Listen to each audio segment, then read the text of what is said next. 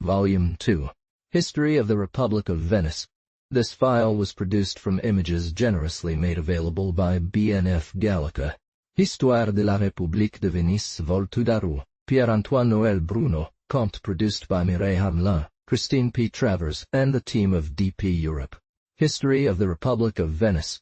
From the printing press of Firmin Royal Printer and Imprinter to the Institute. By Pierre Daru, of the French Academy. Second edition, revised and corrected. Volume 2. 1821. In Paris, at Firmin Father and Son Booksellers, 24 Jacob Street. History of the Republic of Venice. Book 9. War against the King of Hungary. Loss of Dalmatia. New Plague in Venice, 1355-1361. Daughter. Foundation of the St. Mark's Library by Petrarch. Last revolts of Candia. Expedition against Alexandria. Election of Andrea Contarini, 1361-1367. New revolt of Trieste. Dispute with the Bishop of Venice. War against the Lord of Padua, the King of Hungary and the Duke of Austria, 1367-1377. Adventure of Charles Zeno. Occupation of the island of Tenedos. Oriental affairs.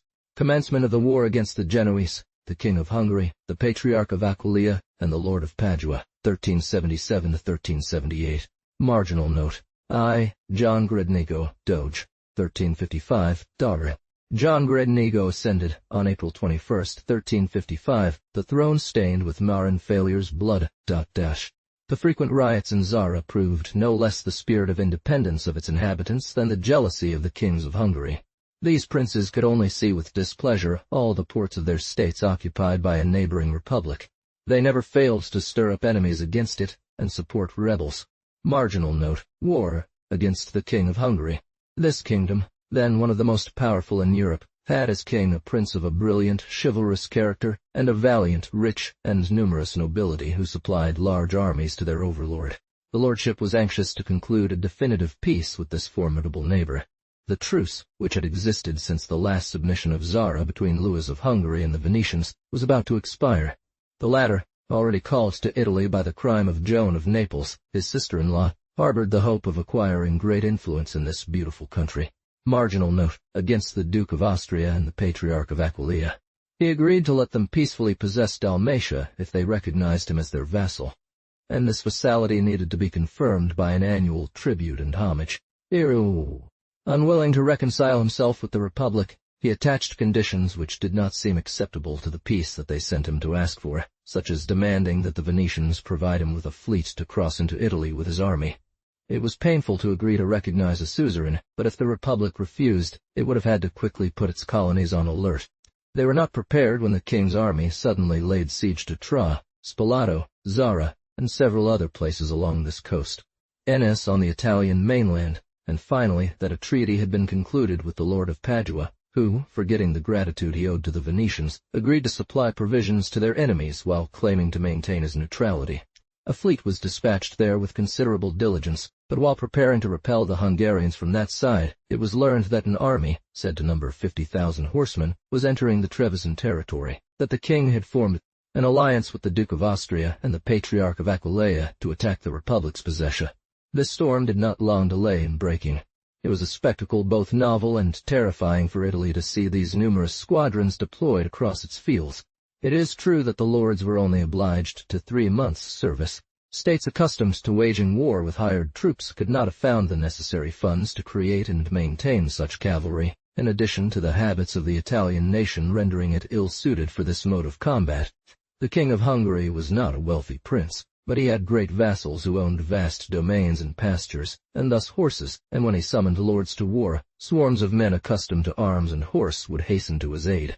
The Hungarian squadrons already surrounded the small town of Conegliano and advanced towards Treviso. They were led by the proveditors Jean Delfino and Paul Loredan. Thankfully, troops hastily recalled from the Dalmatian coast arrived in time to seize the latter place. Conegliano surrendered after a few days. The defenders of Treviso were not discouraged. Giustiniani, their colleague, tried to carry on the campaign with a few militia and the small number of regular troops that could be gathered, but he was far from being strong enough to approach the enemy lines and harass the besiegers. Note on the margin. Around them, The whole province was flooded with parties who ravaged it in order to provide, still with great difficulty, for the subsistence of a cavalry such as had never been fed in this country. E. John Delfino, Doge, 1356 Tard. Meanwhile, on August 8, 1356, Doge John Gradnigo died. A pass was demanded from the besiegers. The king refused to abandon hope of taking the leader of the Republic home captive. A man of war was needed at the head of the councils of the Republic. All votes converged on John Delfino, but he was locked up in Treviso, and it became difficult even to deliver to him notice of his appointment. State reason no doubt dispenses with granting advantages to enemies, but when generosity is lacking, vigilance must not be. Jean Delfino, after consulting Justiniani, who drew near to the site, emerged one night with a cavalry picket, crossed the camps of the besiegers, and arrived at Marghera, where he embarked for Venice. Note 1. Some historians say, on the contrary, that he granted the pass nobly. See History of Padua by André Gattaro, Volume 7-7, from Muratori's collection p. 56. Time passed, and the king saw the moment when the service of his vassals was about to expire. He wanted to hasten the siege operations and ordered an assault, which was bravely repelled. 1357. Note on margin. The Venetians take revenge on the Lord of Padua. Soon after he saw the principal lords depart, along with the greatest part of this fine cavalry, which formed the strength of the army. It became necessary to convert the siege into a blockade. As soon as the Hungarians had withdrawn, the anger of the Venetians fell upon the Lord of Padua. Note on margin. The third. His states, of which he had forgotten that he was indebted to the Republic, were ravaged by the small army of Mark Justiniani. The King of Hungary conquers Dalmatia port. 1357. The winter of 1357 was spent negotiating a truce for several months under the mediation of the Pope.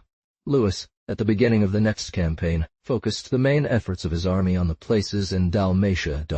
Almost all surrendered. Zara was taken by surprise, too, and the governor, Michael Failure, did not escape an accusation of cowardice, a danger that all governors face who have lacked foresight. He was punished with a fine, 1 year in prison, and permanent exclusion from all councils. The only one who gained glory on this coast was the commander of the small Enoman fortress, Jean Justiniani, who only surrendered after making the most vigorous defense and enduring all the horrors of famine. Note 2.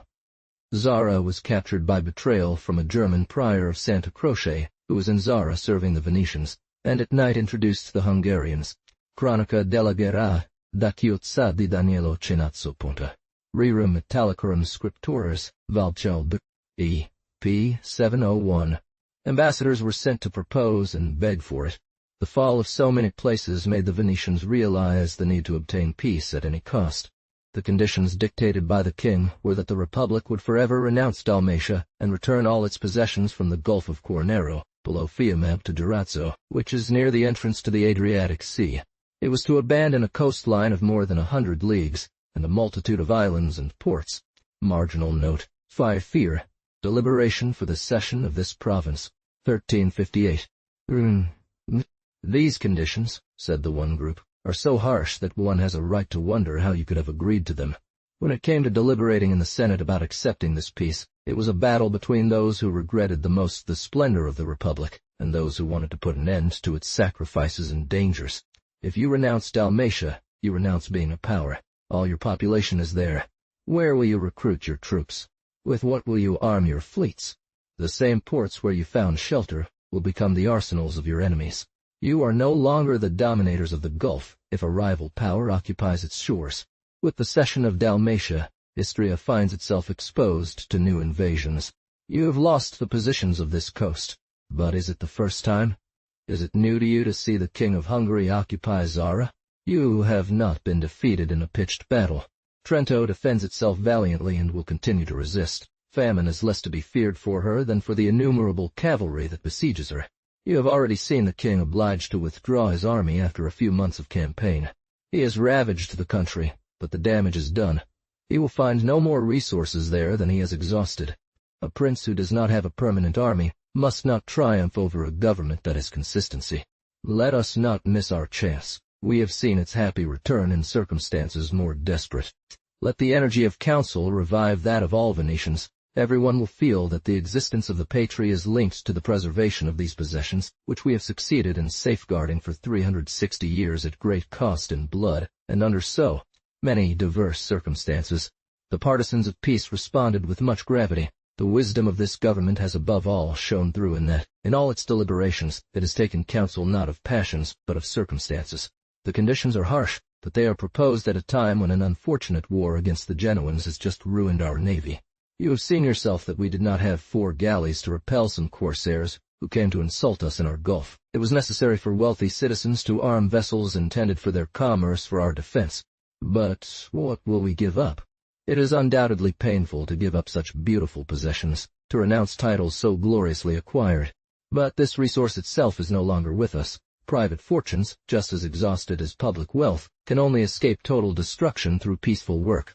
What the enemy already holds. They tell you that if you cede Dalmatia, you will have to fear for Istria. It is offered to you. Unfortunately, Dalmatia is not offered to you at the same time. Truly, this is great foresight. They fear for Istria, and rightly so. The enemy already occupies it, so those who think that a future danger should not be forgotten in the face of a present one tell you that nothing is more urgent than to secure the return of this province. To design reasonably the hope of recovering both, it is necessary to establish either that our affairs can improve, or that those of the king can turn bad. Now, what means do we have to weaken the king of Hungary? None. One only. Peace, commerce. What means to improve our situation, to recover our forces? All our efforts must be to preserve the Republic, to stop for it in imminent danger. Who can assure us that the Genoans will stick to a peace they made us pay so dearly? And then what hope of salvation would remain for us? That they do not wait to attack us again the moment we are engaged in a disastrous war? It is said that these provinces must not be ceded, but let them also tell us how to retake them. It is said that the enemy has won no battle. Notice it is because you have no army. If Justiniani's small group can present itself before the Hungarians, it is necessary to send them the order to fight. Appearance still gives you the ability to negotiate. One understands that one determines to reject a humiliating peace, but it would be absurd to also refuse peace in combat. But if you are convinced that it has only maintained its existence up until now by avoiding action, if you have certainty that a defeat would put you entirely at the mercy of the victor and lead to the loss of your mainland states, as well as the sacrifice of Dalmatia, you will recommend to your general not to compromise this ghost of an army, this peace that you can make today, who would dare answer you that you could obtain it tomorrow. The glory of this Senate is not to have always been happy, but to have constantly shown wisdom. It knows that in all affairs, circumstances must be appraised. Seeing them as we desire them, not as they are, is a weakness. Nothing is lost if we preserve the Republic, give it time to regain its strength, and wisdom prepares it the means to repair its losses. Note on the margin, v. Peace, 1358. These reasons prevailed, and the treaty was signed on February 18, 1358. Both in Istria and Italy would be evacuated, and finally, if the king were to engage in a naval war, the lordship was to provide him, upon request, with a fleet of 24 galleys, which it would arm and maintain. It was agreed that if the terms of this peace were violated, the Pope would act as judge, and the offender would be subject to excommunication and interdict.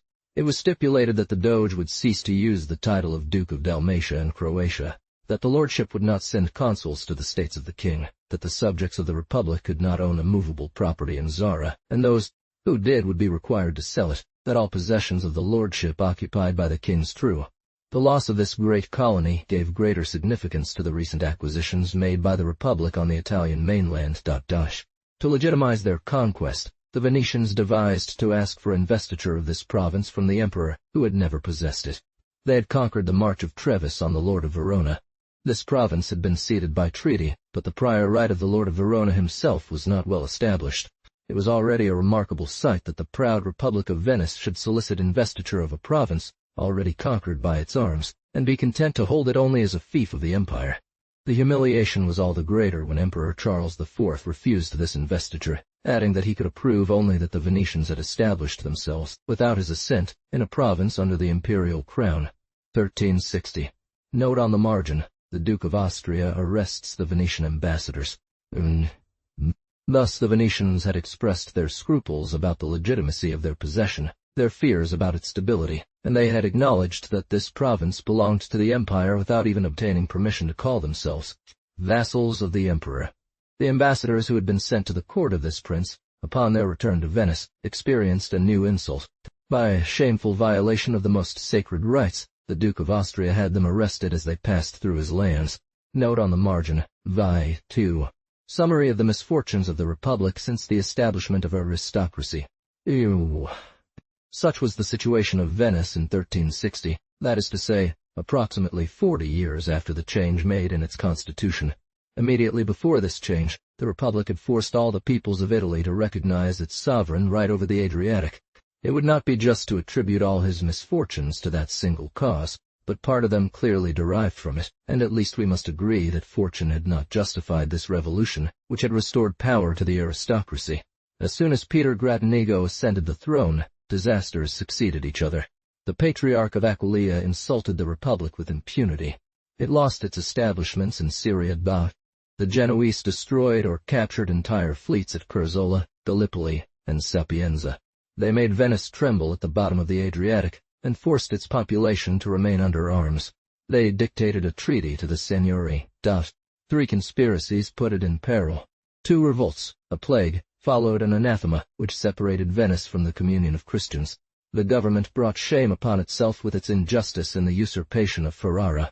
Even received, and finally in Austria, where they were held in prison for 2 years despite the requests of the lordship, reduced to pleading for their freedom.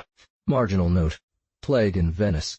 Its ambassadors were humiliated in Genoa, where they purchased peace, at Avignon, where they endured the insults of the Pope's entourage without a murmur, at the Hungarian court, where they signed after often imploring peace without success, abandonment of the most beautiful province of the Republic, at the imperial court, where they were not. At this ill-fated time, the plague that had devastated Europe 12 years earlier was still present, but this time it was moving from north to south. It was sad for Gian Delfino to have been raised to the papacy, to have the misfortune of associating his name with the Treaty of Zara. This disease, which had just claimed 9 members of the Sacred College in Avignon, was brought to Italy by soldiers and spread to Venice, where it caused less damage than the 1348 outbreak. He suffered greatly. He soon after lost his sight and died on July 11, 1361. Note on the margin. Sumptuous laws. The misfortunes of the times led to institutions for which one might be dispensed from honoring the wisdom of lawmakers. Public calamities had overthrown most private fortunes. Luxury must have excited indignation. Sumptuous laws were passed that regulated the table, clothing, and principal expenses of citizens of all ranks. Magistrates were instituted specifically to enforce these regulations, and although changes in morals sometimes suspended momentarily the authority of these laws, they did not cease to exist, and one always returned to them after violating them. It was an important thing, for the salvation of the aristocracy, to put the privileged in a position of impotence to display a splendor that would have revealed their vanity. Vanity excites jealousy, and jealousy is a first step towards revolt. Marginal note. Law prohibiting trade for patricians. Luxury, said Paul Sarpi, would be good if it were only for the rich and did not empty vessels already too full, but to suffer general luxuries to take daily remedies instead of food. He who acts out of vanity does more than he can, ultimately doing more than he should. There are historians who place at this time the law prohibiting trade for patricians. However, there is no agreement on its date. Commerce requires equality. This regulation was intended to have 2 notable effects: to console the plebeians, and to maintain among the nobles the moderation that sages recommend to those in power in governing many. 3. It would not have been just that the patricians, at the same time they excluded citizens from authority, should seek to be admitted to a share of all the profits of industry. They would then have had too great an advantage over others. Note 3. Montesco. But without means to repair or enlarge their fortunes, most fell into mediocrity and poverty, which led to the situation where powerful families wished to arrive, oligarchy. The Spirit of Laws, Book 5, Ch. 8. By depriving themselves of this resource, the patricians had a further pretext to reserve all public offices for themselves, thereby strengthening aristocratic government. If trade can in an instant procure immense wealth, it can take them away as well. These are 2 equally dangerous extremes in a republic, and indeed, this profession necessarily giving those who practice it interests abroad, must, in certain cases, put their private interest in opposition to that of the fatherland. Furthermore, I will have several opportunities later on to point out that, if this law does indeed go back to the middle of the 14th century, it was often departed from in subsequent centuries, and the Venetian nobility has hardly ever ceased to share in the profits of trade with professional merchants. Note 4. Art. 4 of the Supplement to the Statutes of the State Inquisition. Ms. in the King's Library. There are, in the Statutes of the State Inquisition, an Article 4 which appears to fix, in a fairly precise manner, the date of this law, since it cites it as having been issued since the year 1400, but it also provides evidence that it had fallen into disuse through the provisions it orders to restore it. No. 1010, H264 and 3,310,462. Marginal note. The Audiobook. Laurent Celsi Doge, 1361 Daru. Most historians report that the electors being assembled to choose a successor to John Delfino, the votes were divided among several candidates, when news spread in Venice that the admiral of the Gulf, Laurent Celsi, had just encountered a Genoese fleet and defeated it completely. The news, reaching the conclave of electors, had united all their votes in favor of Laurent Celsi, who was not previously among the candidates. Those who relate these circumstances of the election forget that Venice was then at peace with Genoa 5. But soon after, it was learned that this opinion was false. The electors felt a little ashamed of their hasty decision, and a law was enacted that absolutely prohibited any communication with the outside world in the future. Margin note. Seu Porpenboy. Note 5. Peter Justiniani, Book 4 says that the news of this alleged victory had been brought by a Genoese, but not that the victory had been won against the Genoese. Petrarch in Venice. He donates his library to the Republic. At this time, Petrarch, called from time to Padua by an old friendship for the princes of Carrara, came to make a stay in Venice. There had already appeared, as an ambassador of Visconti, to propose peace between the Republic and the Genoans. Petrarch seemed to love very much the stay in Venice, which he called the marvel of cities. Although he did not succeed in this negotiation, he enjoyed, in this capital, all the consideration that great talents, opulence, a great influence, and the favor of almost all contemporary princes should command. He arrived there with his library, a faithful companion on his travels. The illustrious poet did not think he could better repay the hospitality he received from the Venetians than by bequeathing them his library. Here is the letter he wrote on this subject. François Petrarch desires to leave his books and any future acquisitions to Saint Mark, the evangelist. This circumstance would prove that it was not extremely numerous, but at that time manuscripts were treasures, and the noble zeal of this friend, this restorer of letters, had led him to devote a part of his fortune and his time to gathering a larger number of authors whose copies were still more or less unique. Fit. He believes he can stipulate that they will not be sold, alienated, or scattered, and that a suitable location, secure from water and fire, will be provided to house and preserve this library in memory of the donor, for the greater glory of the donor, saintly patron, and as a source of consolation for studious men who may frequent it with pleasure and pro. If he forms this wish, it is not because his books are neither particularly valuable nor numerous, but rather because he has hoped that this collection would grow under the auspices of such a glorious republic. The distinguished patricians, patriotic citizens, and even foreigners will be able to enrich it with part of their libraries, making it as considerable as the famous libraries of antiquity. The less enlightened will sense that this monument will not be useless to the glory of the homeland, and the donor will rejoice in having laid its first foundations. The council declared that it accepted this offer from a man who had no equal in theology, moral philosophy, or poetry. Note 6. Francis Petrarch's proposal. A subject who has already had no equal in the world, and who in Christianity, moral philosophy, and poetry has no equal. There may have been some hyperbole in this tribute to the poet's theology, but it was still commendable for an individual to suggest forming one of these precious collections, which governments often neglect to maintain. Bell. Histoire de Paul Morosini, La Bible. 13.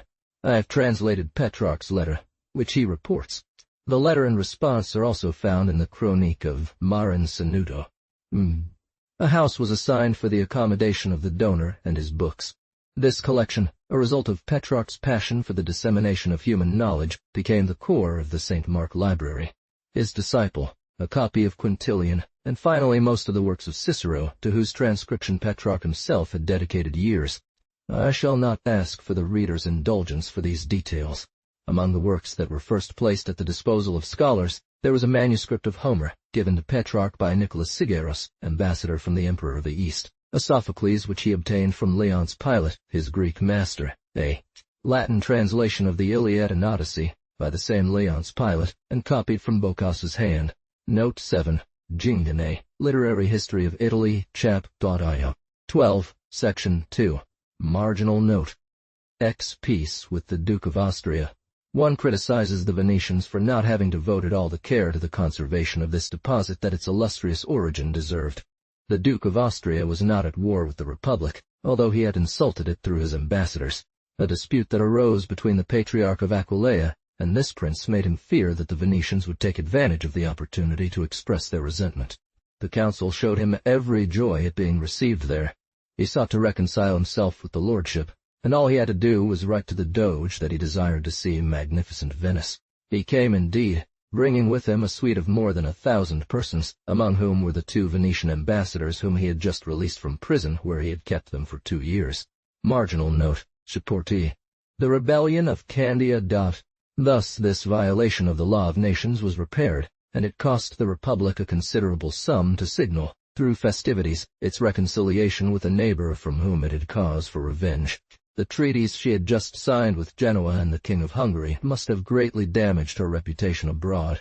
The Candians caught a glimmer of hope to break away from a metropolis that had abandoned its most important colony. They had requested that 20 wise men be chosen from among them, to represent them in the Great Council, and defend their interests. This time, it was not an indigenous revolt, but an explosion of discontent from the entire Venetian population of the island, who had long murmured about none of the members of these once transported families from Venice being called to serve in Thyrus, metropolitan magistracies. A governor had imprudently replied, "Are there any wise men among you?" This insulting taunt must have enraged them. It was much worse when they were reduced forever to the condition of subjects, by the revolution which definitively closed the entrance to the Grand Council to those who were not part of it. The revolt, an immediate consequence of this revolution, is still a circumstance that can serve to appreciate it. It must be said that the effect was different, because the systems of conduct were contrary. Fra Paolo Sarpi Cede 8. The establishment of colonies was very salutary to the Roman Republic, because they always preserved their attachment to their homeland, and in subsequent times they tamed the natives of the country, whereas the citizens, transplanted to Candy, became wild themselves. Note 8. The Romans granted new rights to settlers as citizens of the metropolis. The Venetians deprived their citizens of their former privileges when they sent them to Candy.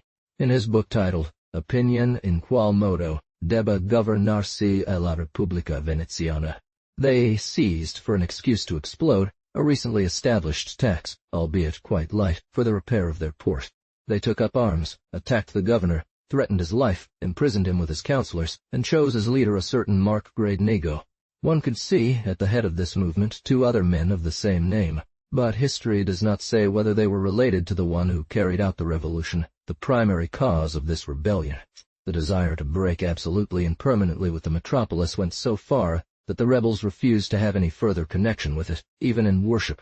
To separate from the Republic, they did not hesitate to sever their ties with the Latin Church. They embraced the schism of the Greeks, and what was nearly a more criminal apostasy in the eyes of the Venetians, they refused to recognize St. Mark as their patron and replaced him with St. Titus. The metropolis at first took measures to give the impression that it was not in a position to punish them severely. However, the entire population of Candy was armed, prisons were opened to indiscriminately enroll accused and criminals, and those who, out of caution or attachment to the former order of things, dared to disapprove of the insurrection were massacred. It sent 3 prominent figures to try to bring the rebels back to their duty through exhortations. The ill success of this attempt did not prevent a second attempt. 5 other delegates, no less venerable, came to experience a reception even more injurious than the refusal to hear them. A Zeno, a Soranzo, a Morosini vainly presented themselves at the entrance of the port, and were not permitted to land.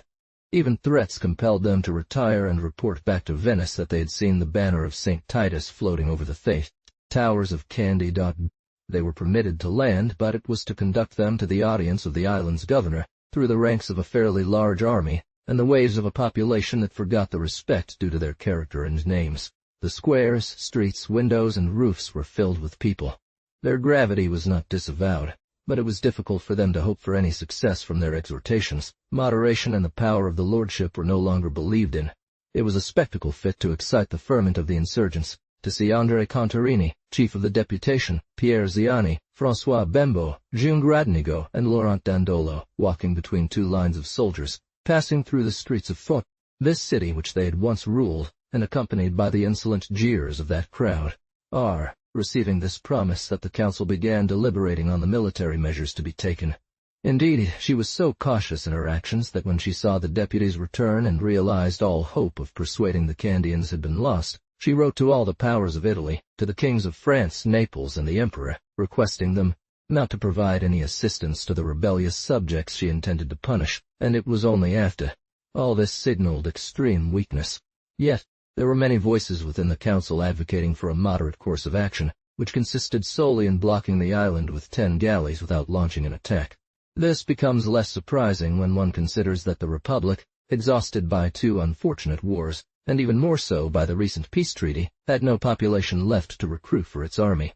It was necessary to reserve the Venetians for the service of the ships. Dalmatia had been lost. The inhabitants of the Trevisan March were once again subjects. It was not reasonably possible to lead them against the rebellious Candians. Italy was then infested with such elements, but to form an army with them required time and money. Marginal note. Therefore, there was no other resource but to form an army of these men at the charge of their own country, making war their sole existence, and traveling through the parts of Europe plagued by civil wars, in order to sell themselves alternately to the various factions. Departure of an armament that submits this island. 1364. So, when the expedition was ready, it took place in 1364. They looked for a captain from Verona named Lucino dal Ferme, who was then leading the troops of the Lord of Milan, to command it. He came to receive from the Doge the banner of the Republic, and set off on April 10th on a fleet of 33 galleys commanded by Domenico Micheli, carrying 6,000 men for landing. This was all-powerful Venice sent to reconquer the island of 100 cities. The colony and metropolis no longer resembled what they had been. The insurgents had made poor use of the time given to them. They had assassinated several of the islanders suspected of regretting Venetian rule. Marc Gradenigo himself, that leader the rebels had chosen, had not been safe from their suspicions and fury. When an insurrectionary people turns its weapons against its leaders, it is because it no longer knows what to do. The army landed without opposition on May 7th on the coast of Candia, a few leagues from the capital. There was such confusion among them that they wanted to give themselves to the Genoese, but Genoa, torn apart by rival factions, estranged forever from the Visconti, from whom it had shaken off the yoke, dared not at the same time confront so many enemies, by resuming war against the Venetians. On the 10th, Lucino dal Ferme set out, forced his way through a pass where the islanders were posted, and reached the gates of the city, which he took, after burning it, while the fleet appeared at the entrance to the port. The rebels were surprised by this vigorous attack, as if they had not expected it, and these same men, who had shown such stubbornness in repelling every proposal for an accommodation, lacked the firmness to withstand a storming. They sent deputies who prostrated themselves at the feet of Micheli, imploring his pardon. The admiral received them with a severe countenance, had the doors opened, seized the port, entered the capital with his troops. But this band of mercenaries from all nations which composed the landing army set about pillaging the town. Having carried out this execution, they turned to punishing the rebels. Despite their being called back under the flags, it was necessary to attack them with force to stop the pillage, and punish some of their leaders with the last torment, among others a young Visconti, kinsman of the lords of Milan. The conquest of Kandy cost only 3 days. Many lost their lives on the scaffold. Some escaped to neighboring islands, others sought asylum in the mountains. Their heads were put up for reward, and all the rest submitted too promptly to believe that this return was due to remorse. The news was received in Venice with transports of joy. This happy event was celebrated with feasts and tournaments, in which distinguished foreigners participated. 25 gentlemen appeared, each leading 10 ladies dressed in gold brocade. The Doge presided over these brilliant ceremonies from a dais placed on the porch of St. Mark's. To his right was Petrarch, whose presence recalled another kind of triumph. Margin note, 13, Mark Cornaro, Doge, 1365. Margin note, Crusade against Alexandria, 1365. Unforeseen successes lead to imprudence. While the Venetian government was in the midst of this conquest, King Peter of Cyprus solicited a crusade against the Sultan of Egypt. The Pope had not failed to approve the project, but the leading sovereigns of Europe were then engaged in affairs that did not permit them to turn their eyes towards the east. This plan was adopted with a lightness that has not often been blamed on the government of Venice. Lusignan, on arriving at Venice, where he hoped to find a crusader army, was cruelly deceived in his expectation. By the council and with the support of the legate, he exposed his plan to the sovereignty and succeeded in drawing it into participating in it. It was about surprising the city of Alexandria in Egypt. The Doge Laurent Celsi had just died on July 18, 1365, and his successor Marc Cornero, weakened by age, had little influence in the councils. The king of Cyprus assured that this place should be taken by a sudden attack. But if this possibility were admitted, it was necessary to know how a small army could maintain itself in the country, and finally what the Venetians could gain by quarreling with the Sultan, who had hitherto left them undisturbed in their trade. Note 9. We possess a document which enables us to form an approximate estimate of the expenses of this expedition. These reflections, which ought naturally to have occurred to everybody, were set aside, and a fleet was sent out, which, joining that of the King of Cyprus and a reinforcement from the Grand Master of Rhodes, carried a small army of 10,000 men and 1,400 horses. It was with such forces that a king who had much experience, and a government renowned for its wisdom, undertook to conquer so important a place from the Sultan of Egypt. Secreta Fidelium Crucis Vabul Torret, p. and remounts 300,000 florins over 3 years, in all 700,000 florins per annum. The Venetian Marincenuto presented to the Pope in 1321 a plan for a descent into Egypt. Thus he evaluates the expenses, if your holiness deigns to inquire what it will cost annually for these 15,000 foot soldiers and 300 foughs, cavalrymen, for ships, provisions, and other necessary items, and for the sacrifices that would be incurred. From negotiating with the Tartars, I reply that in 3 years this expense would amount to 21 times 100,000 florins, counting the florin as 2 gross Venetian sols, namely 600,000 florins each year, one after the fee, other for pay, munitions, and maintaining good harmony with the Tartars, and for ships, armament can. 2. First part, chap. 4. Let's assess the cost of a cavalryman as triple that of an infantryman, and 1,400 horses, which should cost 535,800 foff. Rt9 florins. Adding 300,000 florins for initial expeditionary costs, the total amounts to 835,849 florins. Marincenuto valued the florin at 2 gros Venetian sols. This ratio did not significantly change from 1321 to 1365, making this expedition cost 1,600,798 gross sols. A sol was equivalent to the 20th part of a livre, and a livre was worth 10 ducats, which, at that time, seemed to be roughly equal to 17 francs in today's currency, from which it would follow that the army in question should cost 14,210,242 francs, that is, 1,000 francs per year and per man. But evidence of this estimate must be sought by comparing it to fixed values, which are the regulators of all other values, the commodities. Senuto provides us with the means. The pound of biscuit bread, he says, Book 2, Part 4, Chap. 10, cost 4 deniers and 1/3, small change. From this, here's how he calculates. The pound of biscuit costs 4 deniers and 1/3. The daily ration for a man, which is 1½ pounds, will cost 6 deniers and a half. The 45 pounds that a man will have consumed in 30 days will cost 16 sols and 3 deniers, small change, and in 12 months 540 pounds of biscuit will have cost 6 gros and 1 gros and 4 small deniers. The Venetian pound was worth at least in recent times only 477 thousandths of a kilogram.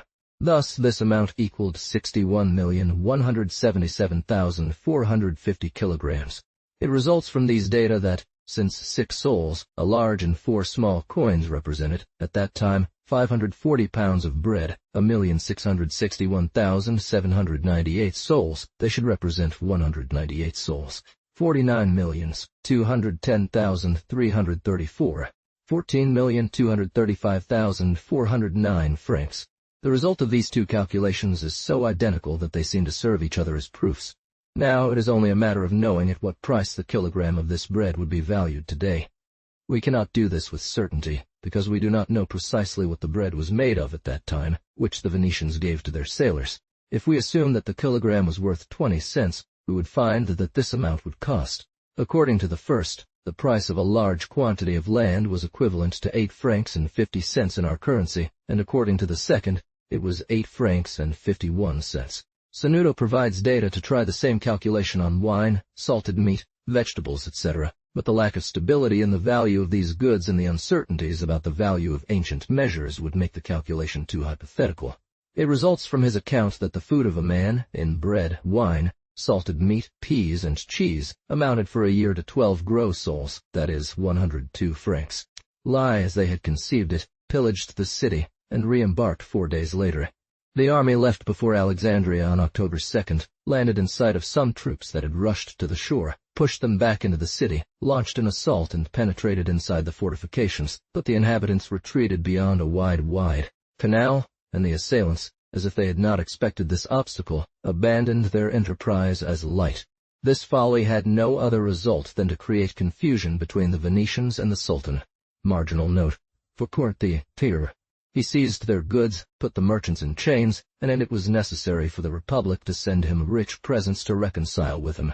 Last revolt of Candia, 1365. The year 1365 had not ended when a new revolt broke out in Candia. The rebels, led by 3 brothers from the powerful Calange family, adopted a guerrilla warfare strategy that prevented the Venetians from delivering a decisive blow. Had the leisure to hang them on the gallows. Instead of attempting to capture the capital, they fortified all the castles on the island, easily defendable due to their position, ambushed some garrisons in certain places, and established themselves in numerous positions where they could fight advantageously. The governor gathered his forces, requested prompt reinforcements, and throughout 1366, his troops endured a grueling campaign of holding ground, capturing countless castles, devastating the countryside to starve out small garrisons, pursuing with incredible fatigue some leaders who escaped them, and finally, after much bloodshed in battles, almost all the leaders of this insurrection paid with their lives. The women and children of the Calange were not spared. Paul Loredan, one of the provosts, reported in these terms on the strict measures that had just been taken to ensure the submission of this colonitan. This was the last breath of freedom on this island, whose inhabitants had struggled for 160 years under the yoke, imposed on them by a people separated from them by vast seas. Most serene prince, most illustrious and most excellent lords, he told the Senate, Providence has just put an end to a cruel war. Note 10. I translate this report from Pierre Justiniani's History, Book 5. He says that Paul Loredan was a man of beautiful speech, which suggests that his speech was carefully preserved, something I have greatly abridged. This famous island, which cost you so much blood and such long efforts, we are pleased to announce is now forever in your possession. Your arms have subjected it and made any further rebellion impossible. You have crushed the guilty hopes of the enemies of the Venetian name, who boasted of seeing you deprived of your possessions in the seas of the East. The rebels no longer have leaders. Terrible examples have been set to deter those who might wish to become so. Charged by you to recognize the condition of this colony and to ensure its future tranquility, we must report to you on the measures that seemed indispensable to us. All regulations that could sustain the pride or spirit of independence of the colonists were abolished. The castles, which served as their retreats, the cities of Lasseth and Annapolis, all the forts that we did not deem appropriate to occupy were razed. The inhabitants were transported elsewhere. The land surrounding them will remain uncultivated. It is forbidden, under penalty of death, even to approach it. This pacification, if one can call it that, the submission that follows such a war and such vengeance, marked the end of Marc Cornaro's reign. The natives will have no further part in administration or magistracies, and their obedience will be guaranteed by the surveillance exercised over them by your faithful agents. This Doge died on June 13, 1367. Note, F. Key. New regulations. The lawgivers enacted several regulations on this occasion that I will report to characterize the dependence in which the 2 great bodies of the state sought to hold the prince. Even before the death of Laurent Celsi, it was decided that the elected Doge could not excuse himself from accepting this dignity without first seeking the advice and obtaining the consent of his counselors, that his reasons for excuse would be judged by the Grand Council, and could only be accepted if 2/3 of the voices were in favor. F. The elected's request, that every month it would be verified whether the Doge was fulfilling his obligations to pay his people and the expenses of his household, and if he failed to do so, the advocates would retain from his revenues a sum sufficient to cover these expenses, that he could not use public funds for reparations or beautificat. Ion of the ducal palace without being authorized by his councillors, by 3/4 of the members of the Quarantine, and by 2/3 of the voices of the Grand Council, that he could make no response to foreign ministers without first submitting it to the councillors of the lordship. In 1367, it was added to these provisions that in councils, the Doge could never have an opinion contrary to that of the avogadors, because they were specifically charged with voting for the interest of the Republic. Care was taken to impose restrictions on him. Obliged to sell them, the amount to be put at his disposal for receiving notable strangers was fixed, and it was stipulated that this amount could not exceed 1,000 livres per year. It was also added that during the first 6 months of his election, he would be obliged to have at least one robe of gold brocade made, and finally, neither he nor his children or wife could receive any gifts, hold any fiefs, or cens or amphitheosis, nor possess any immovable property outside the duchy's boundaries, and if they did, they would be ud. If one considers that the territory called the Dogado only included the capital, the islands of Malamaco, Chiozza, and Brondolo, and a strip of coast from the mouth of the Masone facing Venice to the mouth of the Adige, it can be recognized that the powerful families who could claim this supreme dignity imposed upon themselves a significant rest, ranked by forbidding any possessions outside these narrow limits. Note 11. Morosini simply states that they could not have good property outside the state of the Republic, and if they did, they were obligated to sell it. Liv. 13. Marginal note. 16. Tour. Andrea Contarini, Doge, 1367. Daudio. But Sanudo is definitive. They cannot have land or possessions in Treviso, Padua, Ferrara, or anywhere else in the world outside the Duchy of Venice, and if by chance they had them before a Doge was created, they must be sold, and so on from their Doge's code. Own house.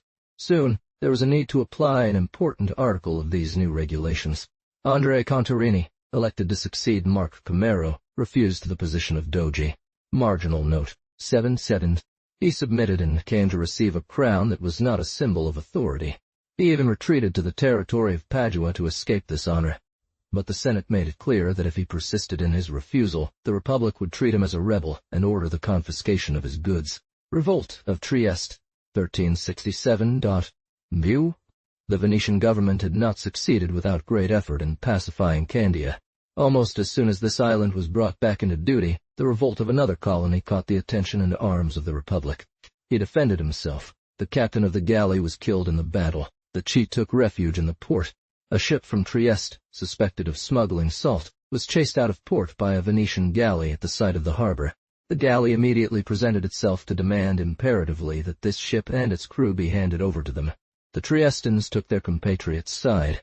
The inhabitants of Carniola first provided them with some troops. This resistance turned into a riot. The Venetians settled in Trieste were forced to leave the city. The flag of St. Mark was torn to pieces, and the rebels asked for help from their neighbors. At the opening of the second campaign, the Duke of Austria came to the aid of the besieged, who had given themselves to him and hoisted his flag.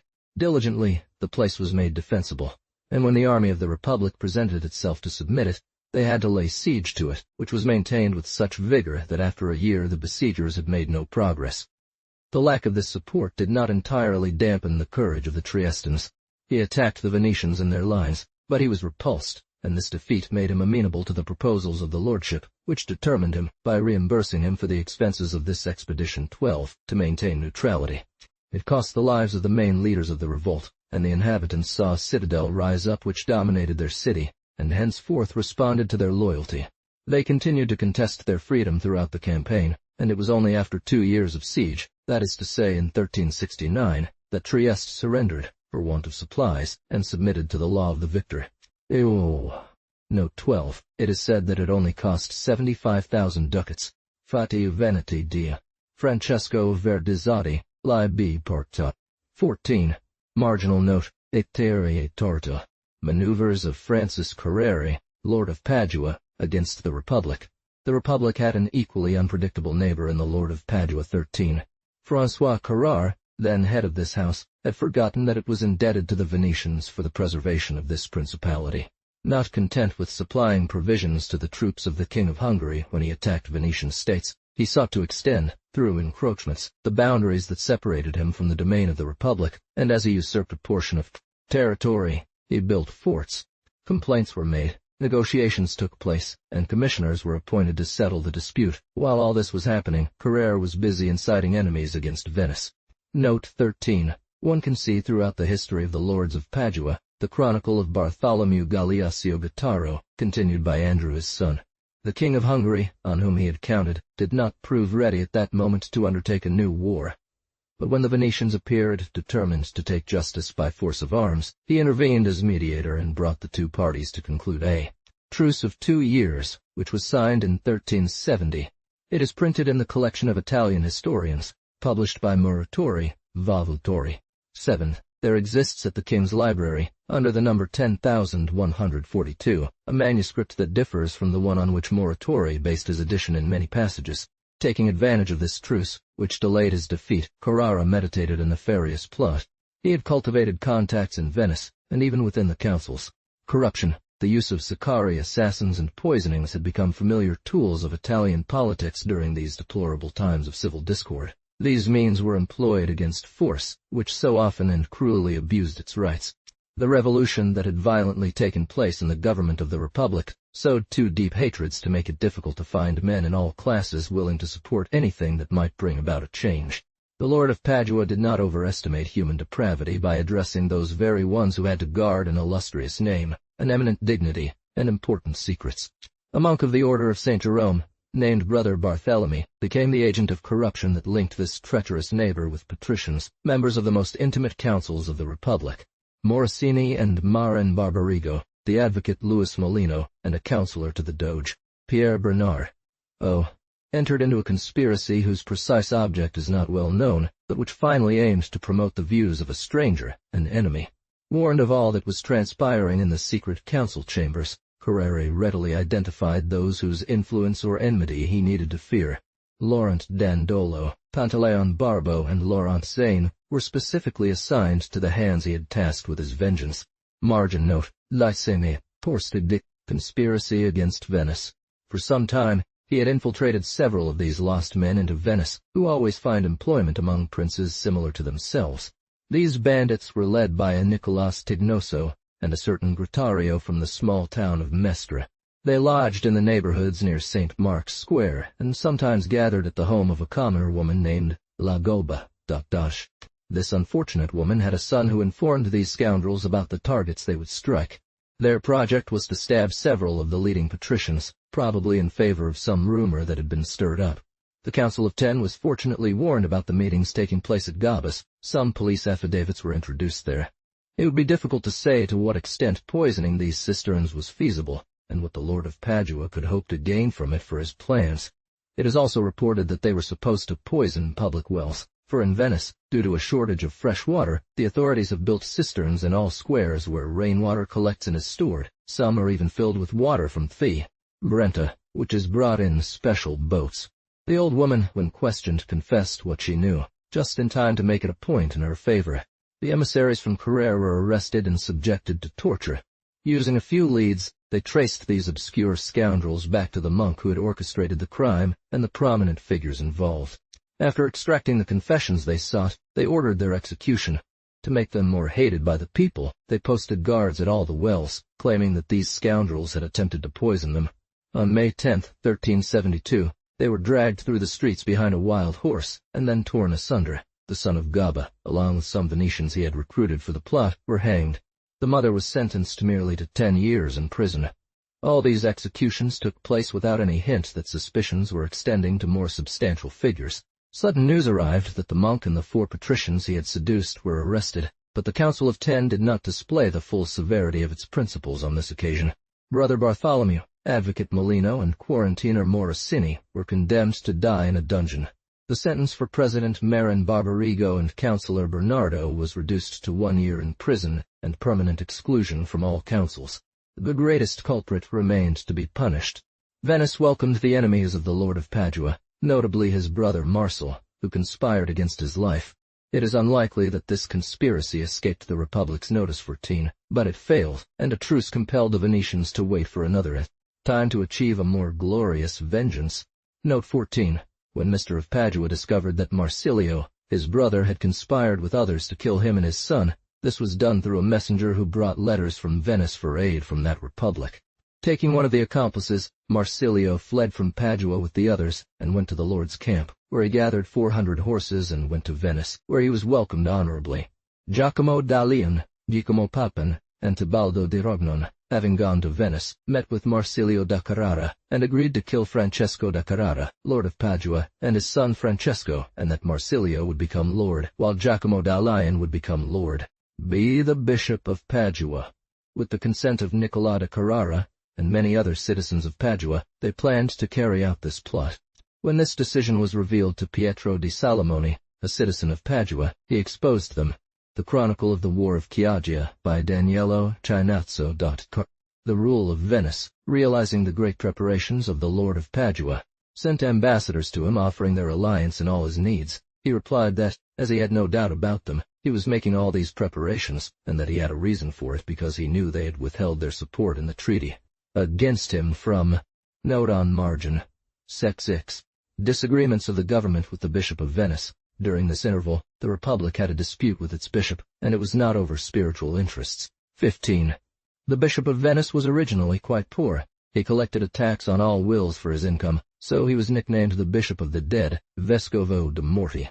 At that time, in most Catholic countries, it was barely dispensed to not leave a legacy to the Church upon one's death, and this practice had been carefully encouraged by bishops and priests until they came to refuse burial to those who, in their wills, had not fulfilled this tribute.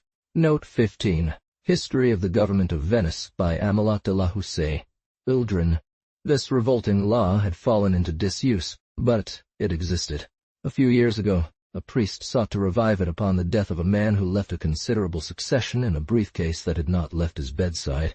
Grimm, in his Literary Correspondence, Volume 3, reports an anecdote that is neither sufficiently serious nor authentic for history to include, but it is typical of Venetian governance. There was a law, he says, which gave priests absolute ownership of everything in their parishioners' rooms.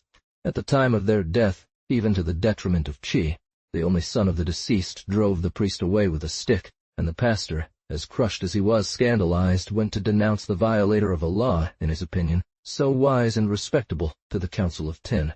No priest has ever been tempted to revive this practice since.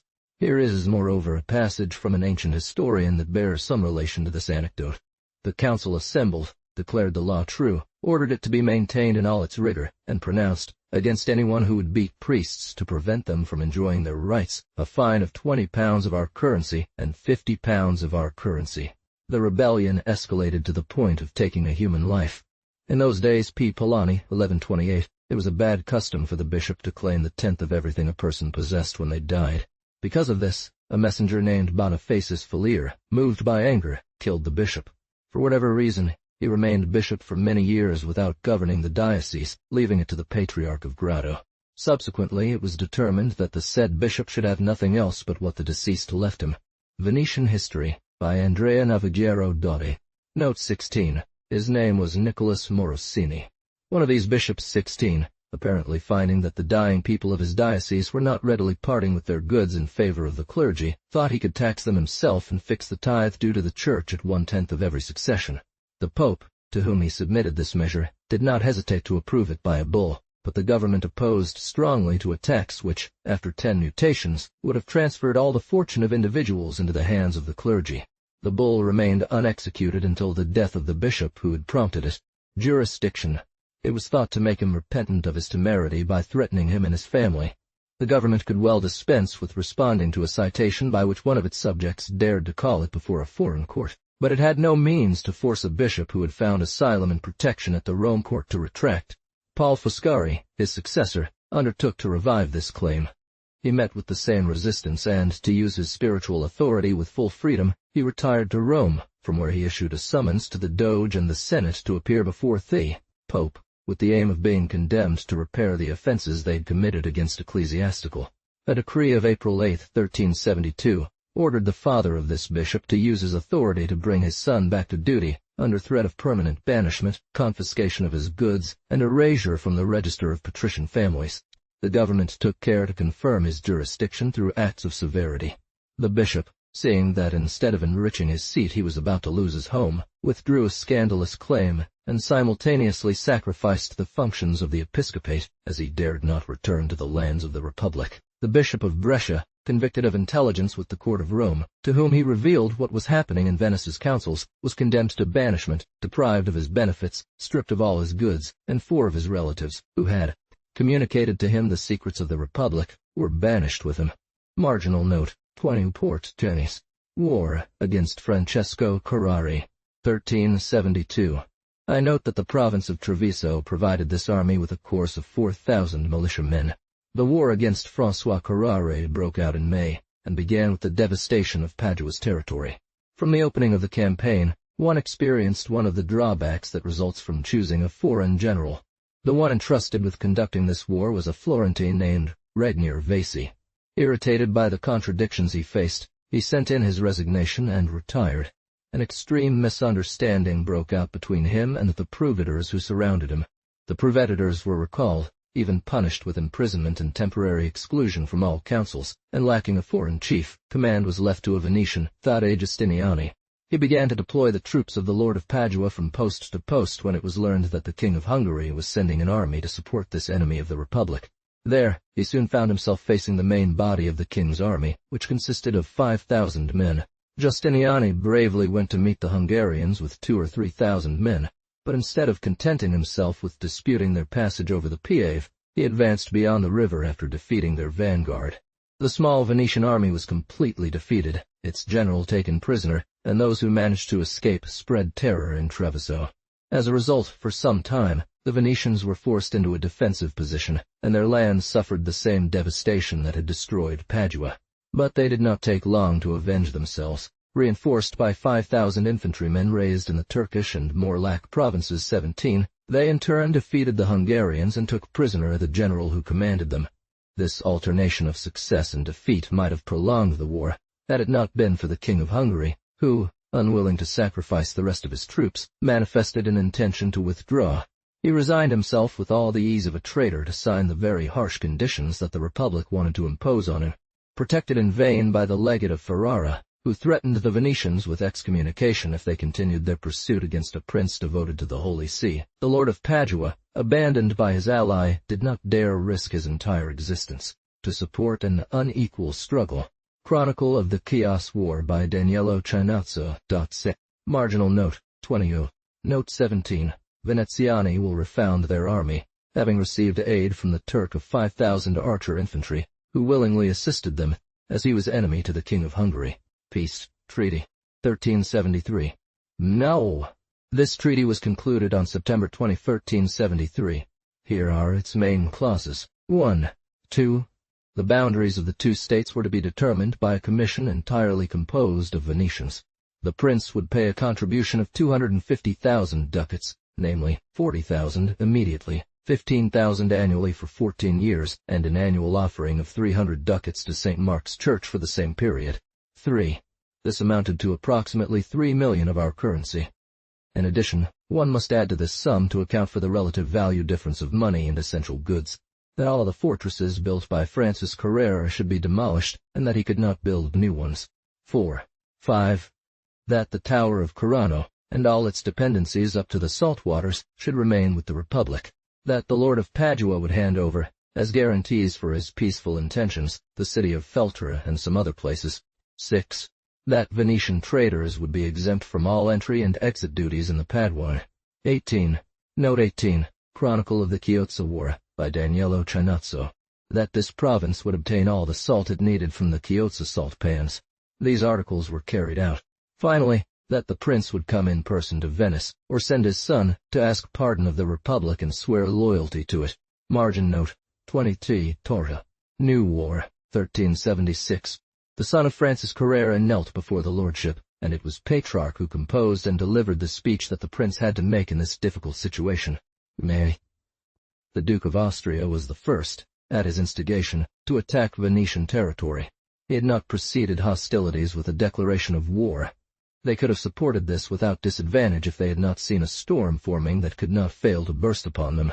This too-hard peace, having been sworn sincerely, was disturbed after 3 years by the intrigues of Carrera, who, although becoming an ally of the Republic, sought to incite enemies against it everywhere. This consideration hastened their conclusion of an arrangement with the Duke, to whom they returned some places they had taken from him. A round stone is inserted on black powder composed of sulfur, saltpeter, and charcoal. This war, which lasted part of the years 1376 and 1377, is remarkable only for the use the Venetians made for the first time of a newly invented weapon. It is, says the author of the Chronicle of Treviso 19, a large iron instrument with a wide opening and pierced along its length. One would think it is God himself thundering. This powder is ignited through a hole, propelling the stone with such force that no wall can withstand it. Note 19. André Reduccio of Quero. Rerum Italicorum Scriptores, Valbialtore. Zeitschneidings, p. 754. He explicitly states that no cannons had been seen in Italy before those crafted by the Venetians through a wonderful art. Barely had the Duke of Austria signed peace with the Venetians, when an alliance was already formed to bring them down. All the enmity of their rivals had merged with the resentment of François Carrère.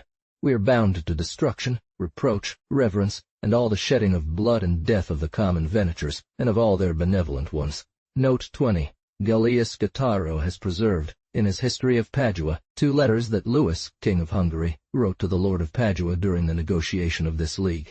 The Genoese, due to a continuation of this commercial jealousy which for more than a century had ceased to stain the seas with blood, King of Hungary, who wanted to secure his conquest of Dalmatia by weakening the neighbors from whom he had taken it. 20.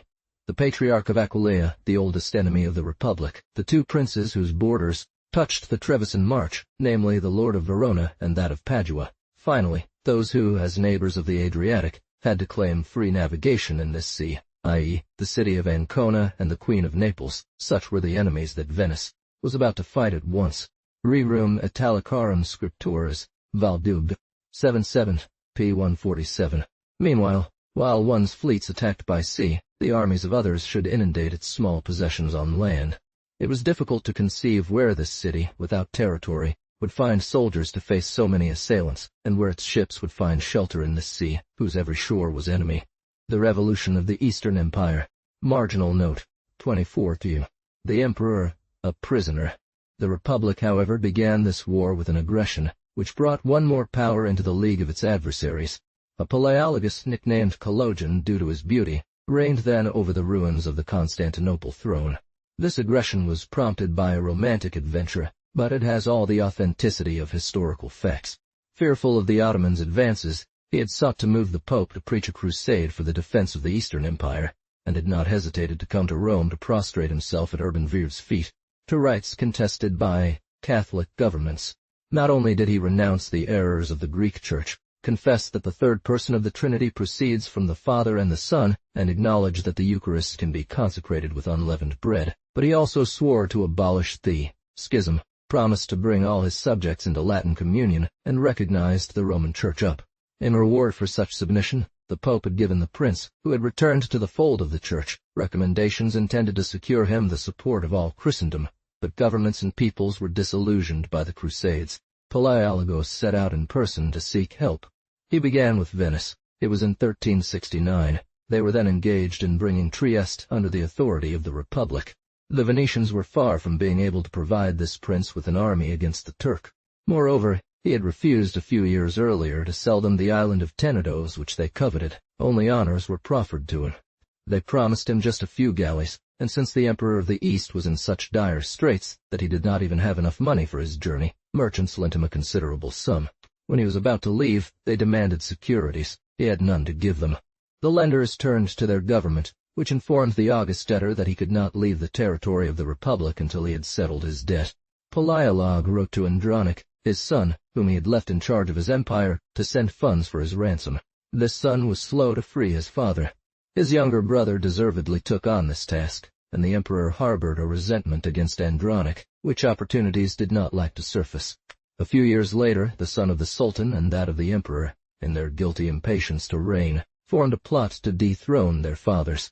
Abandoned by Christian princes, betrayed by his eldest son, ruined by his journey, the Greek emperor saw no other resource to preserve a remainder of power than to become a tributary and vassal of Sultan Amurath.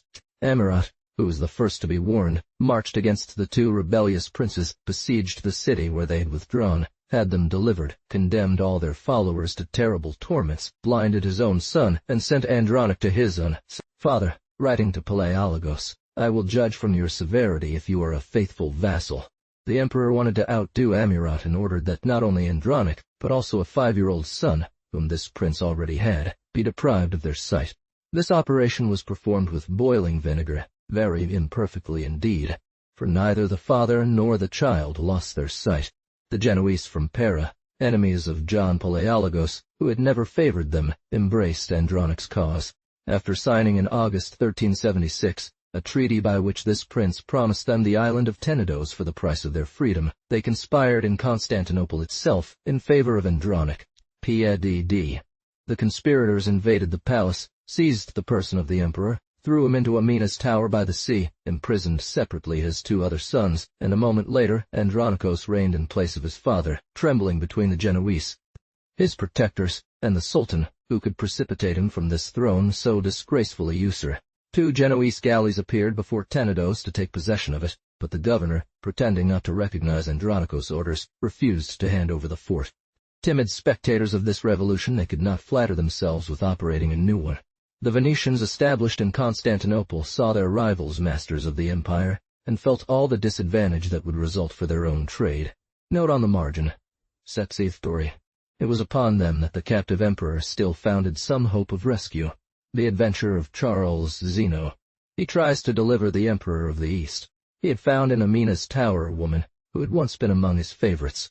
She was the concierge's wife. She could not view such an illustrious prisoner without interest.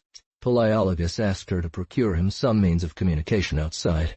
He told her that there was then in Constantinople a young Venetian, whose courage was not inferior to the perilous enterprise he wanted her to propose. He was in Constantinople for his personal affairs. He was a patrician named Charles Zeno, son of the one who had perished at the head of the Venetian army in the expedition against Smyrna, son-in-law of Admiral Giustiniani, whose fleet cruised then in these seas to protect the Republic's trade. His youth, which had been very stormy, announced a hero or a perverse man 22. It was in this stranger that the Emperor of the East flattered himself in finding a liberator. Note 22. Destined for the ecclesiastical state in his childhood, he had been sent to the court of the Pope, who had granted him a prebende. While studying in Padua, a thief, whom he met on the road to Venice, assassinated him to steal his money, leaving him for dead. At the university he associated with young libertines, became a gambler, lost his money, and disappeared for 5 years, during which he served in various parts of Italy. His return to Venice surprised all his parents, who no longer believed they would see him again, and determined him to embark for Patras, where his benefice was located. At that time the city was under attack by the Turks. The young prebendary rushed to the front rank of those who went out to fight them, and received a severe wound from which he was nearly buried, before giving signs of life. A dispute with a gentleman whom he challenged to a duel forced him to resign his benefice. He married a young Greek who died soon after, and he remarried a daughter of the Giustiniani family. Finally, he devoted himself to commerce, and had been practicing it for 7 years in the Black Sea, when the adventure that follows opened up a new path for him. Charles Zeno's enterprising genius saw in the proposition made to him one of those brilliant opportunities that great courage demands from fortune. Avenging a father, restoring an emperor captive to the throne, rendering great service to his country. The prison cell of Palaiologos had a window overlooking the sea. He secretly secured 800 determined men, and such was his assessment of the forces of the Emperor of Constantinople and the mobility of the people in that capital, that he fancied seeing the empire change hands with so meager means. In the dead of night, Zeno arrives in a small boat at the foot of the tower, reaches the emperor's chamber with a rope ladder thrown to him, and urges the prince to descend into the boat. But here it is the prisoner who lacks resolve. He remembers that he has 2 sons imprisoned like himself, whom he cannot free, and that his escape will expose them to their unworthy brother's full fury. "Sir," says Zeno, "these tears, these reflections are out of place. I leave now. Make up your mind at once, and if you do not come down, don't count on me." Some time later, he sees the prince's messenger returning. At once, seeing the emperor unable to decide to escape with him, he rushes into his boat, runs to the various posts he had left on the shore, disperses his men, not without a keen concern to see his plan discovered as soon as it fails. The boredom of captivity had silenced his paternal alarms. If Zeno should not expect to have his aid implored a second time, the emperor could hope still less for its acquisition. Yet the generous Venetian did not hesitate to attempt a new enterprise. He conjured Zeno to work once more for his freedom, and to encourage him to begin the task of rendering such a great service, he sent him a diploma signed with his own hand, by which he ceded to the Venetians the island of Tenedos, so important to them. Unfortunately, this fatal letter was lost on the road. He delivered his answer to the wife of the gatekeeper, who, after hiding it in her shoe, resumed her way to Amina's tower. Marginal note. Fexistet's. He was sought everywhere, subjected to the most cruel tortures. Andronic, warned of the plot to escape his father, had the imprudent messenger arrested. Tortured, she confessed that Zeno was the leader of the enterprise. The leader of the Venetian colony was summoned to deliver him, but Zeno, who had foreseen this danger, was on his guard. He managed to escape and join the Venetian fleet, which was sailing at that time off Constantinople. All this took place unbeknownst to the government of the Republic. The Venetians occupy the island of Tenedos. Mark Giustiniani, upon seeing his son-in-law arrive with the urgency of a man escaping from torture, was even more amazed to hear about the venture he had undertaken, and to see the diploma containing the cession of the island of Tenedos. Giustiniani and Zeno felt that if they did not support their cause in Venice, they risked being disavowed there. The validity of this title, given by a man who was not free, could certainly be contested, but possession was important. It was ardently desired by the Genoese. The admiral immediately set sail with his 10 galleys, and the island was handed over, without difficulty to him by the commander, who was devoted to the dethroned emperor. They left a strong garrison in Tenedos and came to present themselves before the Senate, where even just the recounting of their venture frightened the cautious minds.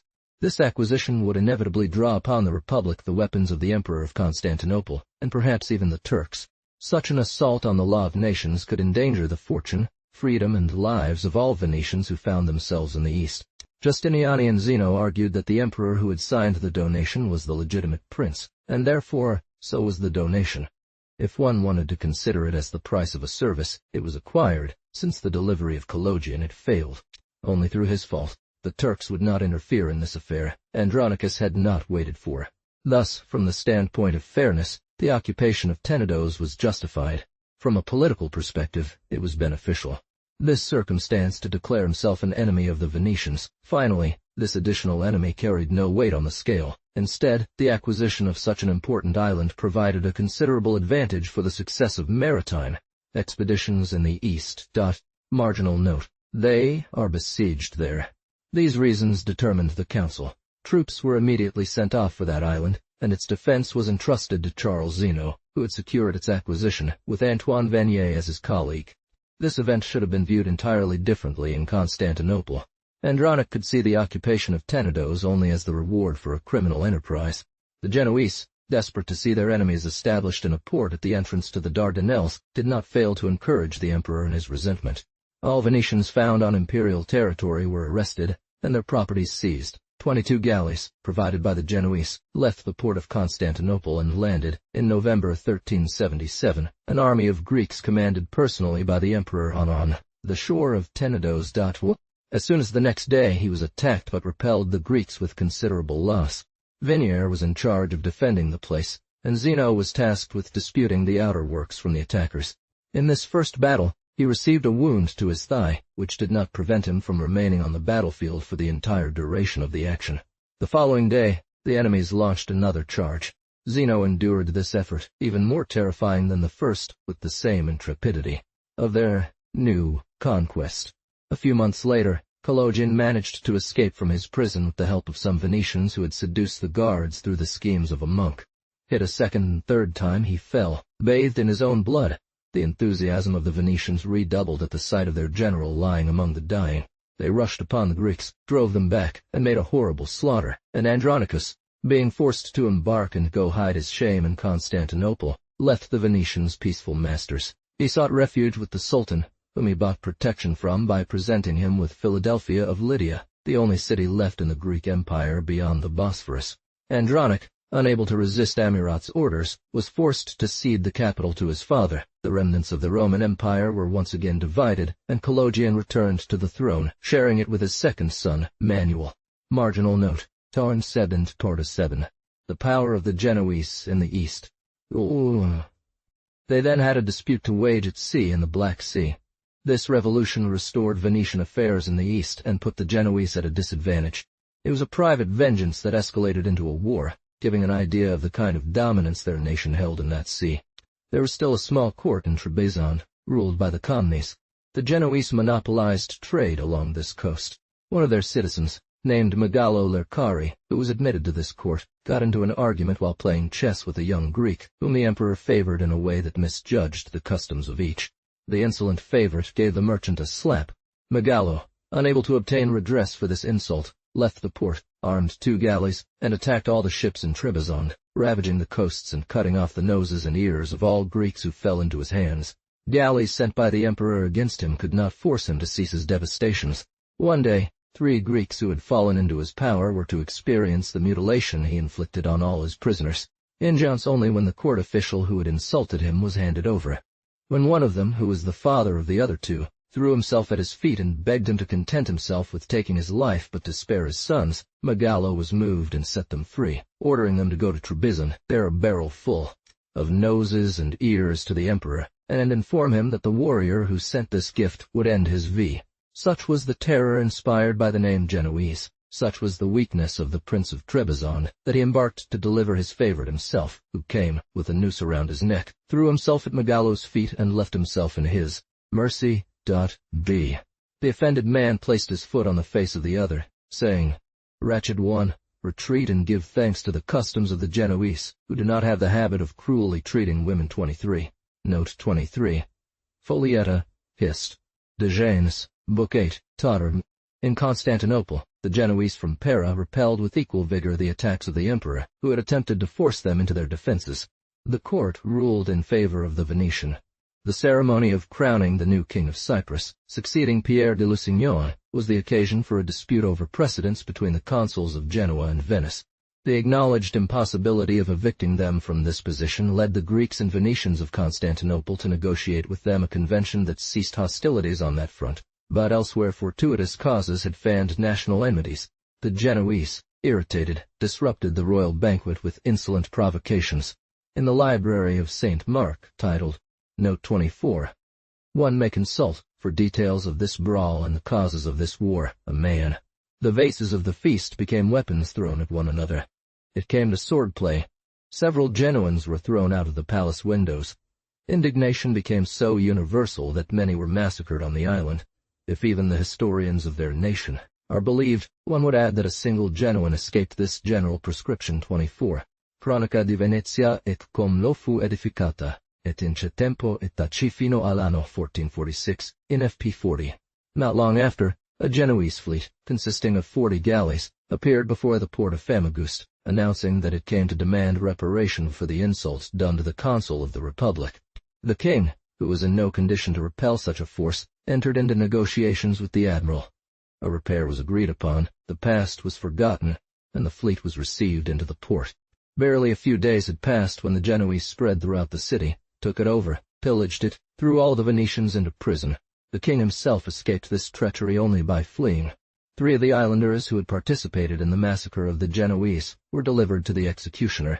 Several members of the royal family and 60 hostages were sent to Genoa, and the king, relegated to a corner of his island, was reduced to paying an annual tribute of 40,000 florins to the Republic. This treatment could only induce this prince to seek some help among the enemies of the Genoese to free himself. As soon as he saw the war about to break out between them and the Venetians, he became their natural ally. But what use could be an alliance of a king who was incapable of reconquering his own capital? Such were the events that preceded the declaration of war notified to the Venetians in 1378, in the name of the league formed by Francis Carrare. Book X War of Chiozza, 1378-1381. Note on the margin, League against Venice, 1378. If there is a spectacle worthy of admiration and interest, it is that of a state without population, without territory, contending for its existence against a multitude of enemies, creating, by industry, means of resistance where nature seemed to have denied them, displaying a character that would do honor to the most celebrated peoples of antiquity, an apparatus of forces worthy of the greatest powers, appealing to their ambitions and foreign hatreds for support, and when it seems exhausted by so many efforts, finding new energy in the noblest of all passions, patriotism. The Venetians had undoubtedly merited the jealousy of their neighbors through their prosperity. Great success. And these successes had already been atoned for by great reversals. Creators of their homeland, founders of one of the most beautiful cities in Europe, owners of a rich trade, they had conquered and lost a vast empire, they still disputed maritime domination.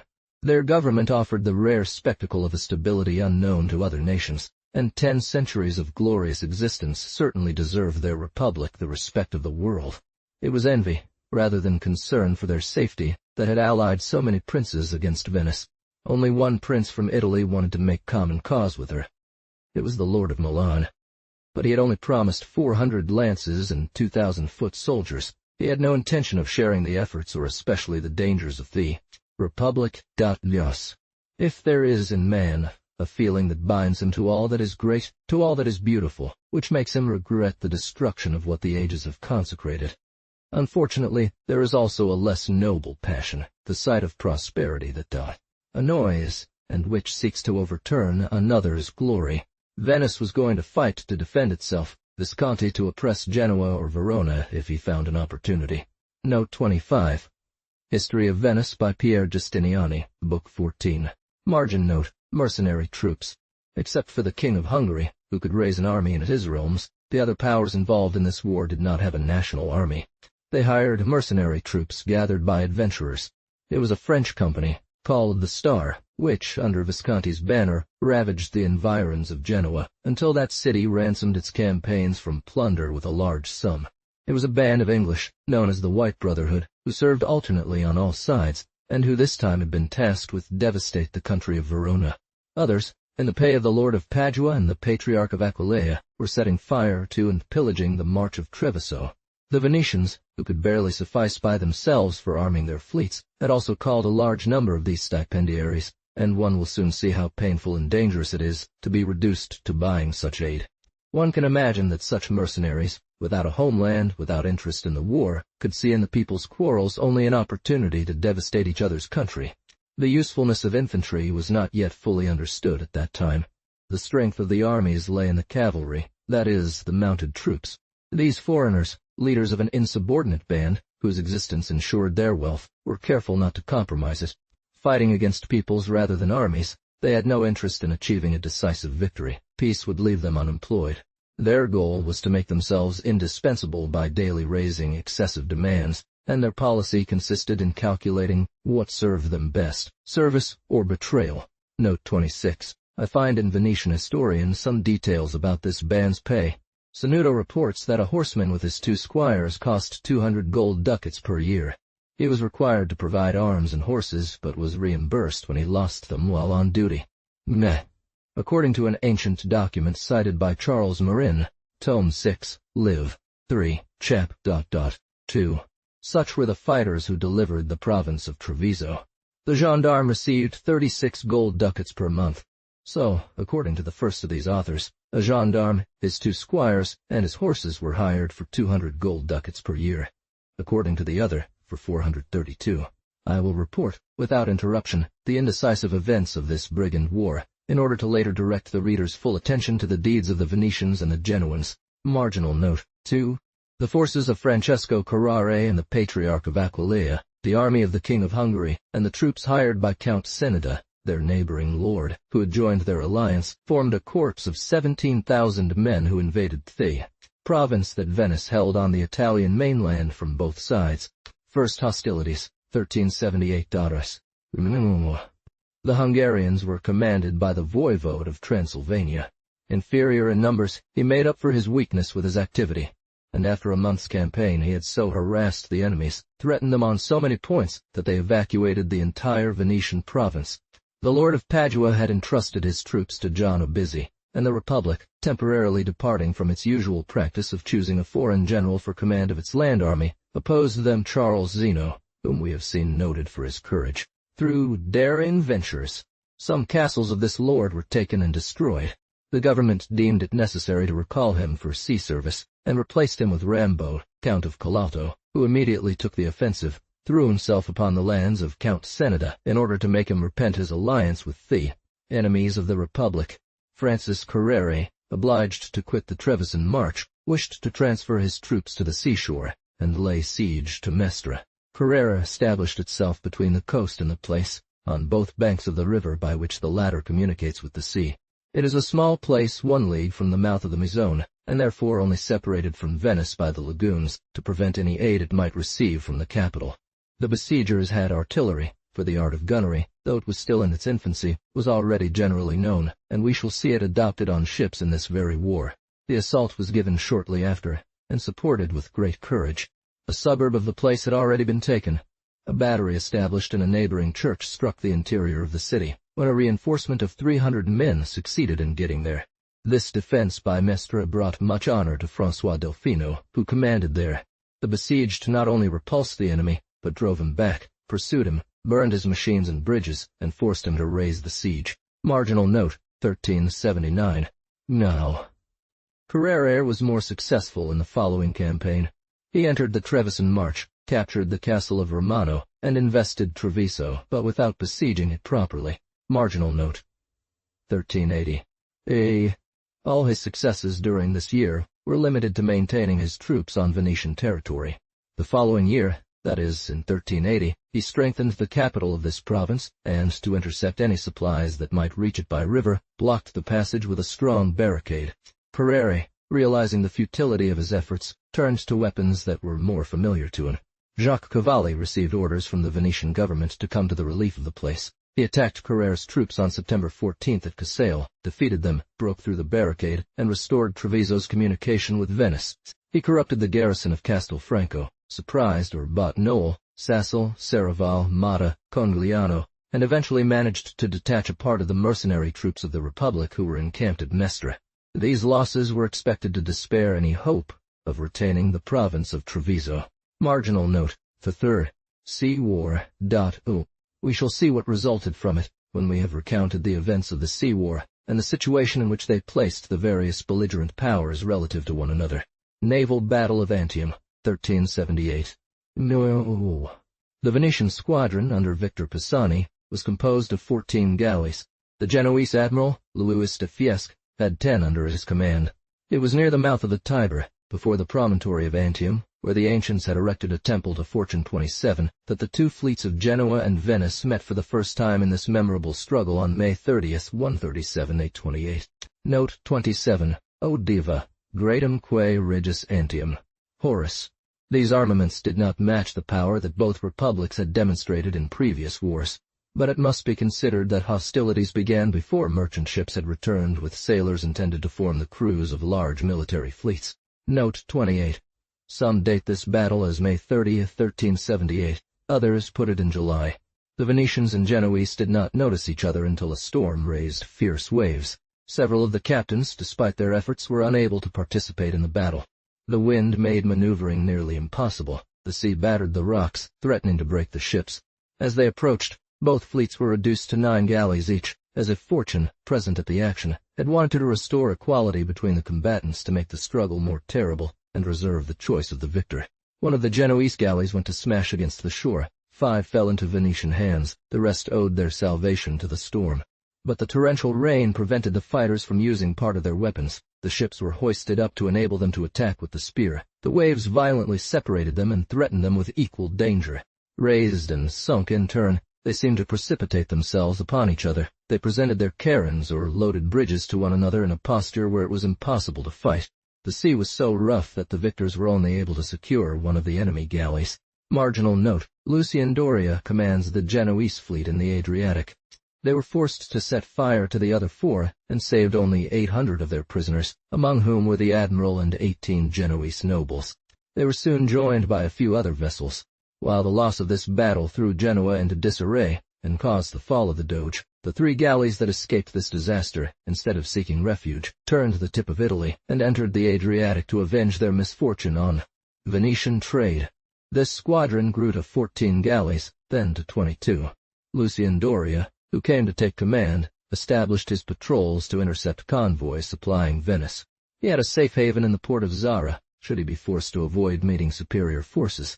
During this time, the Venetians attacked the Genoese at another point and tried to expel them from the island of Cyprus. King Lusignan, to regain his capital, had sought the alliance and aid of the Lord of Milan. Marginal note, Charles Zeno detached with the Venetian squadron. Marginal note. A 5 Venetian ships, which brought Valentine Visconti, his fiancée, forced the strait of the port of Famagusta, burned some Genoese buildings, but the assault on the place was repelled, and the fleet, returning to the Adriatic, came under the command of Victor Pisani, who was there at the head of some 30 galleys. Campaign of Admiral Pisani, 1378. It was at this time that Charles Zeno was recalled from the army he commanded in Treviso to serve on the fleet. Note: he took Cattaro and Sebenico. The first one he attacked was the port of Cattaro. He detached 8 galleys and was tasked with carrying out a diversion in other seas, while he himself, with 25 sails remaining, sailed towards the coasts of Dalmatia to capture a port where he might find refuge in case of need. 3 assaults in quick succession made him master of it. Learning that a fleet of 17 galleys was arriving to reinforce the Genoese army in the Adriatic, he set sail towards the end of the Gulf to meet them, but without being able to attack them.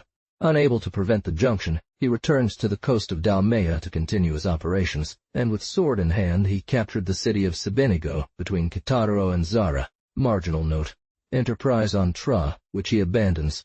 Hardly had he made this conquest, thanks to the promptness of his resolutions and the vigor of his attacks, when he learned that part of the Genoese fleet was in the port of Tra, where it was waiting for the return of a detached squadron. He went around the island to attempt the other passage. The same day he appeared before this place, located on a small artificial island 29, between the island of Buo, to which it is connected by a stone bridge, and the continent, separated only by a very narrow canal. He wanted to force one of the passages, but it was filled in such a way that it could only be accessed by small boats.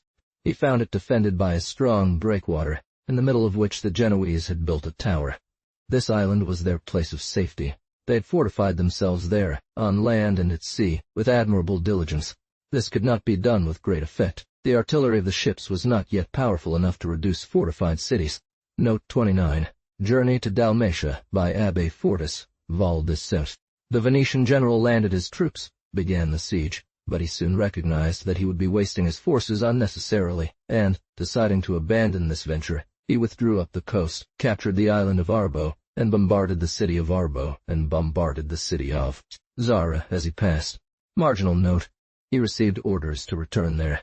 There he received orders to return to Tra and make the last efforts to capture this place. The Senate regretted that the opportunity to destroy the Genoa fleet had been missed, and put 4 new galleys at his admiral's disposal. He proved that he knew how to obey and judge well, for his second attempt was no more successful than the first, although he spared neither his troops nor himself. Marginal note: he will winter in the Bay of Pula. Winter had set in.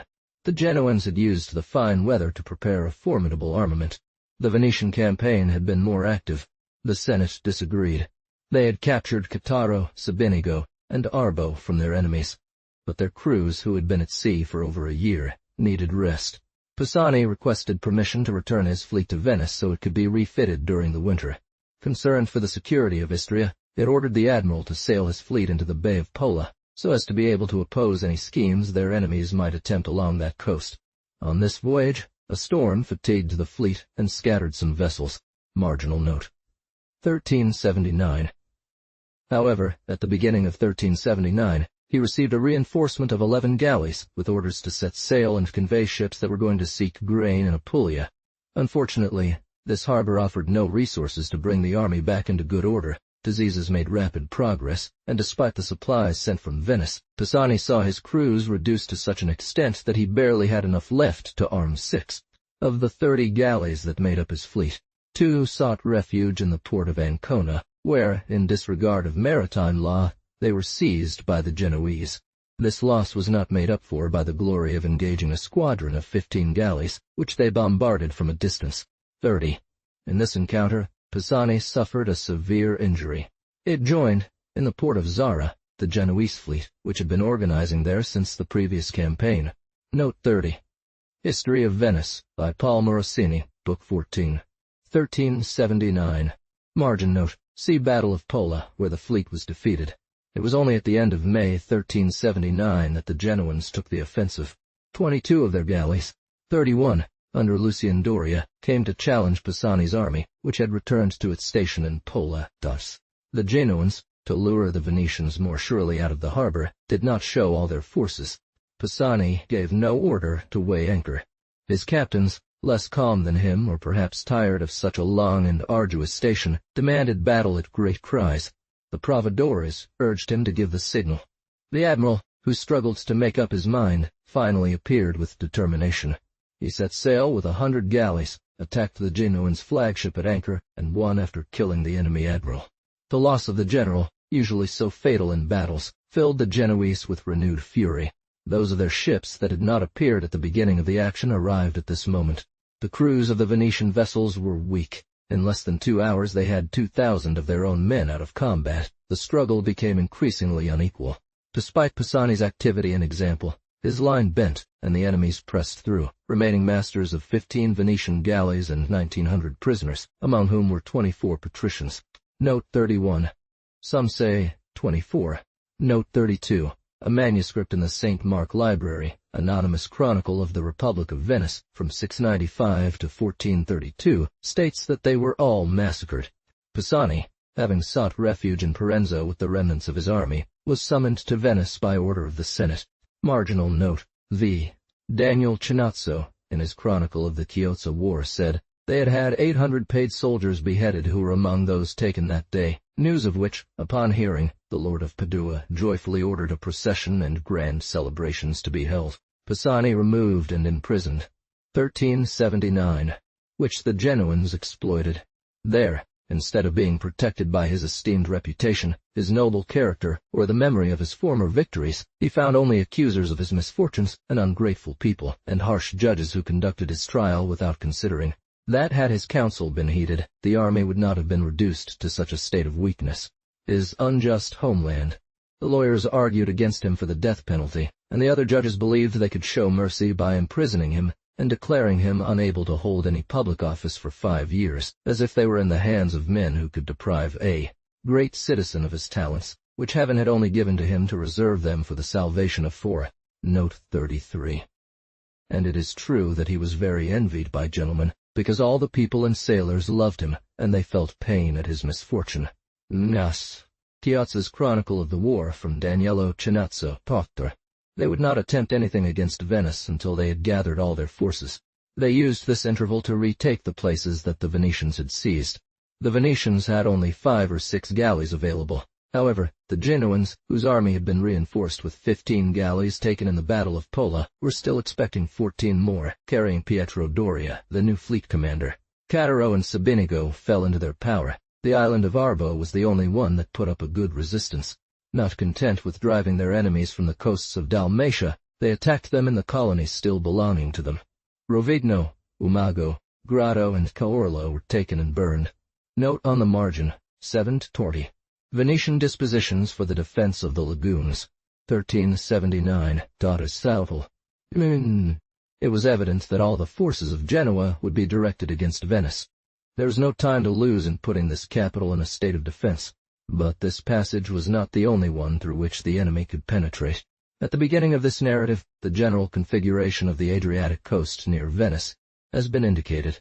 The entrance to the port of St. Nicholas at the Lido, that is, the pass forming the communication between Venice and the open sea, was closed by chains, defended by armed ships with cannons and by small camps placed on both banks. For the understanding of the war that is about to take place in these areas, it is necessary to provide some geographical details. Between the mouths of the Piave and Adige rivers, the gulf formed by the lagoons is closed by a series of long and narrow islands running from north to south, leaving only narrow passages between them. The space between this sandbar and the shore forms a basin approximately 9 leagues long and 2 leagues wide. This beach, extending for 17 or 18,000 toises in length and a few hundred toises in width, is a sandbar that has been cut through by the waters in 6 places. This basin is a shallow area that would have stopped being navigable long ago, if human hands had not maintained some canals there. This city is a fortified place by nature, around which a vast flood is always stretched. In the middle of this basin, between the mouth of the Musone and the passage that the banks of San Erasme and Malamaco leave for the sea, rises a group of small islands. Here, Venice was built. The water mass surrounding it is neither fordable nor navigable for any vessel other than one guided by an experienced pilot. In this totally flooded space run some narrow and unbounded canals, with nothing marking their course, and their twists cannot be followed when the buoys are removed. To the east of the islands extends the open sea. To the west are the lagoons. It is only navigable by small boats. The northernmost passage is that of the 3 gates to the north of St. Erasmus Island, at the mouth of the Treviso River. To enter from the open sea into this basin, It is therefore necessary to cross one of the 6 passages left between the islands, and to navigate in this lake, one must follow, without seeing them, the twists of the canals using a few fixed points on the horizon. In the middle of St. Erasmus Island, a small arm of the sea separates it from Lido Island. Since then, landings have raised the bottom, preventing large ships from passing through. This forms with Malamaco Island the St. Nicholas Passage. This was, during the time we are writing about, the main entrance to the port of Venice. Below Venice begins the island of Malamaco, which is over 2 leagues long. The passage that separates it in the south from the island of Palestrina is called the Malamaco Port. It is the deepest of all. At the other end of Palestrina Island, a very narrow arm of the sea passes between this island and Brondolo, behind which lies the town of Chioggia, which gives its name to this entrance. A main canal that crossed the lagoon along its length established communication between the cities of Venice and Chioggia. Finally, the island of Brondolo forms with the tip of the continent a 6th passage, which has been choked by the sands of the Adige and Brenta rivers. Note, in margin. The Genoese fleet comes to survey the passes. 1379. According to this disposition of the site, one can sense what terror the Venetians felt when, from the top of their houses, having closed only one of these passages, they saw, at the beginning of July, 17 enemy galleys present in front of the pass of the Lido, recognized the arrangements that had been made to defend it, burned a commercial bee. The following day the Genoese fleet emerged from the lagoons through the pass of Brondolo and set sail for Dalmatia. Ilding, located outside 34, skirted the entire island of Malamaco, entered the lagoons by passing between this island and that of Palestine, disembarked some troops on that one, set fire to the main city, maneuvered in the lagoons with the Sand in it, and went to spend the night before Chiozza. Note 34. And this was done by only 3 of the galleys mentioned above, as there were many Venetians on the shore watching this spectacle. Ships. And this was the greatest shame that the Venetians could bear, seeing this act before their eyes. Chronicle of the War in Chiozza by Daniello Chinazzo Torti. Nothing was more threatening than such a display. A few days later, the Genoans made a second one. All buoys serving as guides and navigating the shallow waters were removed. They first presented themselves with only 6 galleys, which gave the Venetians the courage to bring out the remaining 6, but barely had they emerged from the Lido when 6 other sails were spotted approaching to reinforce the enemy. As soon as they had departed, efforts were made to block the pass of Malamaco, that of Chioggia and others, just as one had closed the entrance to the port of St. Nicholas on the Lido. It was necessary for the Venetian fleet to come and seek its safety in the port, and leave the Genoese to observe all approaches to the capital, enter the lagoons through the port of Malamaco, drop anchor before Chioggia, and study the depth of the Arid channels and their sinuosities for 8 days. Some troops were posted on the beach. A garrison of 3,000 men was sent to Chioggia, with the Genoese by crossing the lagoon basin. Margin note, Tertoris Torpen. The 6 galleys, the sad remnant of Venice's navy, were entrusted to Taddeo Giustiniani to defend the entrance to Venice's port, and a flotilla consisting of all the small vessels that could be armed went, under the command of John Barbarigo, to cruise in the lagoons to prevent the troops of the Lord of Padua, spread along the coast, from communicate. The Genoese fleet, under Peter Doria, enters the lagoons. 1379. Dying sick. These preparations were barely complete when, on August 6, 47 galleys, commanded by Peter Doria, came to threaten the port of Lido. Margin note. It takes the town of Chiozza. The Lord of Padua supported this attack. Judging it too difficult to force, the fleet set sail south, followed the entire coastline, found Malamaco Pass equally well defended, and decided to force Chiozza Pass. He made the boats descend through the canals of the Brenta to attack a large ship that guarded the pier. The Genoese forces and troops that Francis Carrere himself had brought via Brondolo's point formed an army of 24,000 men, 35. As the Genoese redoubled their efforts to break it, the men of Francis Carrere, positioned on the other side, detached the planks and set fire to the ship. Finally overcoming this obstacle, the enemies penetrated into the lagoons and immediately began the siege of Chiozza. This city, located at the end of an island, only holds on to a bridge 200 paces long. Its marshes make it inaccessible from all other sides, and the bourgeois militia shared duties with the garrison. On August 11th, they launched a first assault against the fortifications guarding the bridge, followed by a general attack the next day. On the 13th, there was heavy cannonading. The bridgehead was carried away, but beyond there were still bridges to cross and fortifications to take. On the 14th and 15th, new assaults were launched with such fury that they lasted all day, and were repulsed with even greater determination. On the 16th, the attackers decided to make their final efforts to capture or destroy the bridge. Note 35. History of Venice, by Paul Morosini, Book 14. The Venetian troops, fearing that any retreat at that moment would be cut off, hastened to cross again, but in such haste that the enemies, pursuing them, mixed with them within the walls and sacked them. As the attack began from all sides, the burning machines were pushed forward. Resistance remained just as vigorous, and already Carrera suggested giving up the attempt, when a flame was seen rising, which was that of a torch, and it was taken for the third fire itself on the bridge. Marginal note: the Genoese established themselves in this position instead of marching on Venice. The cannon that had bombarded Chiozza was heard in Venice. In the name of the Lord of Padua, the Allies took possession of their new conquest and made the residents take an oath of loyalty. 36. Carrera suggested using the consternation this event must have caused in Venice to launch an attack. This 6-day siege had cost the Venetians 6,000 men, and resulted in nearly 4,000 prisoners falling into Genoese hands. The loss for the victors was much greater, but they now controlled a fortified city, secured passage through Thera, lagoons to the open sea, and communication with the mainland. Shore. The Genoese wanted to solidify their position before proceeding with further operations. It had no allies. It would soon be at the mercy of famine. Despair was about to deliver it to the Genoese. Venice blocked by sea, with only enemies on the neighboring coast, reduced to contending for a strip of sand several leagues long, and dared not venture the remains of its fleet even into the lagoons, could receive no aid. Doria judged that prudence advised him to hold his ground without precipitating anything, since the enemy's position could only worsen. Note 36. Chronicle of the War of Chiozza, by Daniel Chinazzo. Bartholomeus Facius de Bello Veneto Clodiano Liber Portiano. Note in margin: Ex-consternation of the Venetians. Malware. Note 37. Often Francis Carrera, a man of singular prudence like Clodia, who committed her faith to him, would have attempted to besiege Venice and focus all his efforts on that alone, but since Francis' faith was somewhat suspect, he did not hand it over to his power for the sake of his empire. In fact, everything in Venice was in profound consternation and extreme agitation. The bell of St. Mark suddenly summoned the entire population to arms. It was in the middle of the night that they learned of the loss of Chiozza through the return of some brave souls who had unsuccessfully attempted to intervene. Citizens from all ranks had spent the rest of that night confusedly on public squares, expecting at any moment to see the enemy attack a capital city that was not prepared to defend itself. Marginal note: they send negotiators to the Genoese admiral.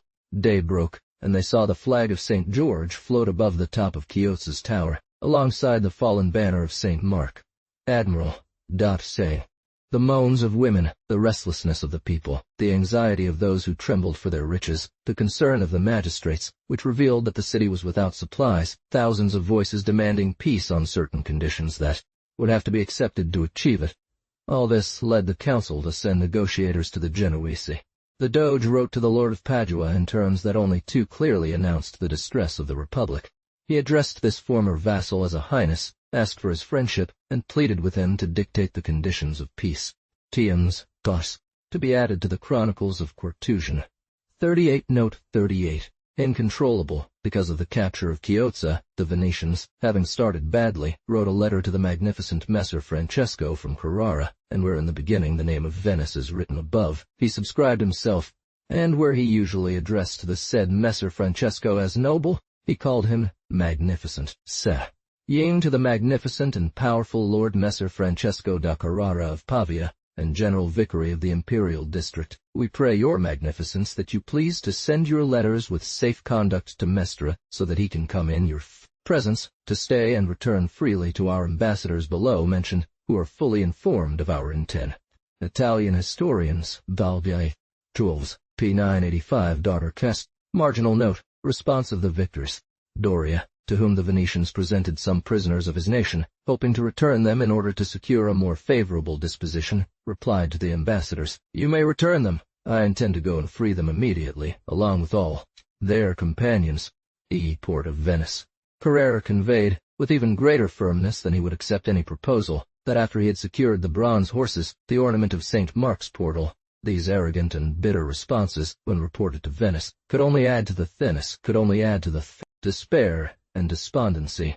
At the same time, It was learned that the enemy was successively seizing all the fortified posts that the Republic held along the coast of Italy. A single castle located in the midst of the salt pans still held out. The garrison of Malamocco had withdrawn to the Lido. The Genoese occupied this place, and thus a portion of the island which closes thy. There was not a territory of 2 leagues left to the Republic. The enemies were so near that it was feared to use the bell of St. Mark to gather the people, for fear they should hear the signal. It was by no means probable that time would be had to arm, much less to build a fleet. Yet without a fleet, how could any supplies reach the capital, or how force the enemies to retreat? There were indeed in the harbor some vessels capable of repair. The arsenal was even well provided with materials, but when the ships would have been ready for sea, were fine sailors. Such was the condition of Venice that she must be attacked the next day, and it would take her several months to prepare for resistance. However, after uselessly asking for peace, there was no choice but to fight on. One fitted all the devices imaginable to make approaches more difficult. They worked in the arsenal with great activity to repair some galleys that were there, and even to build new ones. Note on the margin, Cittore. The people of Venice demand that Pisani be restored to command, 1379. A general census of all the vessels existing in the capital's canals revealed what could be done. They improved the organization of the enrolled bourgeoisie. Weapons were distributed, and rolls were opened to inscribe men accustomed to sea service auras, capable of learning it. No. When one is reduced to stimulating the zeal of the multitude, it is no longer their obedience but their interest that one invokes, and then it is natural for them to interfere in judging measures in which they have an interest. One must expect this. The less they relied on their resources, the more important it was that the skill of the leader make up for it. These workers who were gathered at the arsenal, this crowd of sailors who were pressed into service, these citizens from all classes, these craftsmen called to man the ships, must have wondered who would direct their efforts. Charles Zeno was absent. Suddenly thousands of voices rose to demand freedom for Victor Pisani and his reinstatement in his post. Marin Sanudo. Note 39. Everyone cried out at the top of their voices, "If you want us to go to sea, give us our captain, Messer Vittorio Pisani, who is in prison." Vite duci. Contaring. The disaster at Pola was no longer remembered, only his victory at Antium, his exploits in Dalmatia were spoken of. This name, already illustrious through Nicholas Pisani, had received a new radiance in the present war. Victor was the only man in whom the sailors would have trusted. The ordinary effect of his disgrace added to his popularity. Sanudo I.B. But the government of Venice was not accustomed to hearing the multitude dictate laws, but when the people spread through the streets, filled the square, and surrounded the palace, with the porticos of St. Mark, and the whole shore ringing with cries of "Long live Pisani," it was necessary to yield to this voice. Note 40. Hearing this, Victor Pisani went to the catwalk saying, "Long live Master St. Mark." It is reported that Victor Pisani, locked up under the vaults of the palace on the side of the port, hearing the people proclaim his name, dragged himself, despite the chains with which he was bound, to the grating of his cell, and cried, "Stop! Stop! Venetians should only cry, 'Long live St. Mark.'" This event seems devoid of all likelihood, and is not necessary for the glory of this hero. If Pisani was charged with ironwork, he was to be in a dungeon, and dungeons do not receive daylight from the street. In this extreme danger, Pisani had no rivals. In any case, it was a great triumph for this general to be recalled to freedom as the only man capable of saving his homeland, and he enhanced the glory of this triumph by the way he received it and justified public trust. It is not in difficult circumstances that ambitious ones dispute honors. It is then the turn of merit, which can do without the favors of fortune. Aware that he was free, and was to appear before the Senate the next day, Pisani wanted to spend another night in his prison. He had a priest brought there, and prepared himself through penance for the honors he was to regain. As soon as it was daylight, he went up to the palace and attended Mass in the chapel of St. Nicholas, where he communed. Introduced before the lordship, he showed neither pride nor resentment. "You have been," said the Doge, "an example of severe justice. Be one now of the Senate's benevolence. You were deprived of your freedom for losing your fleet, and it is given back to you for the defense of your country." As soon as he appeared, with that modest bearing which signified the oblivion of his victories and the indignity he had suffered, his supporters, that is to say, the crowd of citizens and soldiers, greeted him with their acclamations, surrounded him, and carried him to the door of the council, where several patricians came to meet him. It is for you to show which of these two judgments was the most just. I endured my imprisonment without a murmur. Forget the past. See only the republic that restores all its trust to you. Save this enthusiastic people with your virtues and use those admired talents to save the state and your fellow citizens. Most serene prince, most esteemed lords, replied Pisani, the Republic and its magistrates have done no wrong to me. What you have ordered was a consequence of your wise maxims, an effect of your just indignation. Now, released into freedom, I owe my whole existence to the homeland. Every memory of the injury I may have suffered is already far from me. God, who has granted me this day, bears witness to it. What more beautiful reparation could I expect than the honor the Republic does me, by entrusting its defense to me? My life belongs to it. May God grant me the necessary ability to fulfill dignally such a noble task. He was only given the command of the troops camped on the beach, and he still had to share it with a Veronese captain who had held it before. However, in a gesture of his usual distrust, this always suspicious government, even when it seemed so close to its own loss, only granted half justice to this great citizen. Note 43. See this speech abridged in Sabellicus, 2nd Decade, Book 6, and in the History of Venice by Pierre Giustiniani, Book 5. The Doge and several senators embraced him with tears in their eyes. But when the citizens, who had already rushed to his home in crowds to put their fortunes and lives at his disposal, learned that he was not restored to his first command, murmurs broke out against the senators. They were accused of jealousy, and a new decree, wrung from this suspicious assembly, named Pisani Supreme General at C.I. Pisani's defensive measures. Note on the margin, without losing a moment, he set about perfecting and multiplying means of resistance. The small beach at Malamaco was then the Republic's forward post. The enemies already occupied the end of that island. Pisani had a ditch dug across the beach, wide and deep. A good wall, built in a few days, defended the approaches to the convent of St. Nicholas on the Lido. There was a need to defend the very entrance to Venice from the side of the lagoons. It wasn't enough to dispute the beach and the port of Lido, as the enemy could approach through inland waters. The city was not fortified and could not be, but one could only access it through winding canals. The entrance to the port was fortified with 2 wooden towers. A row of small buildings, supported by 3 large ships, was placed for the defense of the pier, and it was planned to reinforce these ships to reduce the impact of enemy artillery. The companies of the bourgeoisie received better organization. The supreme commander had driven in piles and sunk ship hulls that became advanced batteries. The arsenal was in full activity. Venetians came with fervor to align themselves under the orders of a citizen on whom all the hopes of the homeland converged.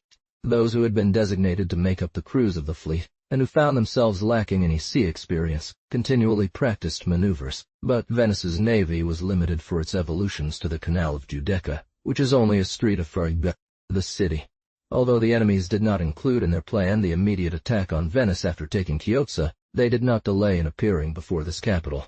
Barely 8 days had passed when, on August 24th, 14 galleys appeared from open sea observing the surroundings. On September 1st, another squadron of 20 galleys made a descent on the island of St. Erasmus. Thus both islands, which form the entrance to the harbor, were partially occupied by the Genoese. The next day they spread out in front of the pass of Lido. Salutes from artillery were exchanged between the forts and ships. 40 armed caloupes advanced for a landing, but the Venetians had regained their courage. Their steadfastness did not allow the enemies to make landfall. Note in margin. 13. Torture. New peace negotiations without result. However, the lordship had sent ambassadors to Prince Charles of Hungary, who commanded the army of his uncle, the king, in Trevisan at that time. These ambassadors were Nicholas Morosini, John Gridnigo, and Zachary Contarini. A religious from the Cordeliers order, named Brother Benedict, was added to them, whose eloquence and character seems to have gained some authority. There was no doubt that this capital would be forced to surrender within a very short time. It was blockaded on all sides. They found the Hungarian prince surrounded by commissioners from all the allies, who strongly opposed granting peace to Venice. At the same time, a squadron detached from Doria's fleet tried to attack the coasts of Friuli and Istria. Finally, the allies protested that they only wanted to take Venice to hand it over to the King of Hungary. These considerations and promises led Prince Charles to propose conditions that the Venetians could not accept, but needed to be confirmed by the king. Finally, it was demanded that in all ceremonies the Hungarian flag be flown on St. Mark's Square alongside that of the Republic. Venice had to pay the war expenses, amounting to 500,000 ducats. It had to deliver, as security for this contribution, the jewels from St. Mark's treasury and the Doge's crown. It had to recognize the King of Hungary as its superior and pay him 50,000 ducats annually. The Doge would continue to be elected by the Venetians. There are historians 44 who say that these articles were accepted, but later this decision was reversed. Almost all agree that they offered to pay an annual tribute of 100,000 ducats to the King of Hungary, on condition that he would withdraw from his other claims. It is not conceivable how this desperate resolution could have been carried out. There were suggestions to abandon Venice and transfer government to Candy 45. It was impossible to transport the population. They did not even have a fleet capable of accommodating the principal citizens and protecting their escape. At best, the Doge and a few magistrates might have entertained hopes of evading enemy ships that were blockading the sea. Abandoning the patry in such a manner was a shame. There was only one choice to make, either to perish with it or for it. Note 44, Pierre Delfino in his Chronique. The resolution to abandon its riches, homes, native land in search of freedom on a distant island would have been sublime if the entire nation had embraced it, but when carried out by a few leaders, it was merely an escape. By Bartholomeus. History of Paul Morosini, Book 15. Note 45. Desperate for peace on all sides, some considered abandoning the city and moving to inhabit and transport the Republic to Candia or Negroponte. They compared their situation as secretly as possible, with the counsel that if things did not succeed from this decision, they would take their wives and children onto ships, leave the city, and migrate to Crete, where they would establish their seats. Facius de Bello Veneto, Clodiano, Book Porta. In any case, this proposal had no follow-through, nor did the offers made to gain peace. The Allies remained inflexible, and the government determined to be buried under the ruins of the capital. Marginal note. For Tiers. Patriotism of the Venetians. They are building a fleet. Sparta and Rome set the example. It has been observed that this unwavering constancy in adversity belongs more particularly to the aristocracy than any other form of government. All rushed to arms. As soon as the Venetians learned of the shameful terms to which the enemy granted peace to the Republic, as soon as it was seen that existence could only be retained at the price of national independence, all the sentiments that make up patriotism awoke at once and exalted courage. Citizens who did not dedicate their persons offered a portion of their fortune on the altar of the patry. Love for the native land, remembrance of a glorious prosperity, the ancient renown of the Venetian name, national hatred, horror of foreign yoke, all inspired a noble devotion even among those who had not, like the patricians, to defend their liberty and power. Debts were abandoned, money was sent to the state treasury, ships and goods were provided, and subscriptions were made for the pay of sailors. The Doge gave the example. He sent his tableware to the treasury and pledged his revenues. The clergy contributed not only with their goods, but personally. All able-bodied religious took up arms, except for the minor friars, who deserved to be expelled from a state they had refused to serve. Note 46. Marin Sanudo. Vite de Duci, A. Contarini. 14 ships and the support of 5,000 or 6,000 men resulted from these generous subscriptions. P and the pay for all the crew. I do not fear being accused of deviating from the dignity of history by inscribing these names. One sees a merchant, Pelter Barthélemy Peruta, charge himself with paying 1,000 soldiers or sailors.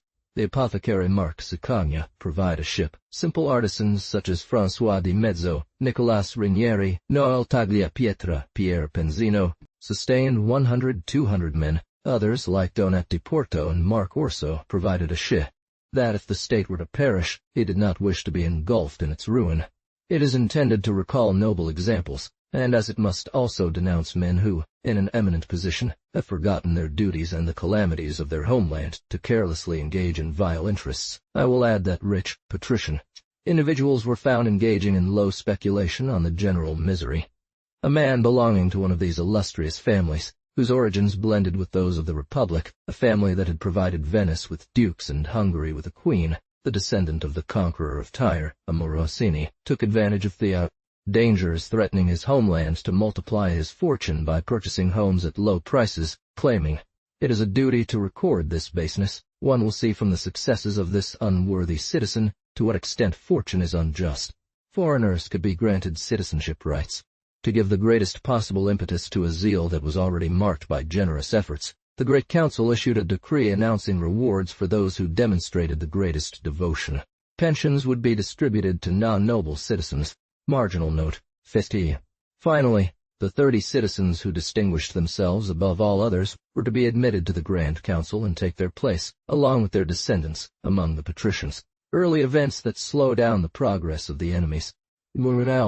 Each day they gained changed the situation in their favor. While working with admirable diligence to increase the means of resistance of the Republic, 4 warriors stood firm against the enemy with the few forces that had been intercepted. This relief was uncertain and might come too late. Light buildings had been dispatched from all sides to recall Charles Zeno for Venice's aid, who had been detached at the beginning of the previous campaign with an 8-galley squadron and was supposed to have rallied several more ships in the ports of the east, but there had been no news from him for some time. The messages sent to him could have While waiting for Pisani, he was busy pressing the new armament and slowing down the progress of the enemies. Thaddeus Justiniani, who commanded the already armed galleys, could not under any pretext risk a fleet, the only hope of Venice's navy. The flotilla took more risks because it had a retreat assured in the shallows, where Genoese galleys could not follow. This flotilla, through attempting ventures almost always fruitless, finally seized a favorable opportunity offered by fortune. The galley, which could not maneuver, and the other 2 ships were taken by boarding. Barbatigo, at the head of a detachment of 50 barges, surprised one evening at low tide a galley and 2 enemy ships stationed in front of the fort of Montalban, occupied by the troops of the Lord of Padua. The fleet rowed towards Venice, towing the 2 small vessels that it captured, and the flame that rose from the galley announced far and wide to the Venetians that their arms had finally won a first victory. Suddenly, all the city was in the ecstasy of joy, and when the barks arrived with their captures and 150 prisoners, the people demanded to march against the enemy. Pisani had no intention of yielding to such imprudent confidence. However, the fleet was strengthened. The month of September had passed, and it was already certain that a fleet of 30 or so galleys could be presented by mid-October. The army and fleet occupying Chiozza experienced all the privations they subjected the Venetians to. The whole month of October was spent in indecisive operations, because the Genoese admiral had been obliged to send 24 of his galleys to seek supplies on the eastern coast of the Adriatic. The Doges proclaimed that as soon as the galleys were ready, he would embark with a part of the Senate to assume command in person, determined either to avenge the country or perish at the head of its defenders. This example set by the Prince of the Republic, a septuagenarian old man, redoubled the emulation. Some minor successes further heightened hopes. The fleet captured a food convoy sent by Padua to Chiozza. General Cavalli forced the Genoese to evacuate Malamocco, which they destroyed by abandoning it. There was still no news from Charles Zeno. The Venetian galleys constantly practiced maneuvers but returned every evening to the Grand Canal. Of all the possessions of the Republic, there remained to it only a small fort established in the middle of the marshes on the shore of the mainland. 3 Genoese galleys were seen getting under way to attack it. Victor Pisani rushed upon these galleys with a detachment from the fleet, forced them to turn back, and pursued them as far as the waters of Chiozza. He had even succeeded in cutting off their retreat by a more direct route, and placing himself between them and the port.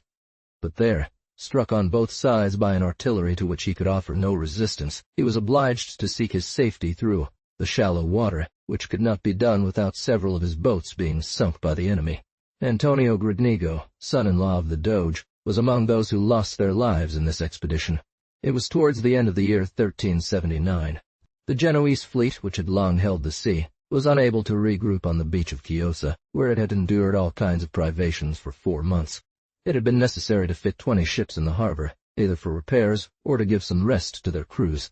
The 24 galleys that had been detached had returned, and were unloading the supplies they had brought. 3 others were positioned to defend the pass. The Allies were waiting for a Genoese fleet that was expected to bring them reinforcements within a day or 2. Note in margin: Sixtilis Tortura. The departure of the Venetian fleet commanded by Pisani, with the Doge on board, 1379. They counted as many as 34 galleys in Venetian waters, but they did not believe this fleet was capable of combat, and that the Venetians had regained enough confidence to become aggressors themselves. On December 21st, after a solemn mass, the Doge left Saint Mark, with the flag of the Republic in his hand, and boarded the ducal galley, followed by most of the senators. He had to surprise them in the port where they had imprudently positioned themselves. However, closing that port was also impossible. Pisani had devised a plan to force the entire Genoese fleet to surrender, but for this he needed to avoid engaging them, as they were superior in number and vastly better armed. The city of Chiozza is located on a group of small islands in the lagoons. It communicates with the neighboring island via a bridge, as we mentioned earlier. This second stretch is that of Brondolo. To the south, another connection to the open sea is provided by the gap between the island and the mainland. Thus, it is separated from the open sea by this beach, which leaves a narrow passage between it and the island of Palestine to the north, known as the Passage of Chiozza. Note in margin, it blocks the passes. It is understood that when one is in the port of Chiozza and wishes to regain the outer sea, it is necessarily to exit through one of these passes, or to ascend the lagoons via the canal known as the Lombardy Channel, and to seek out the passes of Ravia, Malamocco, Lido. Therefore, in the plan of the Venetian admiral, it was to enclose the enemy within the lagoons, by opposing to each of these three exits from Chiozza, Brondolo, and the Lombardy Channel, not precisely an armed resistance, as one was weaker than him, but an inert obstacle yet insurmountable. It was necessary to transport, drive, and establish these obstacles in each of these passages, prevent the Genoans from breaking them. Finally, it was necessary to position the Venetian fleet outside the exits, so that it did not itself get locked in the lagoons, exposed to sustain an unequal fight, and so that it could instead deflect the new SQ. Uadran, perhaps already departed from Genoa, which came to reinforce the Allies. This very complex operation was at the same time a daring conception. We will see what difficulties arose during its execution. Pisani and Justiniani, who had taken command of the vanguard, had two large ships towed which were intended to be sunk in the straits to close them. The 34 Venetian galleys, accompanied by 60 armed barges, and several hundred boats, left the port on the night of December 21st to 22nd, and silently made their way towards Chiozza through the lagoons. They avoided approaching the port where the enemy fleet was anchored, and arrived before dawn in the pass known as Chiozza, between the island of Palestine and the island of Brondolo. One side of this pass had been in their possession since the Genoese evacuated Malamocco. With significant losses. Despite this, Pisani sent one of his large galleys to establish a position in the middle of the channel. The presence of enemy troops along the shore made this operation extremely dangerous. Pisani immediately ordered his fleet to advance, sending 4,000 or 5,000 men to the opposite shore with instructions to seize the point of Brondolo Island, so that the fleet could more easily block the pass. However, Brondolo Island was surrounded by enemy troops who attacked the Venetians, forcing them to reboard their ships in disarray. 7 Genoese galleys, which had had time to set sail, arrived before it was finished, attacked the hull together, and set it on fire. This great ship sank into the passage itself. As part of the Genoese fleet was disarmed at that moment, they could not oppose sufficient force to the Venetians to compel them to leave. The Genoese galleys were pushed back by the rest of the Venetian fleet, and immediately a multitude of small boats, loaded with stones, came to fill this hull and make it a dam that blocked the channel. After the operation was completed, it remained to do the same in the pass of Brondolo. The next day Pisani completed closing off the first outlet by sinking several more ships into it, and joining them together with a strong boom protected by a battery placed on the southern point of the island of Palestine. This arm of the sea is not more than 400 paces wide. There is little water in the middle. The practicable passes for ships run along the shore. Therefore, it was necessary to come under the enemy's fire to bring the vessels that were to close the passage. Pisani entrusted this mission to Frederick Cornaro, whom he detached with 4 galleys. 14 Genoese galleys came to oppose this operation. Pisani advanced with 10 of his own to support his men. The battle began on this so closely packed field of battle. It was terrible. But at last, despite the impact of enemy ships and the fire of all the coastal batteries, the pass was closed, as that of Chiozza had been the previous day. Marginal note. The Genoese are trapped in Chiozza. It was not enough. These piers, hastily constructed, had to be improved to withstand storms and protected against any enemy's efforts, which would be futile if they were broken. The admiral, leaving the fleet in the lagoons, sailed his galleys up the Lombard Canal, obstructing it with large ships sunk at the bottom, emerged from the lagoons through the Lido Passage, circled around the islands, and took position outside the channels on the side of the open sea. From then on, the Genoese army had no way out. It was necessary to overthrow these barriers to avoid surrendering. The Venetians held positions outside both channels to prevent their rivals from crossing. This position was perilous. A gust of wind could drive the Venetian fleet away, rendering all their efforts useless and freeing Doria. It was especially in the channel of Brondolo that it was difficult to hold, under the continuous fire of the high batteries on both sides.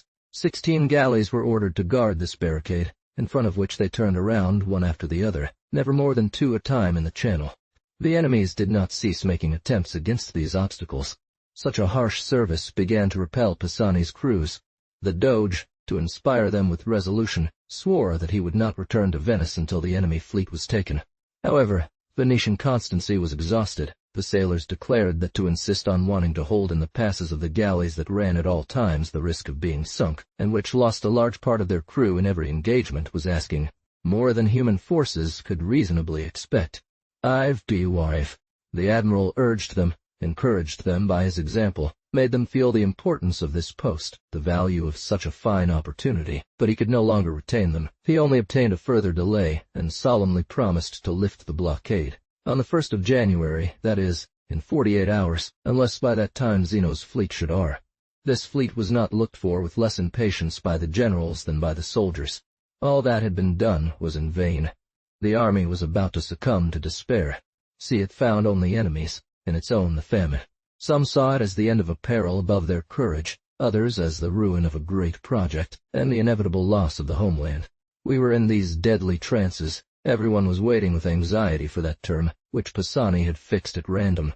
The enemy, already superior in force and soon to be still more numerous, regained all his advantages. He was relieved from the blockade. He was sure of defeating the fleet if it accepted the fight, or of capturing Venice almost without resistance if without resistance.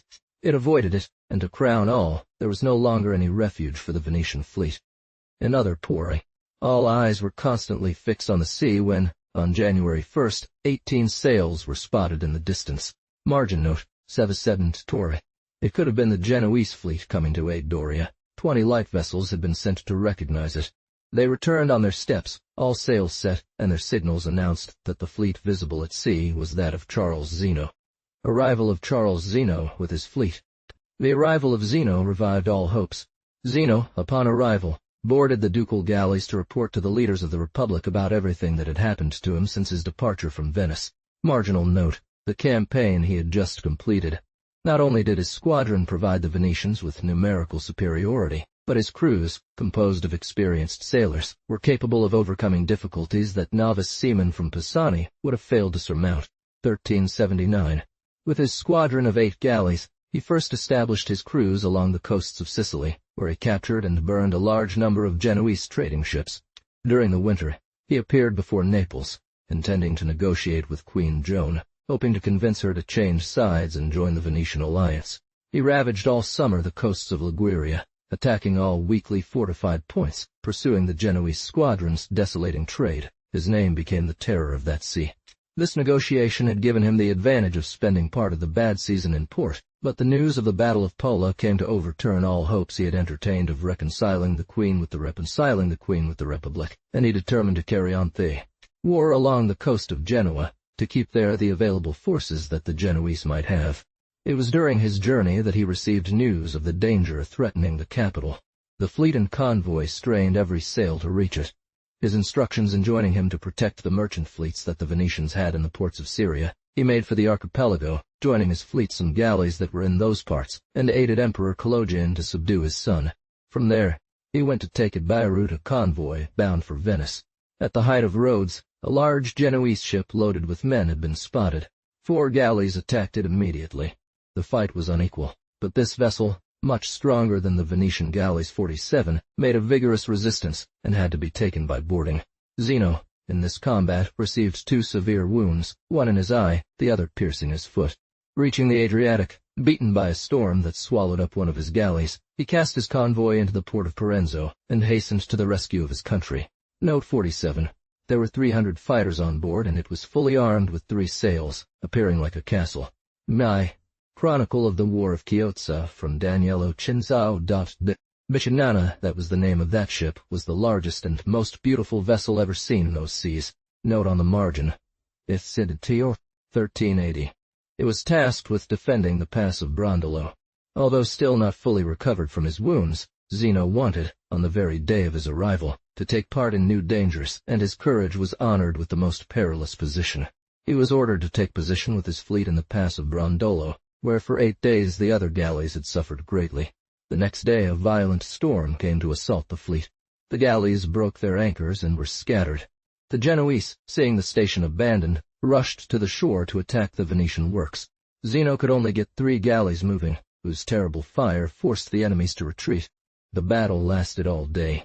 The following day, despite the wind blowing with even greater fury, he insisted on standing firm in front of the Genoese batteries. A Venetian galley was so badly mauled that it had to surrender.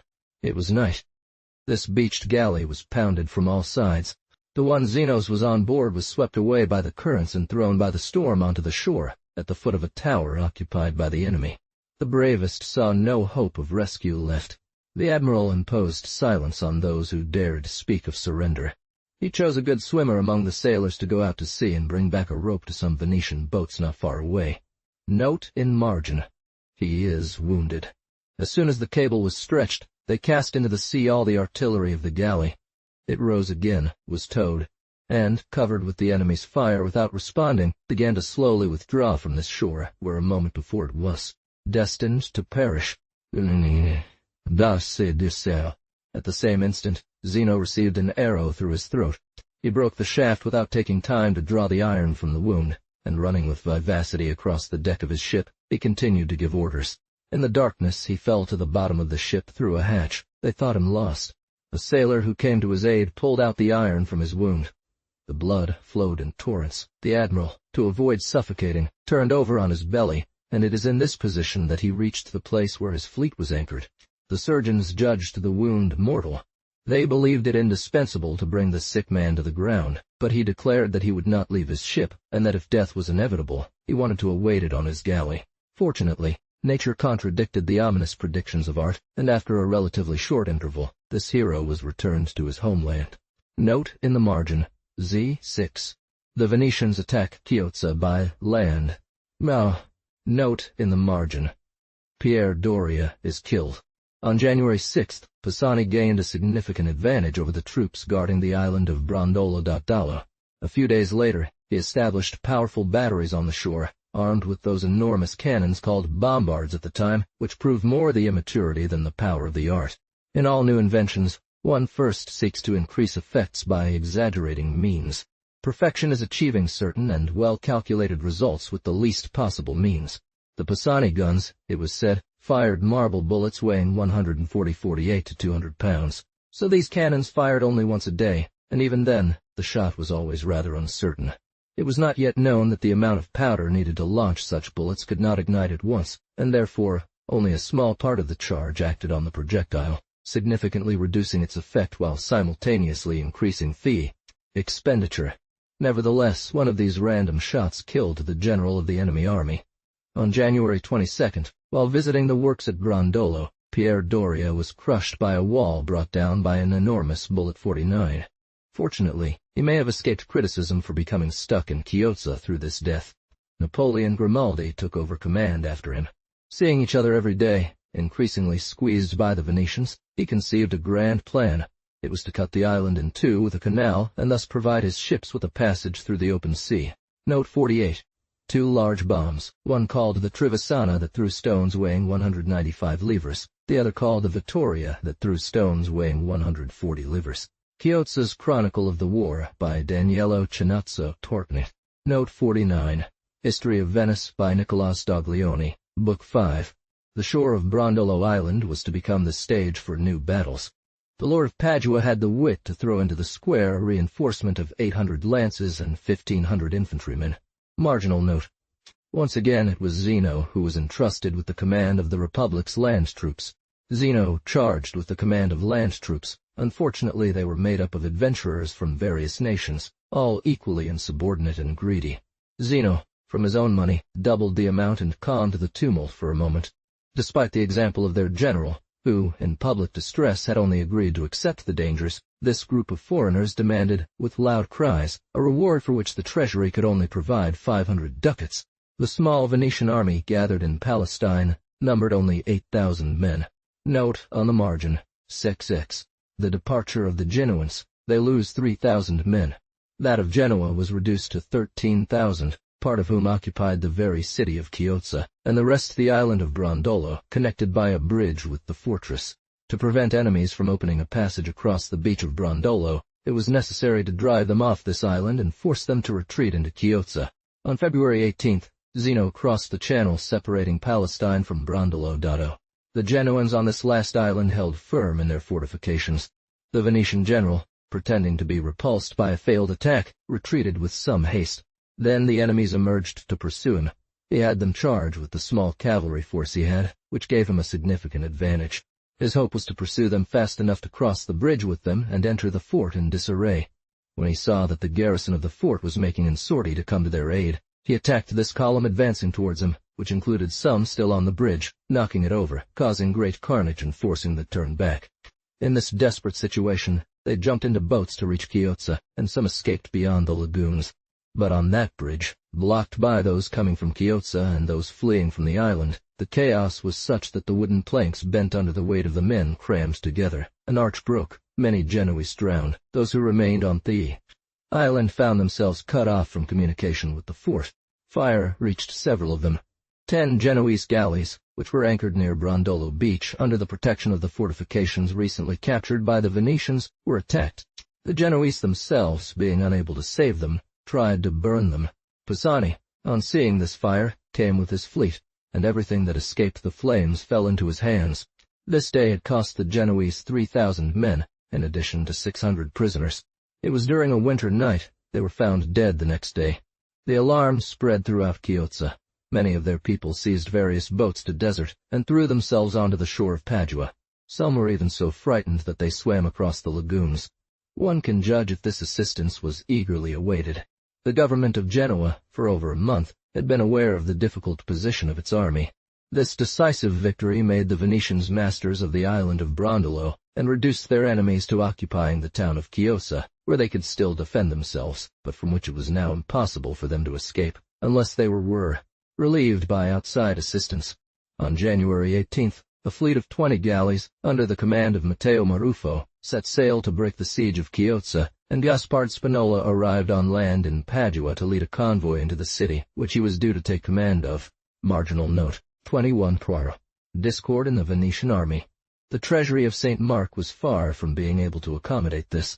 While the Venetians celebrated their victory with rejoicings, Zeno's soldiers, all the more demanding as they saw themselves as indispensable, informed him that they wanted double pay compared to what had been agreed upon, and that if their demands were not met immediately, they were determined to withdraw from serving the Republic. This difficulty was not the only one he had to overcome. Despite being authorized to promise what was so urgently demanded, the general did not want to be profligate with his fortune, and it was from his own money that he bought off the main leaders, securing their silence on the excessive claims of others. They were held on the galleys by the oath that Contarini had made to return to Venice only after the conquest of Chiozza. Therefore, they thought that military operations were conducted with too much caution. After having quieted these murmurs, it was necessary to deal with those of all the patricians whom the example of the Doge had compelled to join the fleet, but who, little accustomed to war and the sea, began to find a 2-month campaign long. Their disapproval became particularly evident when Pisani and Zeno stopped at the project to block the place. One would have said, in hearing these senators, that the two generals were not prodigal enough with their lives. They persisted in their opinion and made it prevail. It could be relieved, said the dissatisfied. Not attack it vigorously was to tempt fortune's inconsistency. It was to imitate Doria's fault, from which Venice owed its salvation. It was not the least indication of their courage that they took upon themselves the blame for an event whose outcome could contradict their hopes.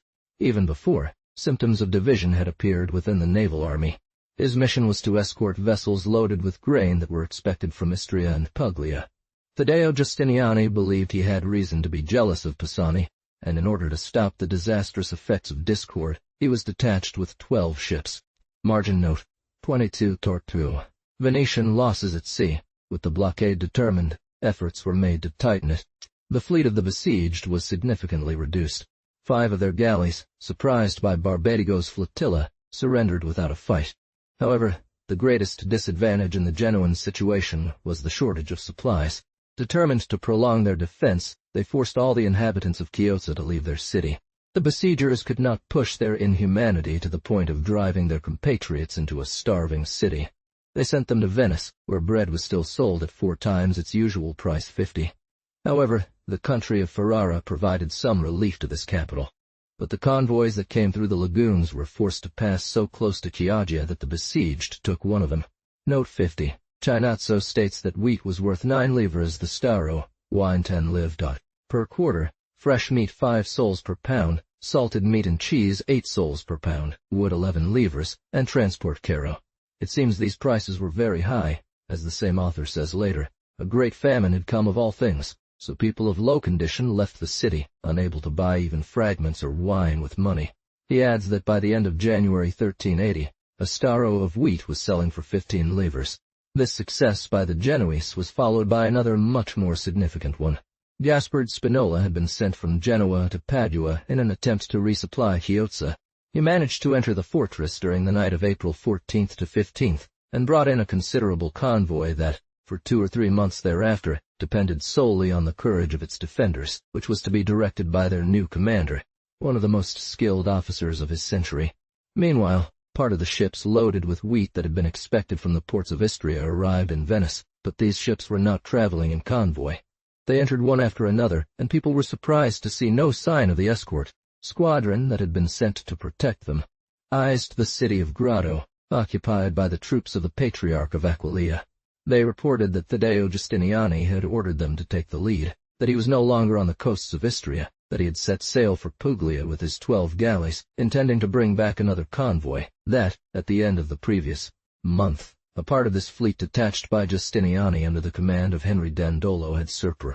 6 galleys had taken refuge in the port of Ficolano. Giustiniani, with the other part of his fleet, had reached Manfredonia. It was known that this convoy had set out. However, it did not arrive. Finally, we saw some ships appear which announced that the fleet to which they belonged had been dispersed by a storm. There, he had been spotted by the Genoese army, strong with 20 galleys, which was entering the Gulf at that moment to come to the aid of Chiozza. The Venetian admiral, unable to engage in a battle so unequal, had sunk his galleys, had the transport ships discharged, and had put his crews ashore in hastily constructed entrenchments. Margin note, 20 torre. At Ficolano, 2 galleys were captured, the other 4 managed to escape. But the enemy prevailed. Giustiniani was taken prisoner, and the Venetians who escaped this battle had to journey across all of Italy by land to return to their country. Arrival of a new Genoese fleet to relieve Chiozza. 1380. This event no longer left any doubt that Matteo Maruffo's fleet would appear. Indeed, at the beginning of May, the Genoese army was discovered, having been reinforced by several galleys from Zara. It successively appeared before all the passes without finding any that were accessible. Maruffo sought, by all sorts of provocations, to draw the Venetians into battle, but they, determined not to let the success of the war depend on the chance of a single battle, remained unmoved by all insults and held firm in their position, tightening the siege and daring the Genoese admiral. Fighting raged daily around Chiozza with varying outcomes, but the supplies of the fortress were nearly exhausted. However, Pisani thought it best to leave the shore on May 26th with 25 galleys. It seems he only wanted to deter the enemy without engaging them, as there was no actual combat, and the fleet returned to its original station a few days later. François Carrard had prepared a convoy of 80 barges to resupply it for a long time. They were intercepted by the Venetian fleet. However, using signals, they communicated with the admiral, and as their ingenuity was equal to their courage, they conceived the plan of delivering themselves by going to gain their fleet.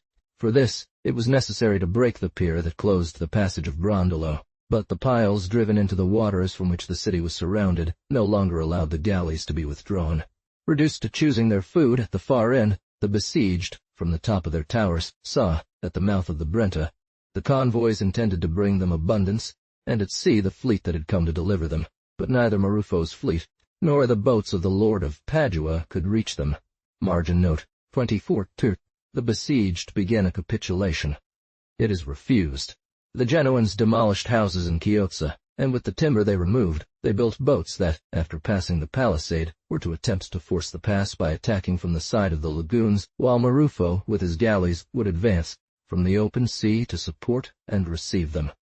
However, what they hoped to achieve through their efforts, they tried to obtain through negotiation. Spinola offered the Doge to hand over Chiozza, on the condition that the Genoese army and fleet could leave freely. This proposal, to be frank, was not much acceptable. It was no longer a question of whether Chiozza would remain with the Genoans, but if they could escape from it. The offer was rejected. The Venetians demanded that the besieged surrender, and they had no other choice but to break out through the besieging troops. Marginal note, their renewed efforts. They had easily gained intelligence in this army, composed of foreigners, which blocked them under Zeno's command. It repeated the claim for double pay. The general did everything he could to convince the soldiers to desist. Immediately, he showed his mutinous soldiers the enemy escaping them, taking away these riches on which they had counted for plunder. He ordered them to form up an attack, and himself, advancing into the shallow waters where the water reached his shoulders, led by example. On June 15th, he was in the midst of his camp in turmoil, exhorting some, rebuking others, promising, threatening, alternately using force and persuasion, when he saw with extreme surprise 100 boats leaving Chiozza, sailing towards Brondolo Pass, and attempting to breach the barricade of piles. The lagoons then presented a unique sight, as a group of men ventured on makeshift boats constructed from debris, which had to be raised to navigate over offensive stakes. The Genoese, sometimes in the water and sometimes in their boats, and Zeno's infantry advancing through the marshland, prepared to charge. The failure of this attempt left no hope for the Genoese. Deprived of drinking water, after having eaten all the animals in the city, they were reduced to boiling, in brackish water, old hides, their only and last food. Marufo arrived at that moment to break the barricade, but Pisani responded quickly with his fleet, positioning several galleys across the narrows to prevent access, smashing the fragile escape boats as they tried to flee, capturing around 20, sinking several, and forcing the besieged Genoese back into their fortifications. Spinola, whose talents and courage could do no more, retired and gained the mainland, leaving his lieutenant authority to capitulate. Marginal note: they offered to surrender. One has also experienced the fickleness of fortune. They did not care for their riches, their ships. They abandoned them to the victors, but they had earned not to be disarmed, and they asked only for life and freedom. Deputies arrived at the captain of the Doge, moored at half-gunshot range from the square. There, they argued that if they had often fought against the Venetians, it was not without observing the laws of war and humanity that they had sought to tear away their empire, but not their lives. That for 10 months they had, as men of honor, made the fin. All efforts to defend Chiozza, expecting to merit the recognition of their fellow citizens and the esteem of their enemies through this devotion. That, reduced by famine to put an end to this resistance, they hoped to find in the Venetians a natural generosity characteristic of a belligerent nation, and moderation, which one is inclined towards win. The answer was that they were to surrender at discretion, and their fate, whether life or death, would be decided later. 51. Note 51. No mild response was given, except that they certainly knew they would be bound soon. Then the fathers would deliberate on their lives or deaths. Sabellicus, 2nd Decade, Book 6. Marginal note: Sepsive Force. Revolt in Zeno's camp. Nay. It was enough to reignite the fire of revolt. Zeno and several senators made futile efforts to quell the sedition.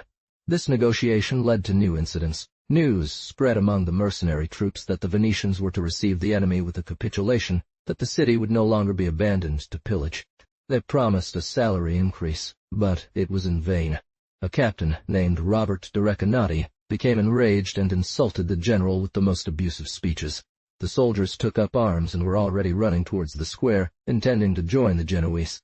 Zeno, sword in hand, rushed towards them. His energy and exhortation stopped the greatest number, but some threw themselves into Chiozza. It was necessary for the lordship to promise formally to these seditious a month of double pay, and 3 days of pillaging in a city belonging to the Republic. 52. Note 52.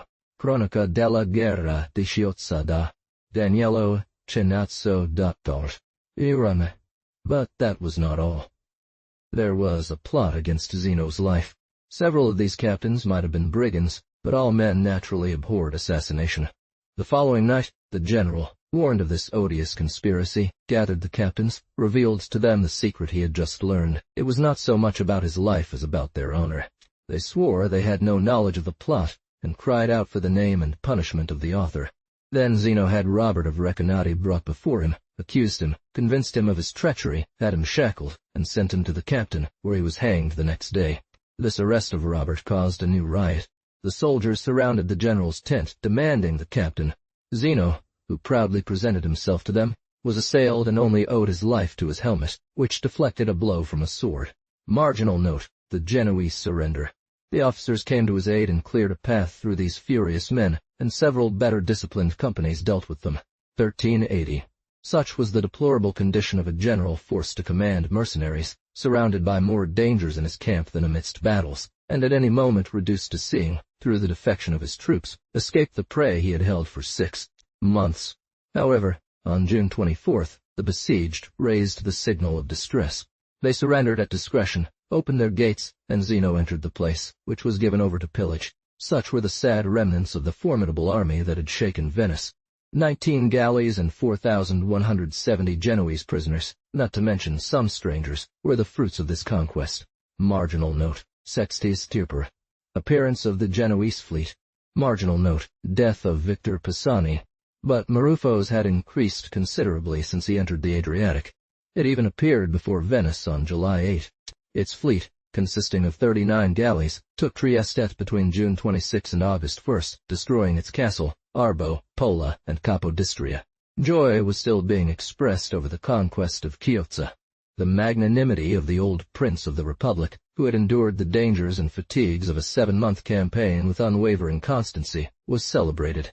Everyone believed they were safe from any harm.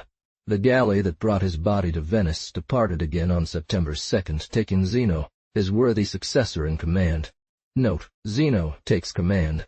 On July 27th, Pisani received orders to sail with 47 galleys to chase the Genoese army, but on August 13th, this great man, even more recommended by his civic conduct than by his military achievements, died on his flagship after a brief illness. As soon as he arrived at the fleet, he led it before Zara. He saw Maruffo's army in the port, unable, despite all sorts of provocations, to induce them to come out and accept battle. The recently fortified place, whose garrison had been reinforced by all the crews of such a considerable naval army, was in a state to withstand a long siege. When all the time necessary for embarking provisions had been allowed, it was not in Venice, exhausted by a 10-month famine, that they could have been found. Marginal note: His unsuccessful enterprise at Zara. Zeno established his crews in sight of the enemy. Unfortunately, the fleet, having left the port precipitately, could not be sufficiently supplied. That year had been barren for all Italy. The Venetian fleet, cruising off an enemy coast, replenished its supplies using several transport ships that went back and forth from the Kingdom of Naples to the entrance of the Zara Bay. But this year, marked by so many calamities, was also noted by storms. Several of these convoys were scattered, some swallowed up, almost all delayed. The crews suffered extreme privation. They were reduced for 15 days to a little salted meat without bread. Thunderstorms made their station twice as difficult. The complaints of the sailors became so intense that it was no longer possible to doubt a forthcoming insurrection. Note in margin: Sexy stepped torting. Distress of the Venetian fleet. It receives the order to go besiege Murano. Note in margin: Impossibility of succeeding. Zeno, after consulting his senior officers, wrote to request permission to return the fleet to Venice. For any response, he received orders to go lay siege to Murano.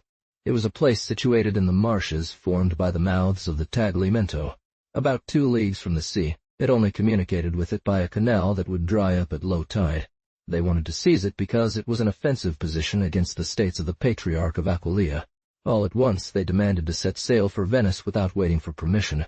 Zeno did not hesitate to present himself there, but he recognized the impossibility of the enterprise, and this impossibility was so evident that the whole army broke out into murmurs against an order that presumed such imperfect knowledge of the localities. Margin note: Zeno leads the fleet back to Venice. They do not wish to receive him. The admiral, who would not have yielded to the demand of the crews, determined according to his own conviction, and preferred to incur the indignation of the Senate rather than deserve the reproach of having allowed the army entrusted to him to perish. A heated argument ensued. The Venetian government was unaccustomed to its generals exhibiting such boldness. As soon as the fleet was sighted, 2 senators went to meet it to prevent Zeno from entering the port under threat of death. "But what has happened to us? My life is with the Republic, which will decide my fate as it pleases," he replied. "I will sacrifice myself if necessary, incur his disgrace to save his army. Have we forgotten our recent misfortunes? What caused them? The disaster at Pola. And this defeat? The lack of attention paid to the advice of the unfortunate Pisani. A winter campaign cost him 3/4 of his crews. It is December. We have been at sea for a long time. The fleet has been battered by storms. The crews are exhausted by scarcity. They have gone without bread for up to 15 days straight. I know it is rare in Venice, but isn't it natural for the army to be admitted to share what one can have? Is it just to get rid of it by prescribing a poorly combined enterprise? I am convinced that this expedition will cost you your fleet, and I earnestly request that it be received in the port. 3 days passed in deliberations and messages. The people declared for the sailors, and the army was finally authorized to lay anchor in Venice. The Senate, very irritated against the admiral, threatened him with all its severity, but the murmurs of the sailors made it understood to the senators, who came several times on board the fleet, that there was no security in insisting on his removal. Which insisted in endangering the salvation of the fatherland by not revoking orders given lightly. This lack of respect excited all the indignation of the assembly. Zenon and all the captains were let out, and deliberations began on their punishment. Zenon and his captains were brought before the Senate to account for their conduct. The admiral spoke with wisdom, indeed, even moderation, but one of his officers, unable as he was to listen in silence to the harsh reproach addressed to them, lost his temper against the despotism of a government that insulted its most illustrious defenders, and nearly every voice voted first to throw them into prison, but the people and sailors in a tumult surrounded the palace, shouting out their resolve to defend a general dear to them. Zenon returned to the Senate chamber unbidden. This temerity was a new crime. He was treated as a rebel. You accuse it loudly because it has expressed the feeling of its needs, perhaps its rights. You had, he said, an army long victorious, now exhausted by fatigue and deprivations, and there you are passioning against it. You say, let it perish, as long as authority remains intact. Indeed, this authority will be otherwise impressive in the eyes of subjects and foreigners when you are deprived of strength. If some pride can be allowed to it, the army dares to believe that its interests cannot be separated from that of the homeland. For all the blood it has shed, it only asks for the forgetting of fatal passions. It implores you not to endanger the existence of the whole state. If there is here someone covered with more scars, let him rise and say that he is a better citizen. Note in margin, order to resume the siege of Murano. By saying these words, he left, despite all the voices ordering him to stay, descended to the square, crossed the throngs of people who greeted him with acclamations, entered St. Mark's Church, said his prayer, and retired to his home. The favor of the people had been declared too openly for it to be possible either to punish Zeno or to send away the fleet. The Senate deliberated for several days. Of Greece, where nothing significant happened. Finally, to reconcile the maintenance of its orders with the circumstances, it was decided that the project of attacking Murano would be resumed, but instead of employing the fleet, barks more suitable for making approaches to this place would be armed, and Zeno would give proof of his submission by leaving immediately to direct this enterprise. Marginal note. Razziate.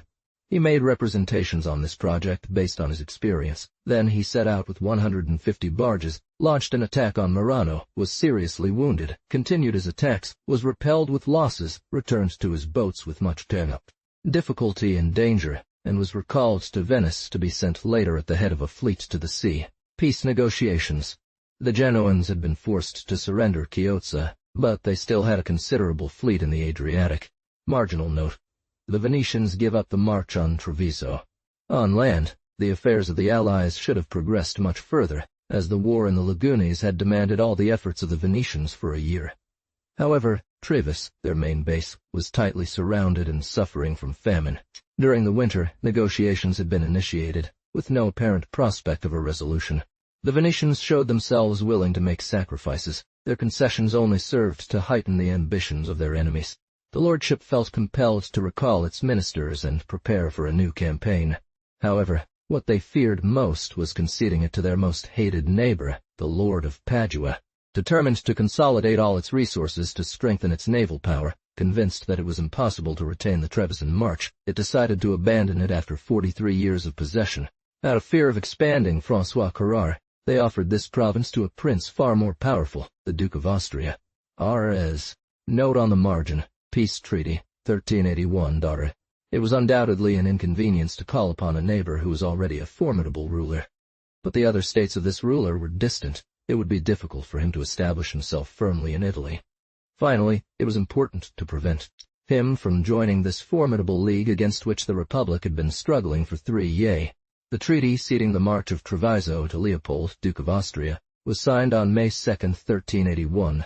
He found himself forced to cede positions he had seized.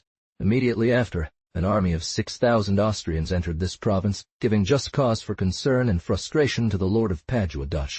False promises, corruption, all the tricks of weakness were employed by him to prevent the Duke of Austria from establishing himself in this province, and indeed, Carrare succeeded in his design.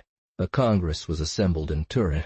A revolution, which had just precipitated Gian of Naples from the throne a short time before, at that moment attracted all the attention of the King of Hungary, as this vacant crown had just been offered to his nephew Charles of Peace by Pope Urban. This, Paish, the Count of Savoy, Amadeus VI, and the Republic of Florence chose this moment to act as mediators between the lordship and its enemies. Venetian ambassadors apparently had no instructions to prolong negotiations, for on August 8 the treaty was signed. The conditions of this peace were: the Republic reduced to its lagunas, having already abandoned Dalmatia and Treviso, had no further concessions to make and was not in a position to demand any. Note 53. See the analysis of the treaty in Marin Sanudo. Also see the Chronicle of Chinazzo. First, Evius treaty would cease. Second, regarding the Patriarch of Aquileia, everything was restored to its former state before the hostilities. Third, regarding the Lord of Padua, he would return Cavarzir and Morenzano to the Republic. He would tear down all forts erected by him along the shores of the lagoons. The boundaries between the Principality of Padua and the lands of the lordship would be settled by arbitrators. And finally, all taxes and dues to which Carrere had submitted under the PR. The King of Hungary renounced his claims over the island of Pago in the Gulf of Fiume, promised to close his ports to all pirates, and gave up salt production on his coasts. In exchange for these concessions, the Republic agreed to pay him 7,000 ducats over several years, as historians do not agree on the duration of this tribute. Lastly, regarding the Genoans, it was stipulated that both nations would renounce, in order to avoid any cause for discord, trade at the mouth of the Tanais, that each would keep the captures they had made, that the island of Tenedos would be evacuated by the Venetians, to be placed under the hands of the Count of Savoy, that the fortifications would be demolished after 2 years, that at that time decisions would be made on its subsequent ownership, and a sum of 100,000 ECS would be deposited by each of the two nations in the hands of the Florentines, as a guarantee for their execution of the treaty. In contrast, the Genoans returned almost all their prisoners. When it came to handing over prisoners, the Venetians, who had captured 7,200, only had to return 3,364. 4,000 had perished in Venice's dungeons. Note 54. D'André Navagier. Why others, not being supplied by anyone, died of discomfort. Count of Savoy. Ching. This peace stopped the ravages Zeno had been causing for some time on the coast of Liguria, but it was about to be broken by the obstinacy of the Venetian governor of Tenedos, who, unable to convince himself that the Republic had truly and sincerely renounced possession of this island, stubbornly refused to hand it over to the commissioners of Thie. He had to be threatened, treated as a rebel, his head put a price on, an army made to march against him, surrounded in form, and finally forced to capitulate. All his property was returned to him. He was indemnized for all his losses. Houses and lands were assigned in Candia to the inhabitants of Tenedos who wanted to move there. Others were paid the value of their goods they abandoned, to go establish themselves either in Constantinople or elsewhere. 55. This island of Tenedos was fatal to the Venetians. It cost them more to regain it than it had to seize it. Note 55. One can see this fact in the history of the city of Padua by André Gattaro. Muratori included it in his collection of Italian historians, Vol. B. 77, p. 465. Note on the margin, Section A. 30 citizens admitted to the patriciate. The government had to repay its debt to citizens who had shown the most devotion to the Republic during its dangers. 30 heads of families were admitted to the Grand Council. The others were Mark Storlato, artisan. As there is no purer source from which nobility can descend, I will quote these names. Some became illustrious. At the head of the 30 citizens raised to the patriciate was placed Jacques Cavalli, this Veronese general who, during the siege of Chiozza, had commanded the land forces. Paul Trivison, citizen d'Intorval. Jean Garzoni. Jacques Candomir, merchant d'Ars. Marc Urso. François Girardot, citizen d'Artat. Marc Sicagna, apothecary d'Ars. Antoine Arduino, wine merchant d'Ars. Raffaele Caracini, Grand Chancellor. Nicholas Paolo Dottabu. Marc Pachaligo, citizen. Pierre Zachary, grocer. Jacques Trivison, citizen. Jean Negro, grocer. Nicholas Longo, artisan. André Vendramini, banker Tor. Jean Arduino, Tuck. Jacques Pizzamani, noble candidate. Nicolas Tagliapietra, artisan. Nicolas Garzoni. Tuck. Pierre Penzino, artisan. Nicolas Rainier, artisan. Georges Colerge, noble from Candy. Louis de Fornace. Barthélemy Paruta, merchant, pelter. Pierre Lippomano, citizen d'Arts. Donato di Porto, artisan, torta. Paul Nani, grocer. François de Mezzo, artisan. André Zusto, 56, citizen. I found it in the manuscript at the St. Mark's Library Chronica Anonima della Rep. Note 56. I transcribed this list from the continuation of André Dandolo's Chronique by Raphael Corassini, then Grand Chancellor of Venice and one of the 30 new patricians. Thus there were not 100 voters, which proves that this nomination took place in the Senate, but it was probably submitted to the Great Council. After this promotion of patricians, there were two types of nobles in Venice. In Venice, the results of the ballotages for these nominations were as follows. John Guerzoni was admitted to the patriciate with a majority of 78 votes against 11, Mark Cicogna with 61 against 22, Nicolas Paolo with 62 against 24, and Vendramini with 62 against 24, 78 against 11. Marginal note: Michael Morosini was Doge. Everything prior to this decree wanted to form a separate class. Nevertheless, among these, families that could trace their lineage back, according to everyone's admission, to the cradle of the Republic, were always distinguished, and they were known as tribunician families. 1382.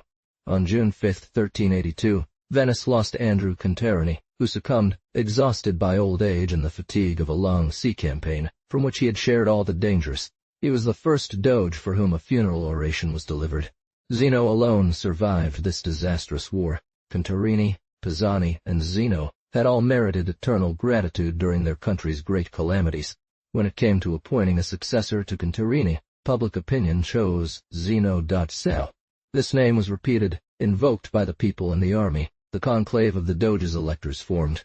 Two candidates were put forward. One was Zeno, the other Michel Morosini, who had tripled his fortune during the war through speculation. The votes of the electors converged on this latter. He was proclaimed Doge on June 10, 1382, and reigned for only 4 months. Illustration: Map of the lagoons in the Middle Ages. Book L. War against Carrara, Lord of Padua. The Republic recovers Treviso. 1382 to 1390. Acquisition of Corfu, Durazzo, Alessio, Argos, Naples of Romania and Scutari. Fight against the Turks. Battle of Nicopolis. New breach between the Genoans and Venetians. Tamerlane, called by Christians, attacks Bajazet and defeats him at Ancora. 1388 to 1403. War in Lombardy against Francis Carrera Thuccan. Siege and capture of Padua. Acquisition of Vicenza, Feltre, Belluno, the province of Rovigo, and Verona. Death of the Carrera princes. Judgment of Charles Zeno by the Council of Ten, 1397 to 1406. 1382. Datus. Note in margin. I. State of the two republics after the Chiozza War. One cannot say that either people was defeated. The Genoans had maintained the balance of politics among all the princes of Italy. After this memorable struggle in which Genoa and Venice had marked their hostility with such great efforts, the diverse fortunes of these two republics offer an example of what adds to the strength of a state: internal union and stable government. The occupation of Chiozza, though temporary, had taught the nations that the high barriers raised by nature for Venice's defense were not insurmountable. They'd held in the lagoons for nearly a year. After losing an army of 50 galleys, they had presented another almost as formidable, which disputed the empire of the Adriatic. The conditions of the Peace of Turin had been dictated by them. The Venetians had just lost their only province on mainland in the island of Tenedos. Thus, the relative power of Genoa had actually increased. However, this state was nearing its decline. Divided by factions, inconsistent in choosing its government, exhausted by war, without being able to repair its losses through the wisdom of its administration, it could not, after a few years, escape a neighboring ambitious power, except by turning to a foreign prince. The Doge surrendered his scepter and sword to the ambassadors of Charles V57, and received the title of governor of the state of Genoa for the King of France. Venice's fate was quite different. It was the 4th time in this century that Genoa submitted to a master, first to Emperor Henry VII, then to Robert, King of Naples, and subsequently to Archbishop John Visconti of Milan. Note 57. No internal enemies to combat. All forces, all attention, could be directed towards external affairs. A loan was necessary. This was a forced loan, yet it was arranged in such a way as to attest the credit of the Republic. It had suffered great losses, but it retained an unwavering government, wise administration, prudent and persistent policy that knew how to wait, watch opportunities, and bring them about. He declared that voluntary loans would be accepted, but foreigners were explicitly excluded, and a special decree was required to permit the admission of funds that John I, King of Portugal, wished to invest there. It was calculated that to reduce this sum to today's value, it would need to be multiplied by 7 1/3. Note 58. Storia Civili, Politica del Commercio de Veneziani, di Carlo Antonio Marin, Vol. An assessment made of the existing properties in the 6 districts of Venice valued them at 6,294,000 gold florins 58, or nearly 63 million ducats. Vi. Book 3, Chapter 2. If these two weights were equal, one would conclude that the relative value of silver and gold was in the proportion of 1 to 30. This is difficult to believe, for a great number of testimonies and facts attest that at this time, and for a long time, gold only had 15 times the value of silver. This author informs us that a gold florin was worth 10 ducats, and a silver florin 1/3 of a ducat, from which it would follow that a gold florin was 30 times the value of a silver florin. It is true that Charles Marin observes in the same chapter that the relative value of these two metals was not exactly observed in Venetian coins, but one cannot assume such a considerable difference. It is likely that the weight of what was called the silver pound was not the same as that of the gold pound, or there is some error in the passage that led to this note. Note 59. Meanwhile in Genoa, the populace, the nobles, 20 factions triumphing in turn, deposed 10 ephemeral doges 59 in 3 or 4 years. Fleets left Venice to gather new riches from all the seas of the East, and the ocean saw a squadron destined to protect the flag of St. Mark on the coasts of Flanders. Antoniato Adorno IV. Each of these years was marked by several revolutions in Genoa. Now, in 1390, Jacob Fragos. In 1391, Antoniato Adorno III. In 1392, Antoine Montalto. In 1393, Pierre Fregoso, Clement Promontorio, François Giustiniani. In 1394, Antoine Montalto II. Nicolas Zoalio, Antoine Montalto II. Nicolas Zoalio, Antoine Guarco S. Perfect security over the present allowed for nothing to be rushed, and everything to be expected from time, which is one of the necessary elements of all worldly affairs. Marginal note. 2. The less dissensions there were at home, the more one was able to take advantage of those of others. Thus, the Council of the Lordship initially applied itself to sow seeds of division among neighboring princes, divisions sown by the Venetians among their neighbors. The cession of the province of Treviso to the Duke of Austria had already strained this prince with the Lord of Padua. Both were enemies of an even more dangerous neighbor, Galeazzo Visconti, usurper of the Duchy of Milan. This one, by extending its borders to the possessions of the Lord of Verona, cast a shadow on this new neighbor. The Venetians did not forget to incite or encourage this suspicion. They provided subsidies to Anthony della Scala to wage war against Francis Carreri d'Aut. The Republic concluded an alliance treaty with this duke. Shortly after, it protected the Lord of Padua against the same Visconti, thus without scruple shifting from one side to another as long as it weakened them in turn. 60. Note 60. One can see in this matter a fragment that Muratori inserted into his Antiquities of Italy in the Middle Ages, Val Tor. The vacancy of the patriarchal see of Aquileia caused troubles in Friuli. The Pope had entrusted its administration to a foreign cardinal. The Lord of Padua supported the rights of the administrator. This was a reason for the Venetians to protect the city of Udine and a few others that refused to recognize him. 3. P. 11091, titled The History of the Julian War by John Notary, formerly of Maniaco, a contemporary author, from the year 1366 to 1388. Here are the effects that arose from the divergence of opinions regarding the patriarch. Utinenses refused to have him in commendam. Indeed, so total was the loss of the country's freedom that they said, "It is better for the country to be destroyed than its freedom to be lost." And in this way, in any city, castle, or village, great strife arose between brothers, spouses, father and son, not only among men but also among women, both civil and rural, both small and large. In Hungary, the death of King Louis, who had taken away from the Venetians their most important colony, left a vacant crown that his daughter and nephew would dispute through crimes. The Republic took part in these quarrels. They became civil wars, and led to the dismemberment of the provinces of this formidable neighbor. But human foresight can only prepare combinations that make events more probable. It cannot master them. Fortune, which always maintains its rights, deceived the prudence of the Venetians more than once. It would be difficult not to see, in this conduct, the result of a system decided upon in the council of the seniorship, and followed with perseverance. Marginal note. The Duke of Austria sells the March of Treviso to the Lord of Padua, 1382. They had ceded the March of Treviso to the Duke of Austria, to make him an enemy of the Lord of Padua. It happened otherwise. When Leopold's troops presented themselves to take possession of the places, Carrera invented all sorts of pretexts not to withdraw his own. This agreement, for the cession of Treviso, was not yet concluded when Count Camino, dying without heirs, bequeathed to the Republic the lands he owned in this province. He spared neither protests nor submissions, corrupted Austrian generals, gained time, and braved the Duke's anger, and when new affairs drew his forces elsewhere, the Lord of Padua proposed to settle all their disputes by negotiating the sale of this province.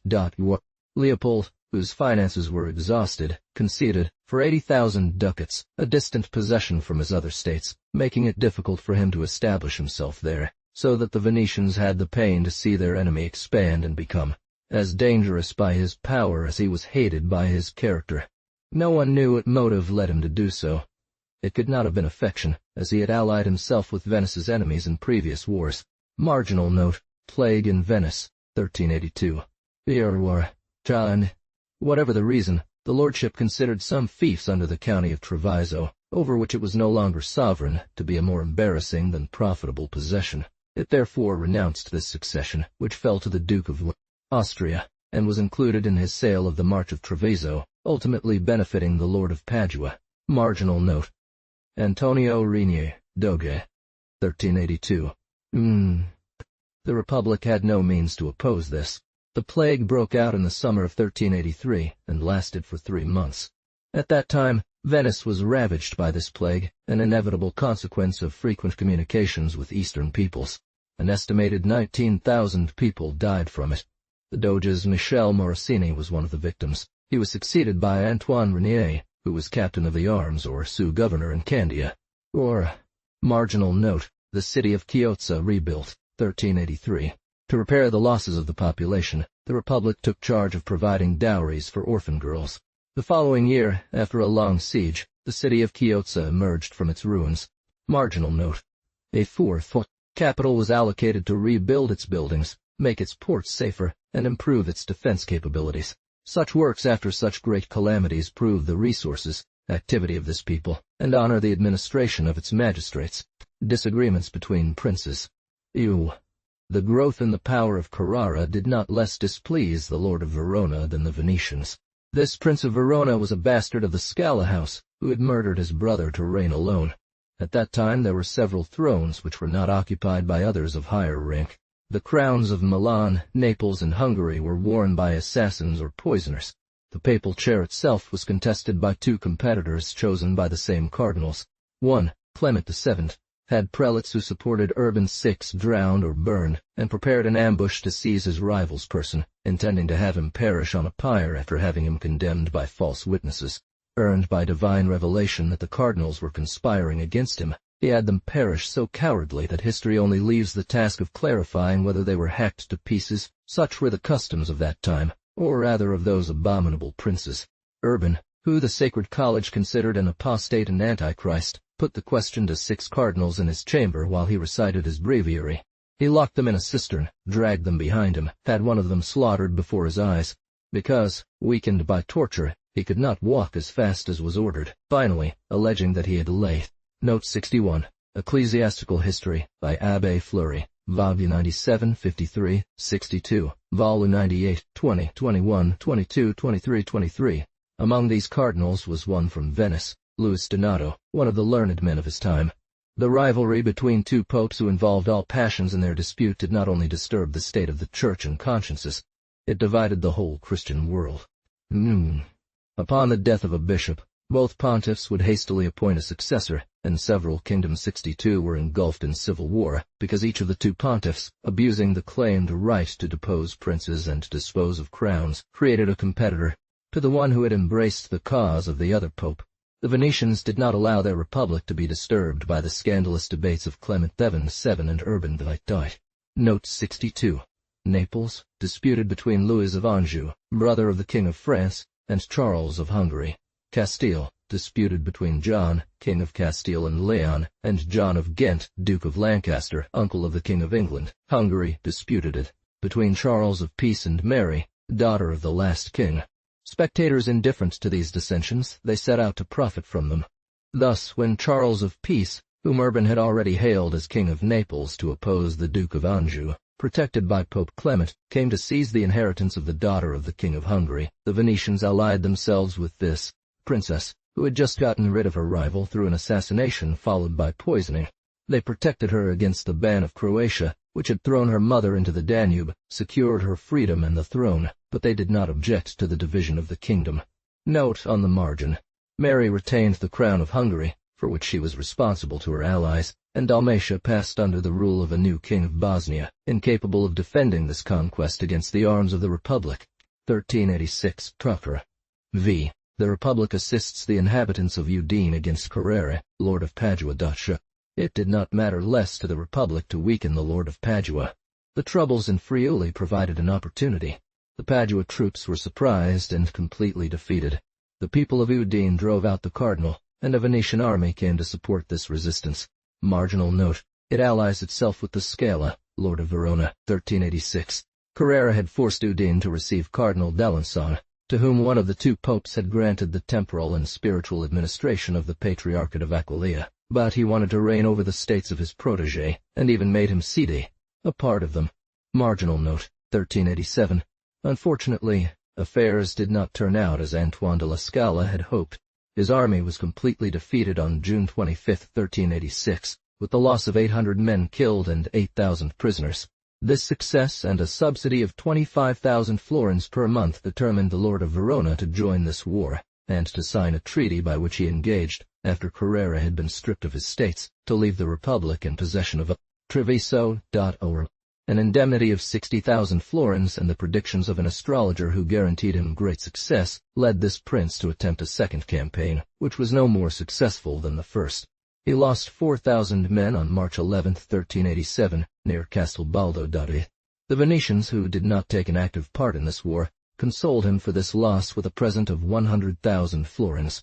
Marginal note. Intrigues by Carrere in Venice. Carrere, on the other hand, was waging a war that was no more generous. He had corrupted significant figures within the councils of the Republic.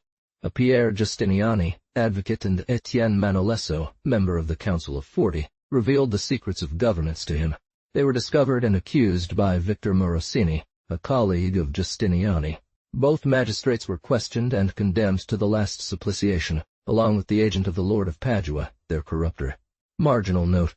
He allied himself with Visconti, Duke of Milan, who deceived him and seized the states of the Lord of Verona. 1387. Tarquoring. Das. The discovery of these maneuvers forced Carrera to take measures to secure against the resentment of the Republic and seek the aid of a powerful ally who could crush without return the Prince of Verona. The invasion was swift.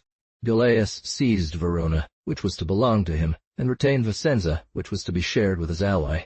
To this end he initiated negotiations with Galleas Visconti, which concluded on April 19, 1387. They promised in the treaty to act in concert to deprive Antonio della Scala of his states and divide them.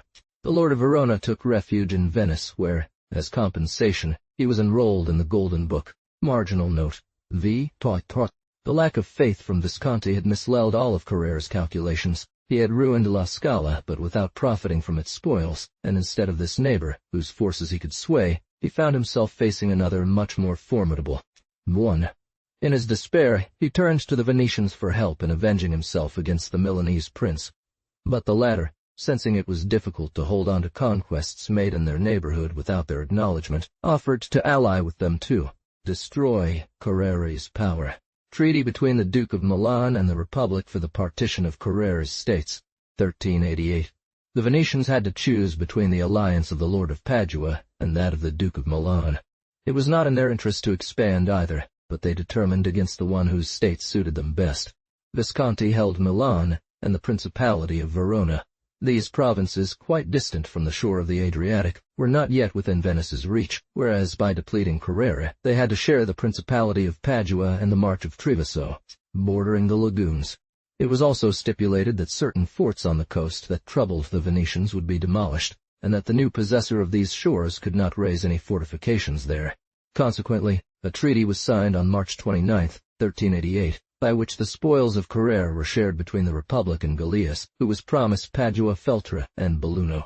Venice reserved for itself the March of Treviso, Siena, and the posts of Treviso, Siena, and the posts of Sanoleto and Carano d'Arte. The Venetian contingent in this war was set at 550 men of infantry, 1,000 foot archers, 300 horsemen archers, and 100 armed men. It was indeed little, but Visconti desired much less the cooperation of the Republic than its acknowledgment for his projected conquests. However, he felt that his reputation for bad faith was too well established for him to dispense from giving his allies some pledge of his fidelity. With this view he asked and obtained that Charles Zeno come to serve in his army, and entrusted him with the government of Milan. It was a rather singular position for this general to be called to the army of a foreign prince, and placed outside the theater of war, to command in the capital of a suspected ally, and only surrounded there by troops of that prince. Note 77. War against Carrara. Capture of Padua by the Milanese. 1388. The forces of Carrara were not equal to those of his enemies. Hostilities began in July. The small Venetian army emerged through Mestre in the Trevisan March, while their fleet, under James Delfino's orders, entered the Brenta and captured some castles.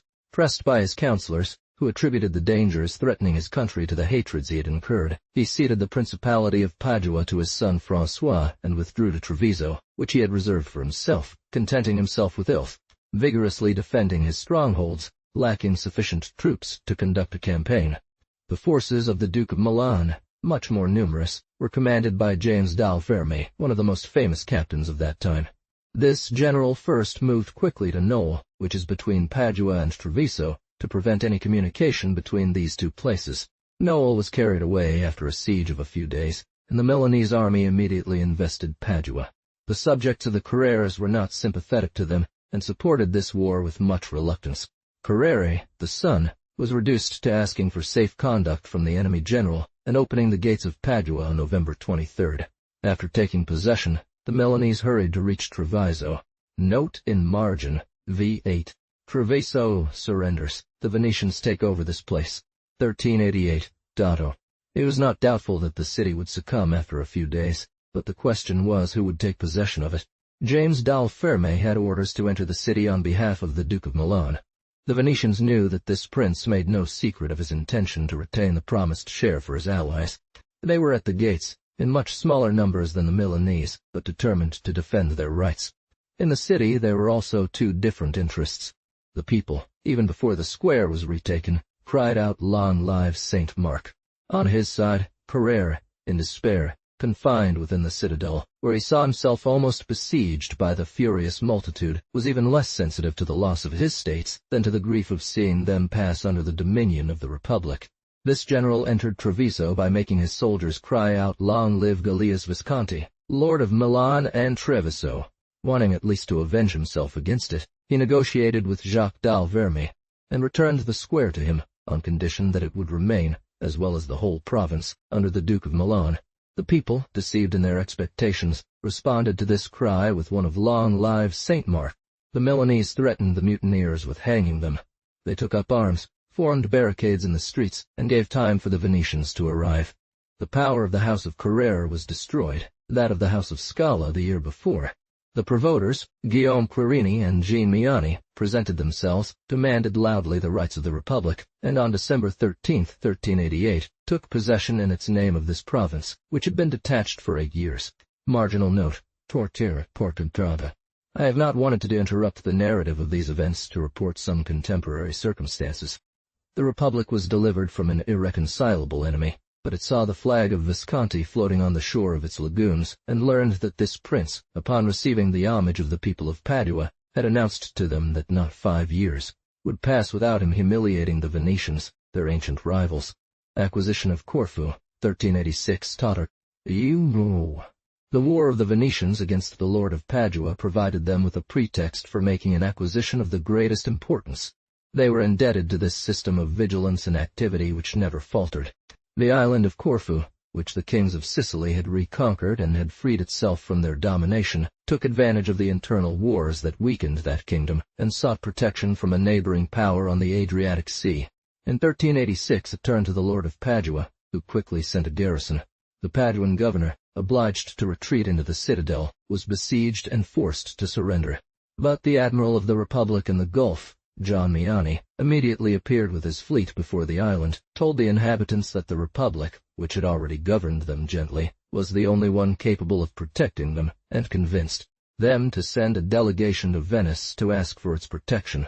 This important island, which remained constantly subject to the Republic, was retaken on June 9, 1386.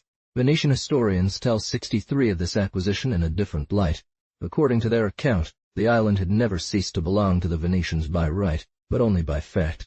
They had once possessed it. They had sent a colony there 200 years earlier. Note 63. François Verdizzati, De Fatti Veneti, Libé, 16. Paul Morosini, Hist. The desire to regain this possession led them to offer a considerable sum to the Prince of Taranto, who had seized it, not to redeem their property, but to gain peace, and the island's transfer was stipulated in a treaty. Di Venetia, Lib. 17. This acquisition facilitated others. Marginal note. Of Durazzo, D'Alessio d'Argos, and Naples of Romania. The city of Durazzo, on the coasts of Albania, had once temporarily belonged to the Venetians. It was a sufficient pretext to seize it from a prince of the House of Anjou, who was not in a position to dispute this possession.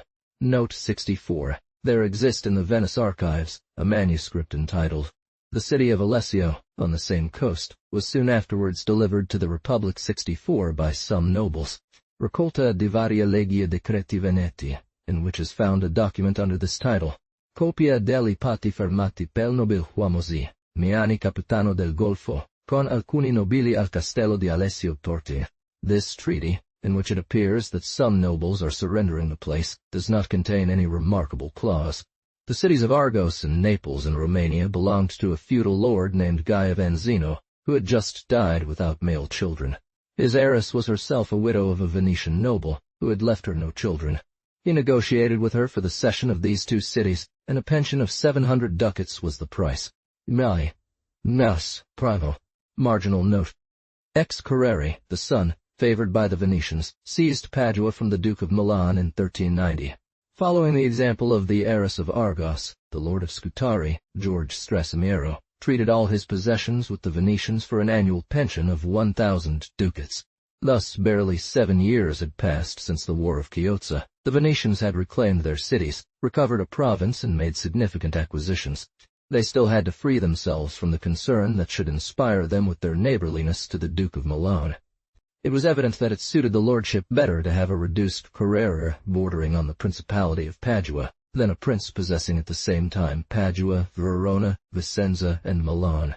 The young Carrera, though detained as a prisoner in this prince's house, had formed some intelligences in Padua. He sounded the government of the Republic to know if, in case he could attempt with success some undertaking on his former states, she would at least favor him by her neutrality. Carrera was treated in such a way as to encourage her in her enterprise. It succeeded completely. He then passed the Alps to go to the Duke of Bavaria. Genoa and Pisa refused to receive him. The Florentines only granted asylum to his wife and children. Bologna promised aid only timidly. This prince was the son-in-law of Bernabos Visconti, whom Gallius had deposed. Carrera incited him to punish the usurper of the Milan throne. He escaped from Asti in pilgrim's garb, wandered along the coasts of Liguria covered with enemies, supporting the courage and exhausted forces of his pregnant wife for 6 months, lacking food, sleeping among rocks, pursued by Gallius partisans and repelled by those who feared to incur that prince's hostility. The elector promised him 12,000 men, to be paid for by the republics of Florence and Bologna. Carrera then crossed Carinthia, Dalmatia, and Friuli, seeking enemies for Gallius everywhere, and finally with 300 lances he suddenly arrived in Padua. The tyrannical rule of the Viscontis had prepared pretexts for popular instability. The countryside rose up for the son of their former lord. In the middle of the night, he surprised Padua by daringly entering with about 40 brave men right along the bed of the Brenta, which was then almost dry. This bold act won him the affection of the people. The Milanese garrison, forced to retreat to the castle, was besieged there. 6,000 men from Bavarian troops, 2,000 Florentines came to complete the conquest of Padua, and on August 27, 1390, the surrender of the castle ensured the young Carrera possession of his former capital. Note in margin: see League against the Turks. Soon after, he went to Venice to cement, through the protests of his devotion, the alliance he was about to make with the lordship. The Republic had just made several important acquisitions on the coasts of ancient Greece, but small pensions would not have induced the possessors to part with them if they had not felt that these possessions were near escaping them. The Eastern Empire, long since in ruins, was reaching the end of its existence. The torrent of Ottoman power beat against the walls of Constantinople, and already flooded the European provinces. It was evident that the small princes established on the coasts or in the islands of the archipelago must be swallowed up by this overflow, and one did not even know where to find enough force to oppose a dike capable of stopping it. Manuel Palaiologos sought the aid of Christianity, with all the urgency of a man who does not count on his own courage. After the Greek emperors, if one can still count these princes among the powers, the Venetians, the Genoese, and the King of Hungary were the most immediately interested in preventing the progress of the Ottomans, commanded at that time by Bajazet, their fourth sultan. The Republic, willing to enter into this league, spared nothing to make it more formidable. It sent an ambassador to the courts of France and England, and the most illustrious man of the nation was charged with representing it in this double mission. But France was not in a position, under the deplorable reign of Charles VI, to undertake distant expeditions. Charles Zeno excited the zeal of both kings against a conqueror who was already talking, it seemed, about feeding his horse oats on the altar of St. Peter. The King of England had more pressing interests. A few less powerful princes joined the venture. The Count of Nevers, son of the Duke of Burgundy, took command of the French lords who provided a small army to march against the Turks. Among them were Philippe d'Artois, Count of Eu, Constable of France, Jacques de Bourbon, Count of La Marche, Sieur de Coucy, Guy de la Trémouille, Marshal de Boucicaut, and several others. The son of the Count of Hainaut wanted to join, but his father said, "William, since you have the will to go to Hungary and Turkey against people who never forced us, you have no reasonable title but for the vain glory of this world. Let Jean de Boulogne and our cousins from France do their part, and so should you. Go instead to Frisia and conquer our inheritance 65. Note 65, Froissart. The King of France, as sovereign of Genoa, armed a fleet to act in concert with that of Venice. The combined fleet totaled 44 galleys, more than sufficient to dominate the seas of the East, but on land, the Ottoman forces still held superiority. Marginal note: Touy, 12. The French army united with that of the King of Hungary. The Duke of Nevers's army numbered barely 10,000 men. There were 1,000 knights accompanied by a large number of servants, and even courtiers.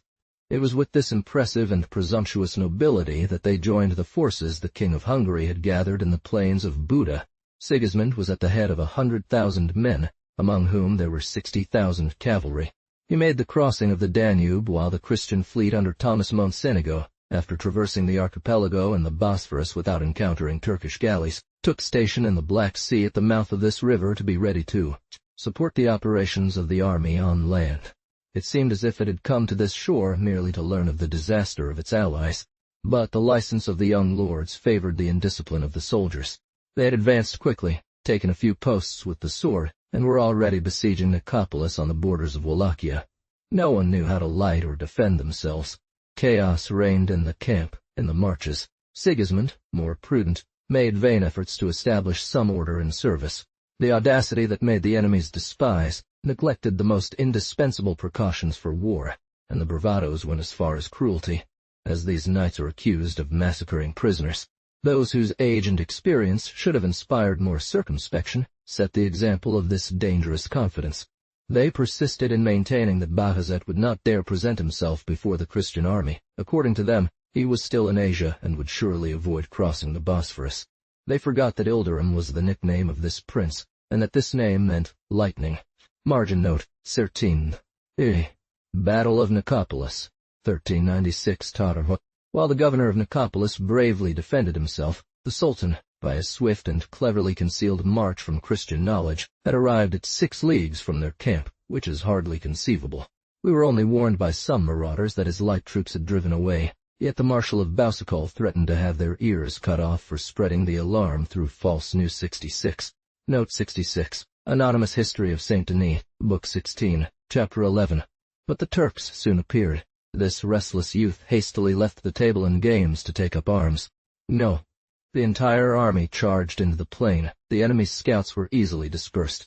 "Well," said Jean de Vienne, "where reason cannot be heard, it is fitting that utmost caution prevails, and since Count D wishes to fight, let us follow him." The king in vain tried to hold them back. Sieur de Coucy and Admiral Jean de Vienne argued that one should not start the battle by exhausting the elite of the army to scatter the enemy's light troops, but the Constable of Artois and Marshal of Foix. Boucicault maintained that it was a matter of honor to let the Hungarians outmaneuver them. They encountered a row of palisades, which they managed to cross, but not without some disorder. There, they encountered another line of 40,000 men, led by the presence of the Sultan. The Turkish infantry was behind, and it bravely withstood the charge, getting pushed back, with 10,000 Janissaries remaining on the field, while the rest ran to rally under the protection of a strong cavalry line advancing to their aid. The French rushed upon this second line, crossed it, drove them into flight, killed 5,000 Turks, and instead of stopping even for a moment to restore order in their ranks, or let their horses catch their breath, they pursued these fleeing squadrons towards a hill. Charged in turn, forced to fight in disarray, surrounded, they had the pain of seeing that the Hungarian army did not stir to support them. 3,000 fell under the Ottoman scimitar, all the rest became prisoners, letting themselves be carried away by the current, still pursued by the enemy's arrows. On the battlefield, Bajazet had the captives brought to him, and either through a cowardly abuse of victory or a cruel reprisal. If it is true that the French had slaughtered their prisoners, he had all those who did not immediately embrace Islam's faith beheaded. Bajazet advanced on the Hungarian army, an immobile spectator of this first battle, but already terrified. It made only a feeble resistance. The impetuousness of the Turks threw it into complete disarray. The king and Grand Master of Rhodes only owed their salvation to a boat that happened to be on the bank of the Danube, into which they leaped. The Count of Nevers and 24 lords, among whom was the Marshal of Boucicault, were alone excepted from this massacre. The King of France sent an ambassador to negotiate their ransom. The ransom was set at 200,000 ducats. This ambassador presented to the Sultan 6 horses, a flight of falconry birds, linen fabrics that were then made in Reims, and a tapestry hanging depicting the battles of Alexander, from the Arras manufactory. The Sultan demanded collateral, and it was a Genoese merchant from the island of Schio, named Bartholomew Pellegrini, who stood as guarantor for the King of France. If one believes the national histories, he had, in their presence, opened the abdomen of one of his officers, whom a poor woman accused of having drunk the milk of her goat. Before sending back these lords, Bajazet wanted to give them an idea of his magnificence. He invited them to a hunt. The party consisted of 7,000 hunters, as many falconers, with satin covers for the dogs and diamond collars for the dogs and diamond collars for the leopards. But these foreigners, dazzled by his luxury, must have been even more astonished by his justice. Note 67. Voltaire says in his essay on manners, regarding Mehmed VII, that one should not believe that a sultan would have had his pages' abdomens opened to see which one of them had eaten a melon. This tale resembles too much the one told above for one to doubt that this distinguished writer rejects both, but Gibbon repeats this one according to Chalcondyle's authority, Book 2. And that of a Persian historian, Sharestin Ali, History of Timur Bek, Book 5, Chapter 15, translated into French by Petit Delacroix d'Audier. This disastrous battle of Nicopolis took place on September 28, 139,668. It was through the boat carrying the King of Hungary that the Venetians and Genoans, stationed at the mouth of the Danube, learned that Bajazet had become the master of flooding the west and south of Europe. The combined fleet hastened to leave the Black Sea, where it could be of no further use, and returned to the Italian Sea. Note 68. There is much uncertainty about this date. I transcribe it from Art de vérifier les dates. But the author himself adds that Turkish historians place this event in 1388, and Leon Clavius in 1393. Marginal note, 14th. The Greeks call on Tamerlane for help. Amidst such pressing danger, the Greeks saw salvation only in invoking another threat. Note on the margin. It plunders the counter at Azov. They implored the aid of a Tartar, who had already crossed Asia several times and subjugated it, for Timur, or Tamerlane, who, after a battle, raised pyramids of 90,000 heads, an horrifying monument to his victory. This conqueror, having approached the mouth of the Tanais, saw deputies from Venetian, Genoese, and Catalan merchants arrive in his camp, who traded in the port of Azov, then called Tana. They did not come to implore his aid against Bajazet. They simply requested permission to conduct their commerce peacefully. These pleas were accompanied by gifts, such as a colony of European merchants from the 14th century could offer to a victorious conqueror enriched with all the spoils of Asia. Timur swore on his head to them that he would protect them, entered his troops into the city, gave it over to plunder, set it ablaze, and threw all the Christians who escaped the sword of the Tartars into chains. This example did not deter the Greek emperor from calling upon his country a terrible calamity. Manuel Palaiologos had spent 2 years at the courts of Christian princes without obtaining effective aid. Note in margin: Battle of Ankara, where Tamerlane defeated Bajazet, June 30, 1402. Timur, who knew little about the Empire of Constantinople but had heard of the imperial city, eagerly seized this opportunity to extend his conquests. He sent a message to the Turkish emperor ordering him to stop. 1 or 2 million men fought for the Asian Empire with all the means of destruction known to both the ancients and modern 69. After a haughty correspondence between Bajazet and him, these two conquerors met near Angora, formerly in Syre, the Phrygian city, that is, on the same plains that Mithridate and Pompey had stained with blood 15 centuries earlier. But the Roman armies were nothing in comparison to those led by the sovereigns of the Ottomans and Tartars. The defeat of the Ottomans was complete. One of Bajazet's sons lost his life there, another, and he himself, their freedom. The Art of Verifying Dates reports it on June 30. Note 69. There are historians who set the date of this battle on July 28, 1402. Constantinople was, for a time at least, delivered from the fear of the Turks. But on the other side of the Bosphorus, one could see the banners of Timur, and if it was not invaded, and therefore sacked and burned, it was because the leader of an army of 800,000 men did not have several galleys to cross this arm of sea. All Venetian or Genoese warships that were within reach were in the narrow straits, to prevent fugitives from the Ottoman army from crossing into Europe. However, at the time, Genoese captains were blamed for granting asylum and passage to many Turks. There was a double interest in keeping them away, and because they were dangerous hosts in themselves, and their presence would necessarily attract the victor to pursue them. This reproach is recorded in a report by Gincornaro, commander of a Venetian galley. This was not the first time that the Genoans had assisted the Ottomans against the Greek Empire. It seemed for a long time that they had foreseen the success of these conquerors. The care to preserve their friendship was one of the fundamental principles of their policy. But in the situation in which Genoa then found itself, it would be difficult to judge what spirit guided the system of its relations with other powers. This republic no longer existed as an independent government. It had been given to the King of France. Not only had it placed itself under foreign protection, but it had renounced its constitution and had recently received a French governor. It was the same Marshal of Boucicault that we saw fighting in the Battle of Nicopolis with this impulsive fervor that did not consider the duplicity of politics, nor even the calculations of forethought. Moreover, the colony of Pera had never considered itself necessarily bound to the political system of its metropolis. So, if, as cannot be doubted, the Genoese provided the fleeing Turks with means to gain asylum in Europe, it was a spontaneous decision by those then navigating these seas, and that resolution could have certainly been advised by their self-interest. Note on margin: Sexty hostilities between the Venetians and the Genoese, 1403. Marshal of Boucicault set sail from Genoa with a fleet of 11 galleys. The government of Genoa, or the cabinet in Paris, on the other hand, judged that it was in their interest or duty to attack the Ottomans after the disaster they had just experienced. 70. In the spring of 1403. This armament caused great alarm among the Venetians. Note 70. François Verdizotti, De Fatti Veneti, Lib. 17. And the Chronicle of J. Bembo, which follows that of Dandolo, states that this fleet consisted of 21 galleys. Perhaps they supposed that the marshal had views more profound than he was capable of. They equipped a fleet of similar strength, which Zeno led across the seas of the East. He had orders to secure all the colonies of the Republic, to observe the Genoese carefully, but to commit no act of hostility against them. The explanations preceding these two armaments, the encounters between these two fleets, the caution of the Venetians, all confirmed too well that there still existed between the two peoples feelings of distrust and jealousy, and the fiery character of Marshal Boucicault did not contribute to conciliating spirits. The latter excused himself on the grounds of Venetian naval laws, which did not allow him to leave his vessel. In a first encounter he invited the Venetian admiral by letter to come aboard his ship, using the pretext of an illness that prevented him from traveling to Captain Zeno's ship. Then, the marshal proposed to the Venetians joining their fleet with his to attack the ports of the infidels.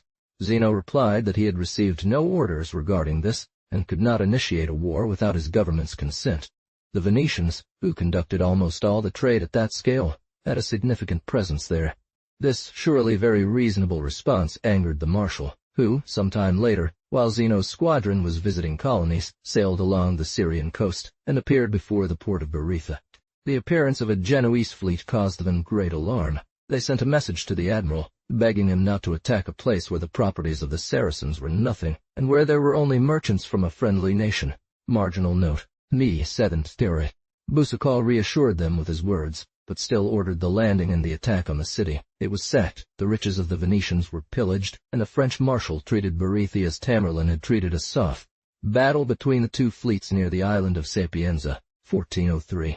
From that moment, he no longer distinguished between Venetians and infidels. He seized their ships, destroyed their trading posts, ruined their trade, claiming that anything in enemy country or for enemies was a fair catch. The Venetian admiral, to support his claims or to protect his nation's ships, drew his fleet closer to the Genoese fleet. The representations Zeno addressed to him on this subject were not received in a way that left any hope of redress for these insults.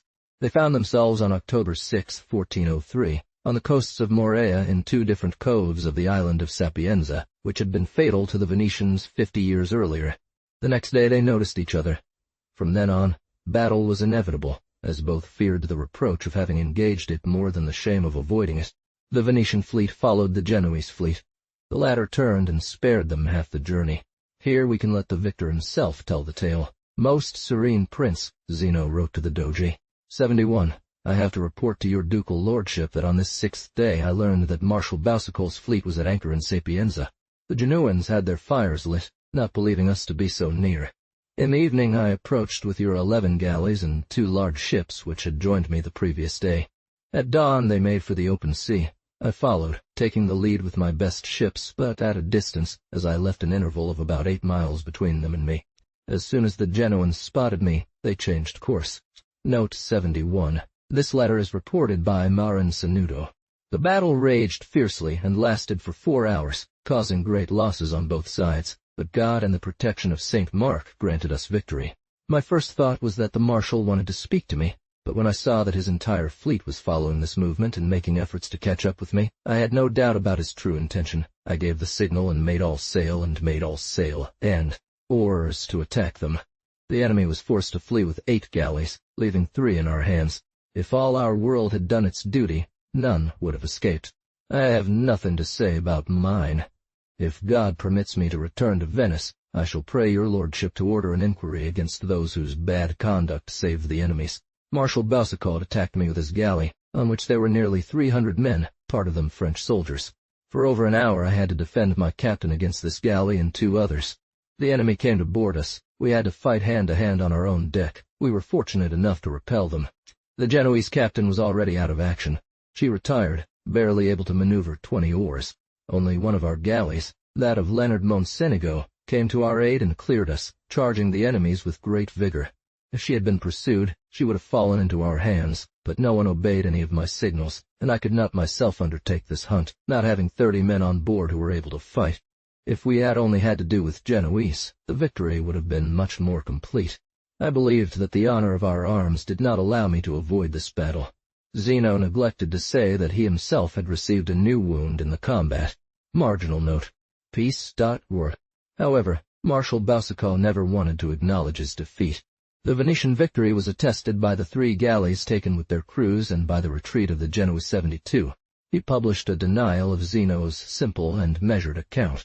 He sent a cartel to the admiral, even to the Doge himself 73, and in his private authority declared war on the Republic, without worrying if Genoa was able to support it. In the first moments, there were some Venetian trading ships seized by pirates.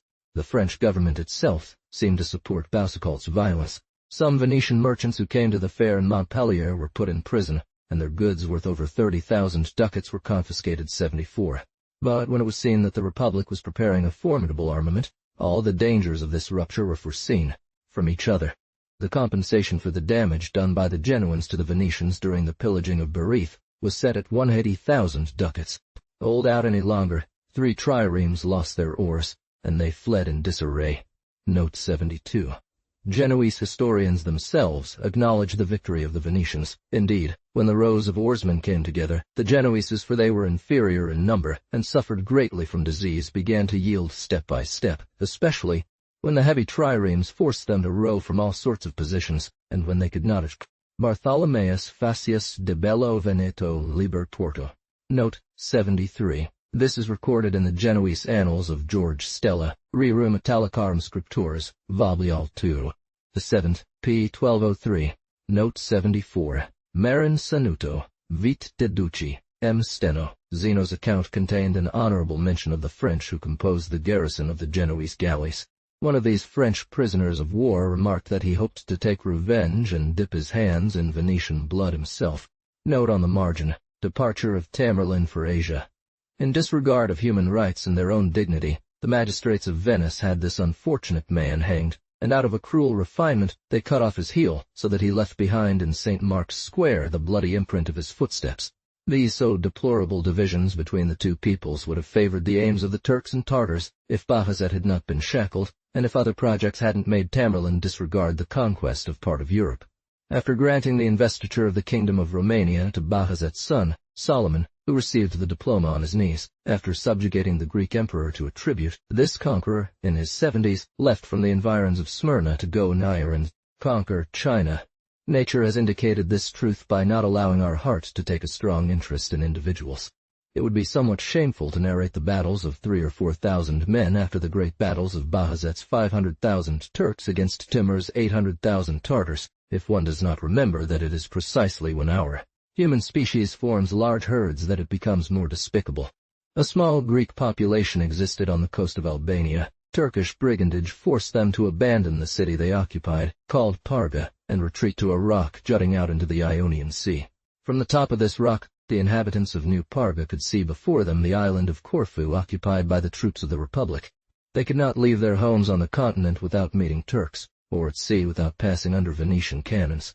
Hardened by the disasters that the Turks had just suffered, or forced to accept the rule of their new neighbors, in 1401 they placed themselves under the domination or protection of the Republic, which in 1447 granted them some privileges.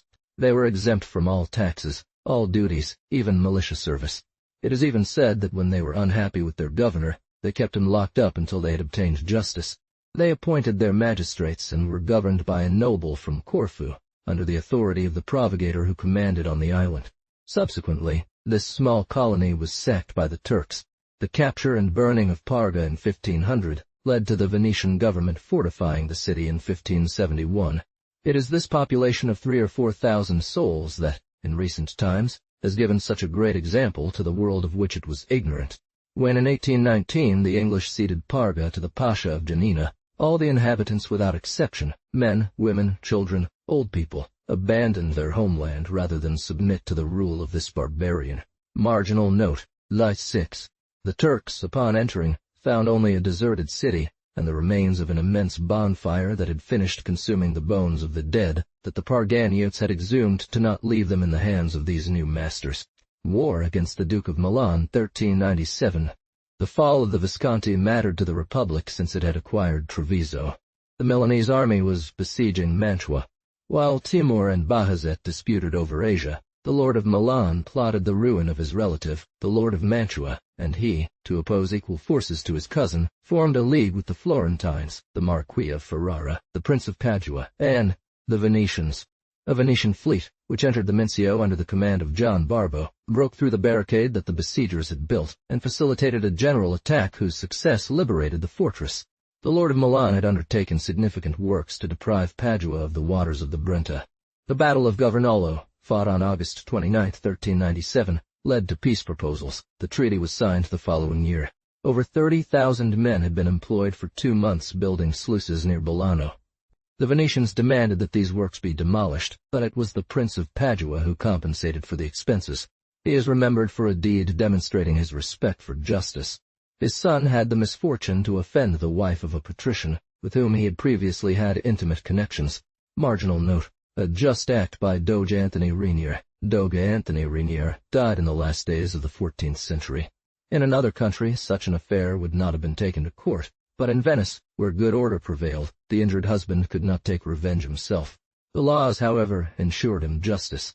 He fell seriously ill in prison, and his father left him there to die rather than ask for a mitigation of the sentence. The son of the Doge was sentenced to a fine of 100 ducats, 2 months in prison, and was prohibited from showing himself in the neighborhood where the offended lady lived for 10 years. It is even said 76 that it would have been harsher if her advice had been followed. Note 75, November 23, 1400. Note 76. History of the Government of Venice, by Amelot de la Houssaye, First Part Docors. No. Marginal note. Sex. New regulations. Under this reign, regulations continued to be enacted that diminished the prince's prerogatives. It was forbidden to refer to him as Monseigneur, under penalty of a fine. It was decreed that he should be addressed as Messer the Doge. He was prohibited from owning any fiefs outside the state, and from marrying his children to foreigners without the permission of his 6 councillors, the Quarantine, and the Grand Council, where he needed to obtain 2/3 of the votes. Officials attached to his person were declared incapable of holding public office while they remained in his service, and even for a year after leaving it. This reign is also noted for other regulations that provide insight into the system of this administration. 2 Jews were granted permission to establish themselves in Venice and operate a bank that lent money at interest. At the same time, it was forbidden for all foreigners to acquire any pensions in Venice without explicit permission. These regulations prove that the government did not need to favor foreigners to increase the population of its capital. They even needed a permit to settle there, and this residence did not make them eligible for civic rights until after 15 years. While showing difficulty in granting citizenship, wise policy admitted some foreigners to the privileges of patriciate. Marginal note. Michel Steno, Doge, 1400. Allied princes were inscribed in the Golden Book, and this honor became the reward of Jacques d'Alverme, the general who had so usefully served the Venetians and Milanese in previous wars. Marginal note. 21. Michel Steno was elected Doge in place of Antoine Rainier. He was a 79-year-old man. His widow found herself faced with a storm of long-standing enmities. She had 3 members of her council murdered in her palace. She did not hesitate to incur further hatred through acts of cruelty, which signaled a vengeful woman more than a courageous regent. The situation of the Milanese after the death of Galeazzo Visconti, 1402, Galeazzo Visconti, who had raised his family's power to such heights that it inspired jealousy and even fear throughout Italy, died of the plague on September 3, 1402, leaving behind 2 minor sons de endure it. Soon after, 5 black-clad bodies without heads were found on the public square one morning. This exhibition taught the people of Milan that there had been a suspected plot, an unpublicized judgment, a nighttime execution, perhaps even a punishment without prior judgment, and each, after examining the bodies, unable to recognize them, returned humbled by living under such a government, weighing whether it was safer to attack it or to. Thus, an insurrection soon broke out in Milan. The regent was forced to seek safety in Monza under the protection of some mercenary troops, and one of her sons, separated from her, became at once a hostage and an instrument in the hands of the factious lords. Once peaceful subjects of Gallius, seeing no greater security than in rebellion, seized some cities. Jealous neighbors attacked the provinces. This great state, founded on the talents and crimes of the Viscontis, and extending from the lagoons of Venice to Tuscany, suddenly found itself prey to civil discord and foreign war. In Siena, her flags had been torn down. Note in margin. Deprived of Pavia, governed by the discontented under the name of the son taken from her, the regent saw her authority either disregarded or overturned in Alexandria, Cremona, Lodi, Bergamo, Cremone, Como, and Brescia. She had just been forced to yield Bologna to the Pope's troops, and she learned that the Florentines and the Lord of Padua, allied against her, were gathering under the walls of Milan. 1403. War of the Lord of Padua against the widow of Galeazzo Visconti. In this danger she resorted to the weapons of weakness. She negotiated, and not without the hope of deceiving. The Duchess Catherine asked them to act as mediators for the peace she sought from the Lord of Padua. As long as the power of the Viscontis ceased to be dominant, that house had no right to the enmity of the Venetians. He eventually agreed on the condition that Feltre and Belluno be ceded to him, and the Republic guaranteed the surrender of these 2 places. The cession did not take place at the agreed time. Carrere began the war. The lordship did not make it a duty to increase Carrere's power. His son-in-law, the Marquis of Este, joined him. William of La Scala, son of the former Lord of Verona, who had been deprived of his lands a few years earlier, saw this as an opportunity to regain them. He offered his alliance to Carrera. It was not a helper who would provide troops, but he had claims to enforce. The first attack by these allies was successful. Verona was taken, half by force and half by treachery. Guillaume de la Scala was crowned, but a few days later he died, and his death, which had no other result than to pass on his rights to his sons, provided the enemies of the Lord of Padua with an opportunity to spread suspicions against him that the customs of the time did not authorize, although every conduct of the second Carrera contradicted. This prince, a bold warrior, was not a man without generosity, and he deserved at least to be believed incapable of an unnecessary crime. Note on the margin. The Venetians intervene, on condition of the cession of Vicenza, Feltre, and Belluno, 1404. It was no longer a question of knowing to what extent the importance of these acquisitions could sway a lack of faith. It is said, for the honor of the Venetians, that the deliberation in which the regent's proposals were accepted passed by only one vote 77. Still, they accused the Doge of having dismissed some of those who could have opposed it. Ambassadors from Milan came to implore Venetian assistance against this formidable league, and to put a price on this help, they offered the Republic Vicenza with Feltre and Belluno, that is to say, the same places which she had guaranteed the cession to the Lord of Padua a few months earlier. For this reason, a list was made of all the council members who had interests in Padua, and they were deprived, under this pretext, of the right to vote on this matter. Note 77. Maren Sanuto, Vite Duce Michel Steno. The Duchess of Milan did not deserve enough trust for them to consult her regarding the handover of the positions she had promised. This proposal, favored by the Milanese governor, found many approvers. Detachments took possession of Feltre and Belluno in the name of the Republic, but Vicenza being then besieged by Carrera, it was more difficult to introduce troops there. However, not all communications were absolutely intercepted. It was initially suggested to the inhabitants that they could free themselves from the calamities of a siege by surrendering to the Republic, as it had not yet declared war on the Lord of Padua. A deputy from Vicenza managed to escape from the city. He was received in Venice as the representative of an entire besieged population seeking masters and placing themselves under the protection of a republic, the last asylum of liberty, he claimed. Marginal note, 24 Prince. After this feudal ceremony, some troops succeeded in entering Vicenza under the leadership of James Soriano, and the next day, April 25, 1404, the flag of St. Mark was hoisted there. They waged war against Carrera and the Marquis of Este. 1404. Immediately a trumpet was sent to the Lord of Padua, to inform him that the city had changed hands, and that he would have to lift the siege, as the Venetians were not at war with him. Carrara did not consider himself bound by this notification, nor even by the law of nations. He had the trumpet's nose and ears cut off, and declared war against the Republic. Note 78. John Bembo. In his chronicle following Dandolo, attributes this act to Carrara's son. The son of Francis Carrari, who was prefect of supplies there, in a fit of anger ordered the trumpet's nose and ears cut off, saying, "Let us make a lion out of the saint's trumpet." The appearance of such a powerful force as the Venetians on the battlefield intimidated several of the allies. Nicolas d'Este, Marquis de Ferrare, although the son-in-law of Carrere, was the first to retreat, but a few months later he took up arms in favor of his father-in-law. The Lord of Padua, having been warned that the two sons of William della Scala had initiated negotiations with the Republic, immediately punished this defection, which he had every right to consider a betrayal, by having the two princes arrested and declaring himself Lord of Verona. Charles Malatesta was the general captain. Zeno had been sent as administrator. Carrere, who had started the war advantageously against the Duchess of Milan, did not fear, as we see, to irritate the Venetians. Nevertheless, they put into campaign an army of 30,000 mercenaries, among whom there were 9,000 men of gendarmerie. Note in margin, the Marquis d'Este makes peace. Backed by his two sons but forced to lift the siege of Vicenza, the Lord of Padua was reduced to defense. Taking advantage of the multitude of channels that surround and cut through his country, he sealed himself off within a fortified enclosure. Their troops, camped in marshes, drinking only unsanitary water, suffered considerable losses from disease and were repulsed several times. Zeno proposed to attempt crossing the marshes.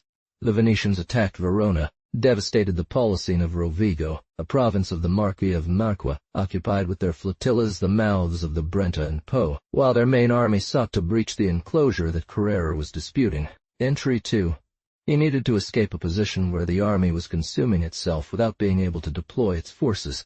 He took upon himself the reconnaissance of this terrain, cut through by channels and standing waters.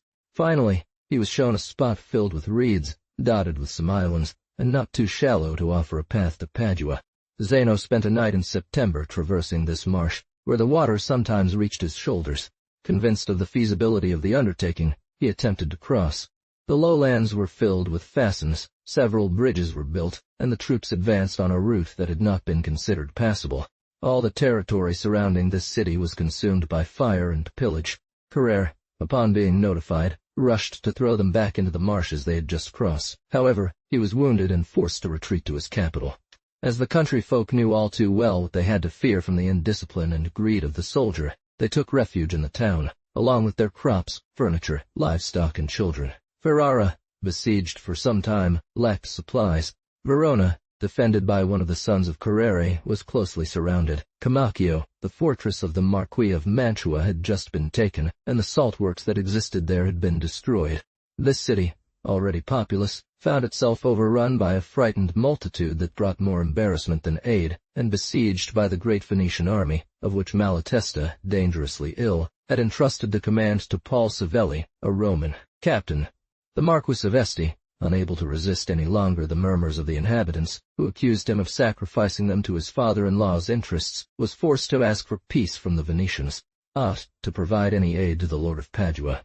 The treaty was signed and executed in February 1405.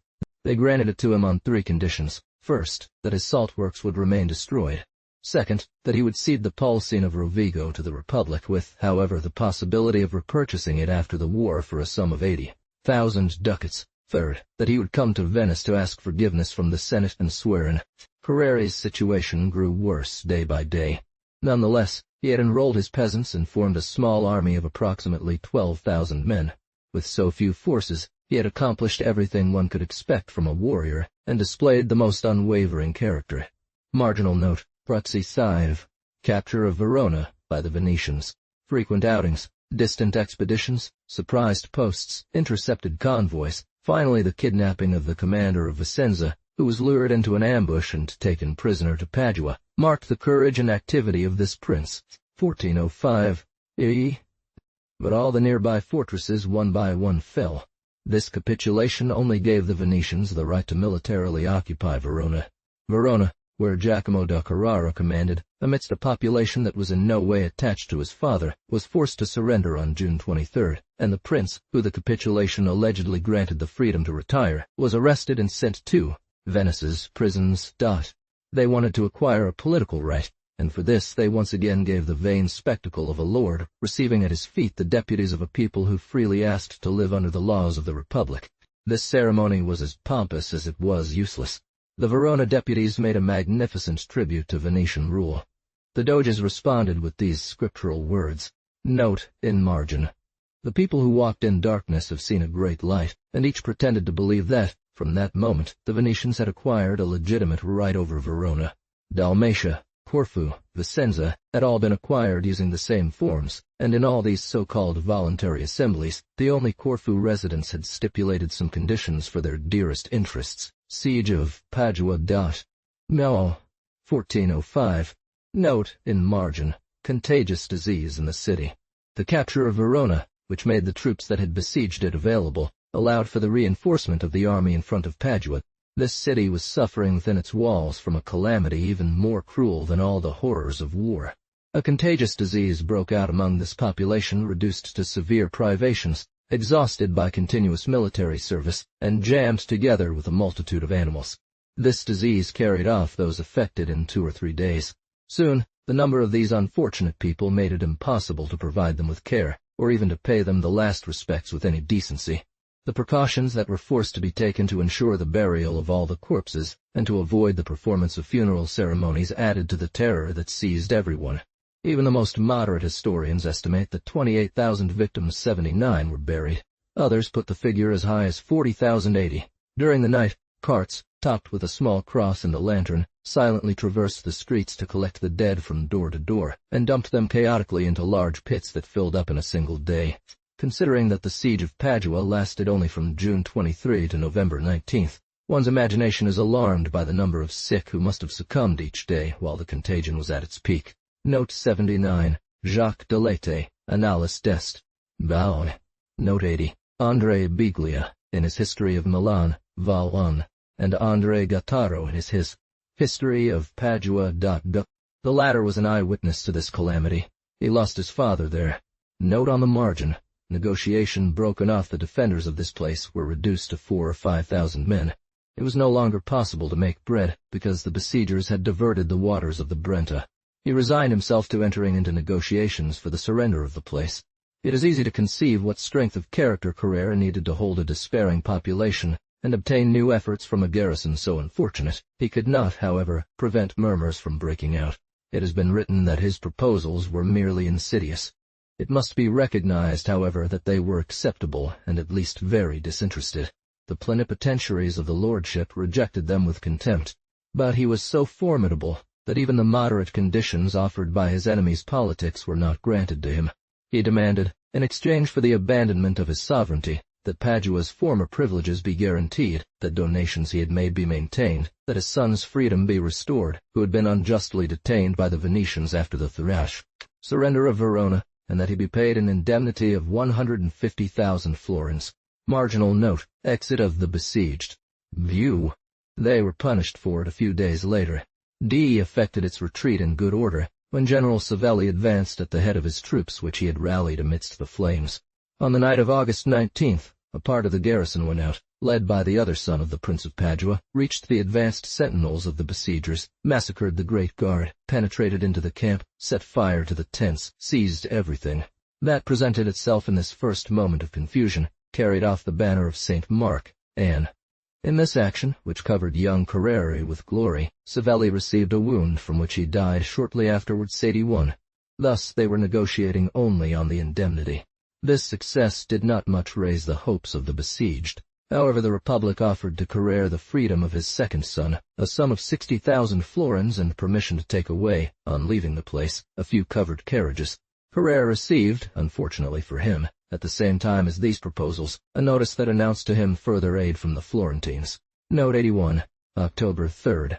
Margin note. Assault given at the place. This hope prevented him from renouncing his sovereignty. The negotiation was broken off, and the besiegers, seeing him determined to defend himself, resolved not to leave him time to be relieved. 15 days later, they succeeded in seducing the commander of one of the gates. It was delivered to them. Part of the army penetrated into the first enclosure. Their army, which numbered from 25 to 30,000 men, and of which Gallias of Mantua had just taken command, launched a general assault on November 2nd, 2 hours before dawn, which lasted until nightfall but was bravely repulsed. Carrera, who watched every night, rushed to tear from them the fruit of this treason. Finally, forced to yield, he retired to the second in sight of the city. He resisted for a long time, with few men, weakly supported during this moment of surprise. There was a third, and beyond it, a castle, the final retreat of the defenders of the place. There are not enough examples of a prince defending his own capital, amidst the horrors of discord, plague and famine, persisting in disputing half of it, when treachery deprived him of the other, so that François Carrera's constancy does not deserve our admiration here. If the privilege of men of great character is to inspire others, it is too often a misfortune that they remain isolated in great reverses. Believing that the smallest fortifications are always good enough for a man of heart, he called out to his soldiers with loud cries at the second wall, but the hour of disheartening had arrived for all except himself. One as the other is the result of their superiority. The inhabitants, with no hope of saving their city, had only the thought of escaping plunder. The concern to preserve one's goods advises more weakness than the desire to save one's life. Even his own son begged him not to aggravate this terrible situation with an unnecessary resistance. There was no longer any care but to go and obtain from the victor some concessions. Reproaches burst forth against the prince. Public misfortunes were imputed to him. They wanted to put him in the position of being unable to prolong them. Marginal note. Septius sedens. Carrera requests a suspension of arms and a safe conduct. Marginal note. He surrenders to the Venetian camp. Carrera, abandoned by all, asked for an armistice, an interview, and a safe conduct. He declared to the provedores that he was ready to surrender Padua, provided he could do so with honor. They demanded that he first restore the place, proposing that he then go to Venice to discuss his indemnities. The trap was crude.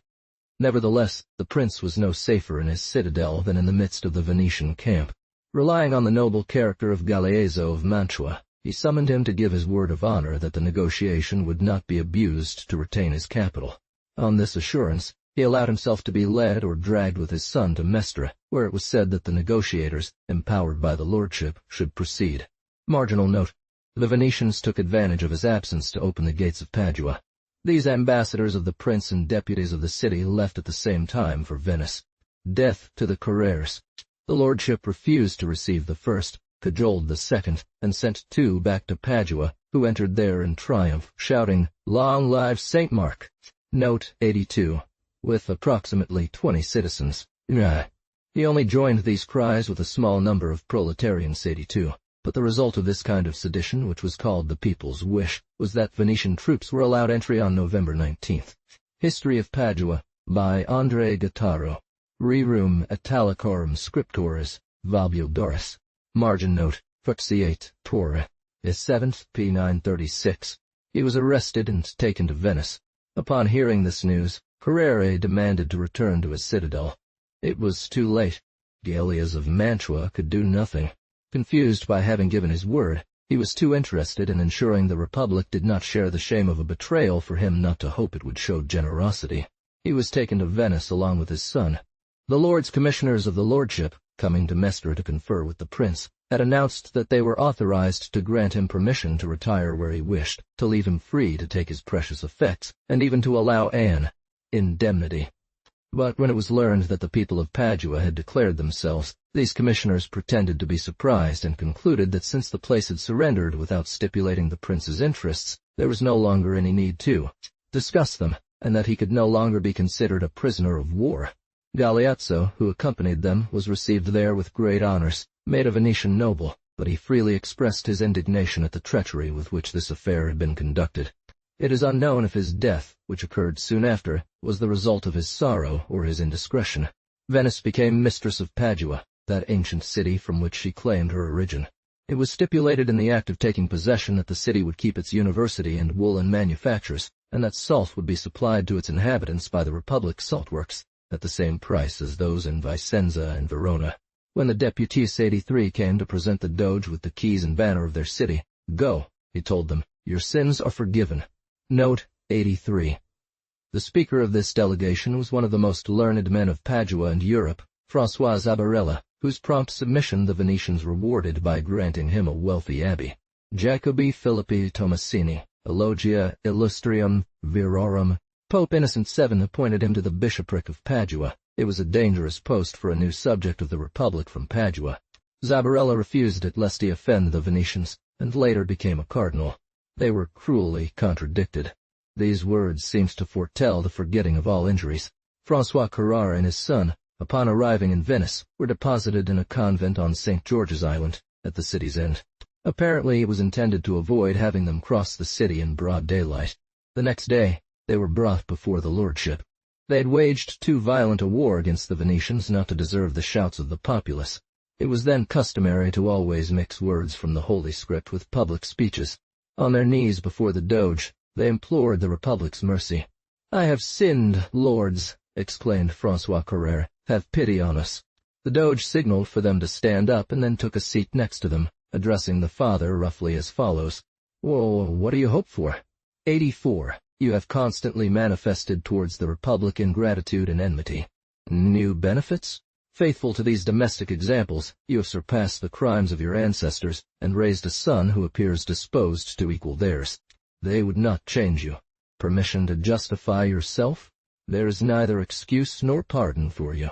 Perjuring yourselves against the Republic, you have incurred enemies for it, like your father, who implored our aid against the Esclavans and at the same time excited them against us. And what money did he employ? His treachery cost us Treviso, and he uncovered his conspiracy with the Duke of Austria by buying our province from him. The very money we had just given him for wheat that he had sold to us. After this offense, After the war in Genoa that he had instigated against us, from which we emerged only by miracle, we were still willing to forgive him. What need is there to remind you, who came here imploring our clemency? 1. The Duke of Milan has taken Padua from you. Note 84. History of Milan, by André Biglia, Valdone.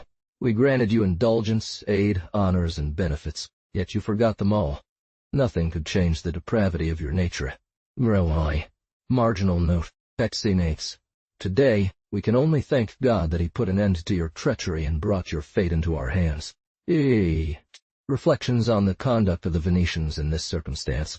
It is easy to see what Carrera could have replied to all these accusations. Carrera remained silent. He was taken with his eldest son to the same prison where the younger one had been held for several months. His family had ruled Padua for nearly a century. The origin of this power was no purer or more corrupt than that of others. The first of the Carreras had taken advantage of his family's popularity to drive out 2 rulers who oppressed his homeland, then a democratic republic. Whatever the origin of this power, it had been recognized by all neighboring governments, notably that of Venice.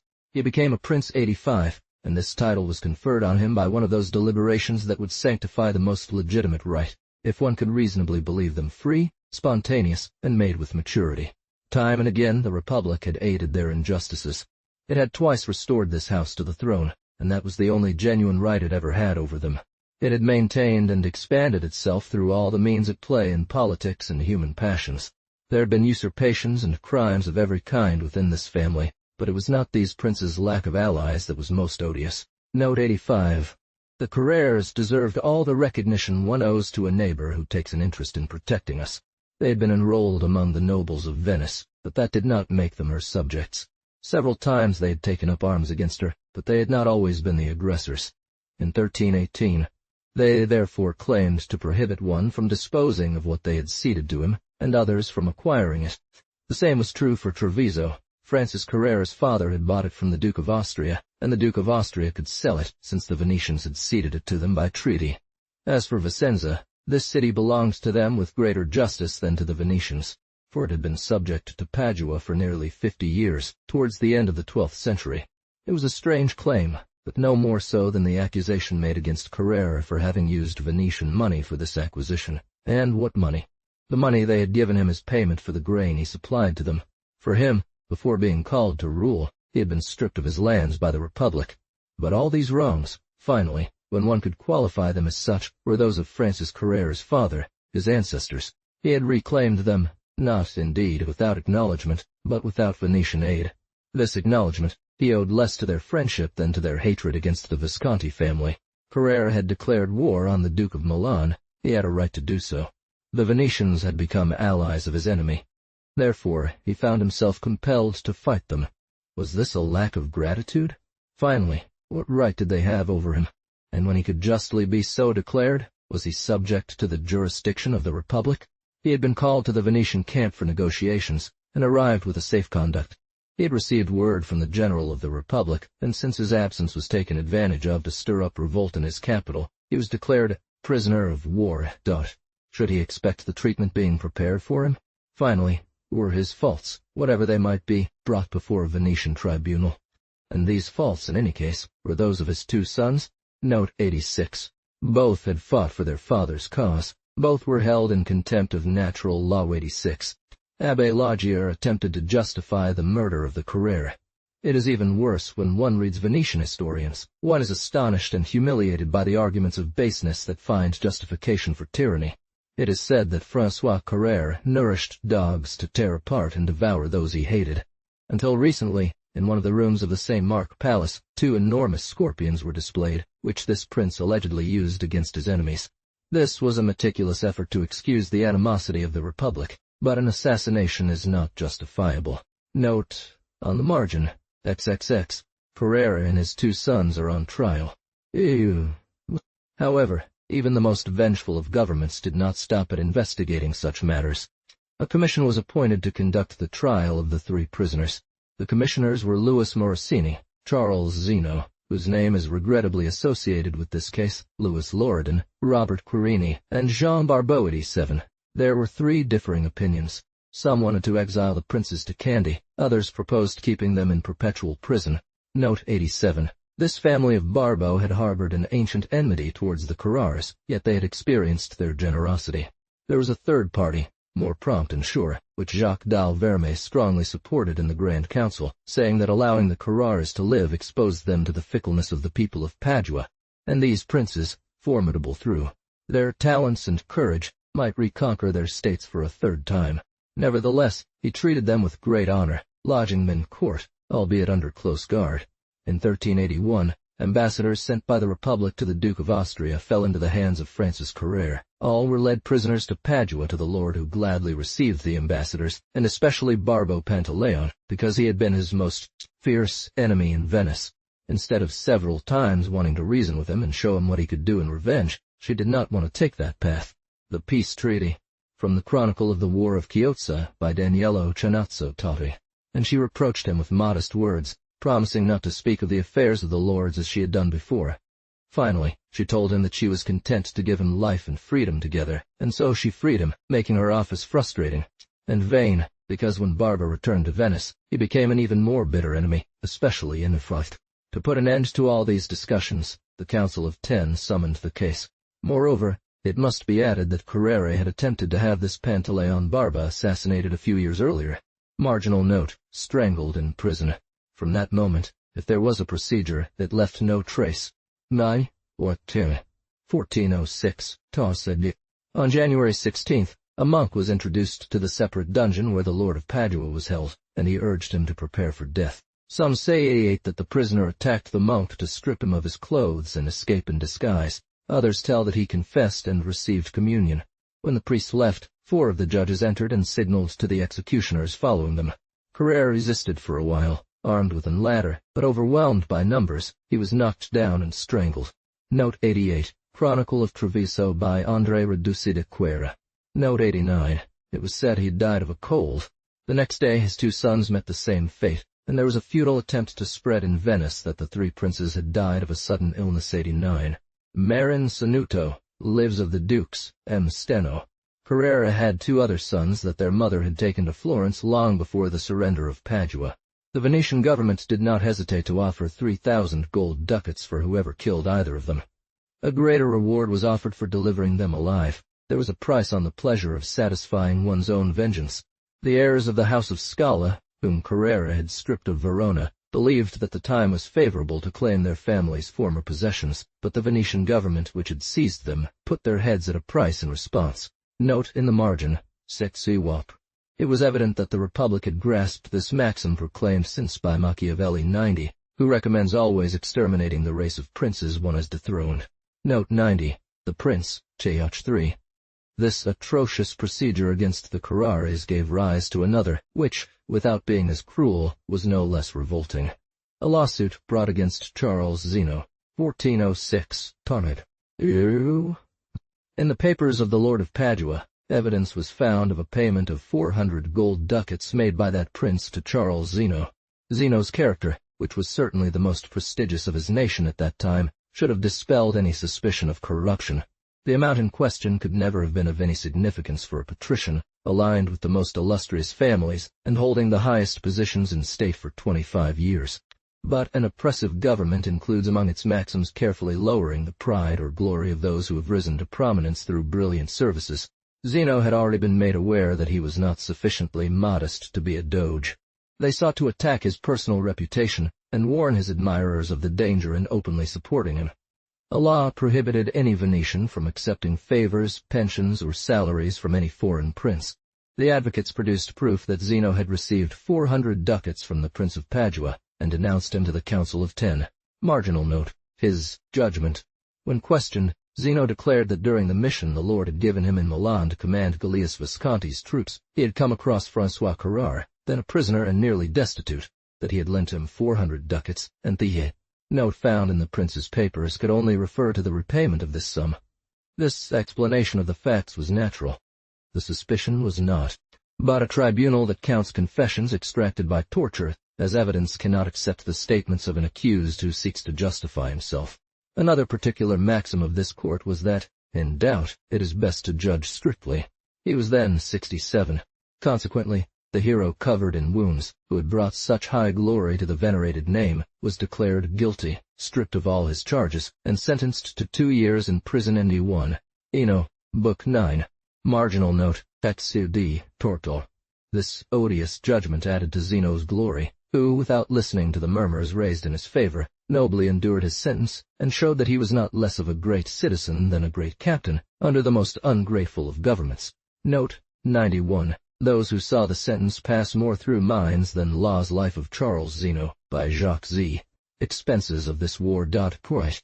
Rovigo could only be bought back by the Marquis of Ferrara for 80,000 ducats.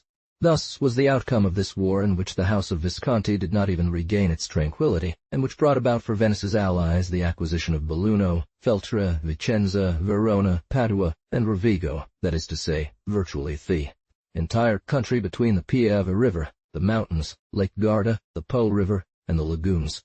These so important conquests had cost nothing but money. Not a drop of Venetian blood was shed. Except for the fleet, the armies were made up entirely of foreign mercenaries, but they still required substantial funding. In 1404, the government was forced to create new annuities, in other words, to take out loans to bribe these troops. The following year, immediately after the occupation of Verona, a new one was opened, whose prompt success proved how much they relied on the duration of these prosperities. These expedients were not enough. They conceived an operation on the coins of Padua, which was submitted to recasting, but the information is lacking to explain what this operation consisted of. They carried out a much more important one regarding grain. The government reserved the monopoly and the right to fix its price. Finally, all evaluations bear the expense of these two campaigns at 2 million gold ducats 92. However, around this time, some considerable public expenses were made. The Rialto and St. Mark's squares were paved with large stones. The clock tower, which is in front of St. Mark's Church, and which had been consumed during a celebration illumination, was rebuilt. The southern facade of the ducal palace was completed. Now, Note 92. Navigate Venetian History. The Navy and Colonies. Book 12, Tar Ori. Acquisition of Zara and some other places in Dalmatia, of Lepante and Patras, treaty with the Turks. This acquisition of a considerable territory on the Italian peninsula undoubtedly increased the resources and power of the Republic, but on the other hand, it altered the nature of its relations with its neighbors, required a different employment of its forces, and consequently had to divert a portion of the capital and labor that were demanded by acquisition of several towns on the Po. War with the King of Hungary. The lordship refuses the city of Ancona. Truce, 1406 to 1413. Temporary breach with the Turks. Acquisition of Corinth. Death of Charles Zeno. War against the King of Hungary and the Patriarch of Aquileia. Conquest of Friuli. Acquisition of Cataro. Marginal note. The situation of the Republic after these conquests, 1413 through 1420. No. The Venetians transport to the Holy Land the son of the King of Portugal.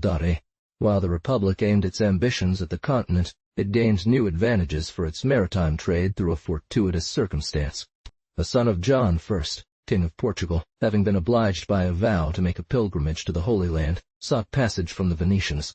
Note 93.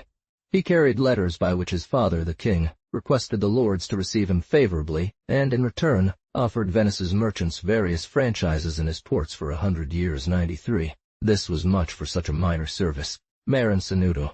Vita Duci. M. Steno. As the Venetian ships had already learned to follow the western coast of Europe, and frequented the North Sea, it was not a minor advantage for them to find welcome and privileges in ports located halfway there. The lordship hastened to receive the august pilgrim on a fleet departing for Bythria. A strange game of the impenetrable fortune. Marginal note. 2 times. The Venetians granted passage on their galleys for crossing the Mediterranean to a prince whose nation would, a few years later, carve out a new route for navigators in unknown seas, and through this discovery, bring the Venetians down from the first rank they had held for so long among the trading peoples of the world. First Venetian Pope, Gregory XII, 1406. At about the same time, a seemingly insignificant event spread a popular joy in Venice, to which governments sometimes allow expression without sharing it. A Venetian cardinal, Angerario, was elevated to the papacy. This was the first time the nation received this kind of honor, but the chair of St. Peter was then only a somewhat precarious throne claimed by two rival candidates. We saw as many as 3 at once. Several were deposed.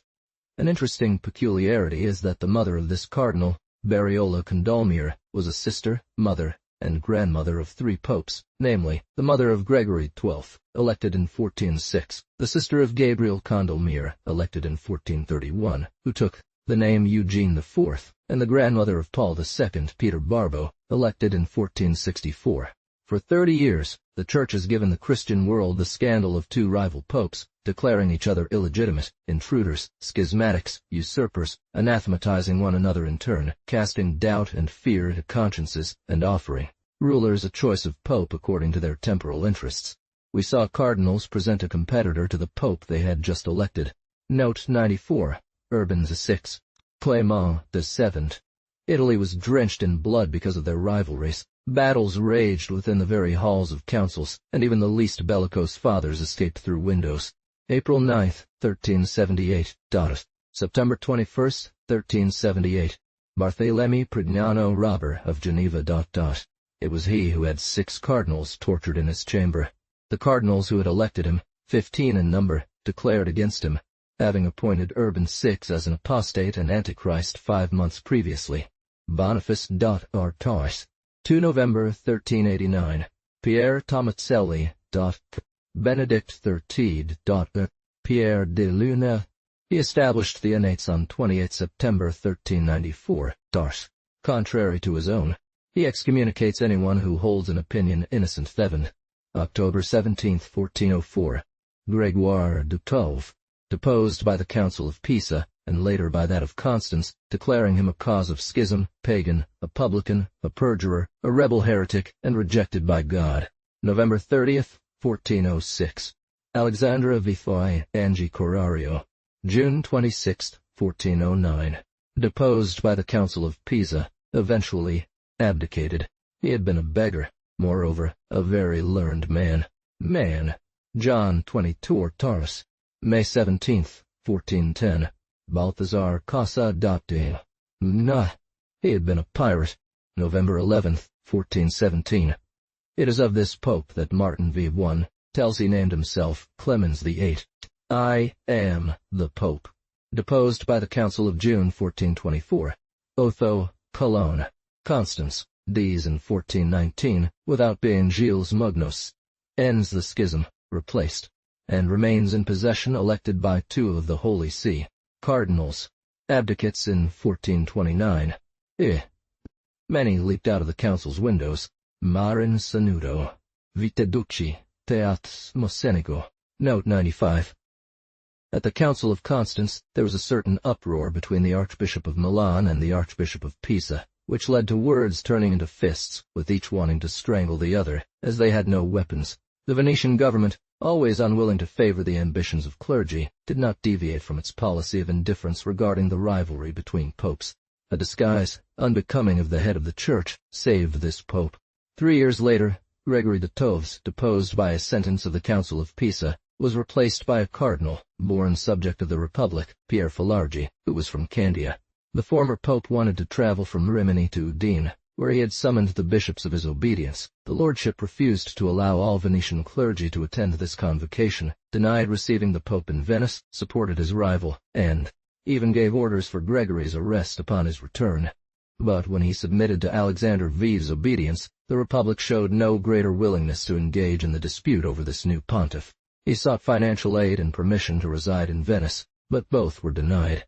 And when, in 1415, the Council of Constance, aiming to end these discordances, asked the Republic if it would recognize the pope he proposed to choose, the Venetians replied that they would follow the majority of Christendom. Note 96. Cronaca di Venezia, e come la fu edificata e in che tempo edaci. St. Mark's Library Manuscript. Marginal note. The third. Diverse acquisitions.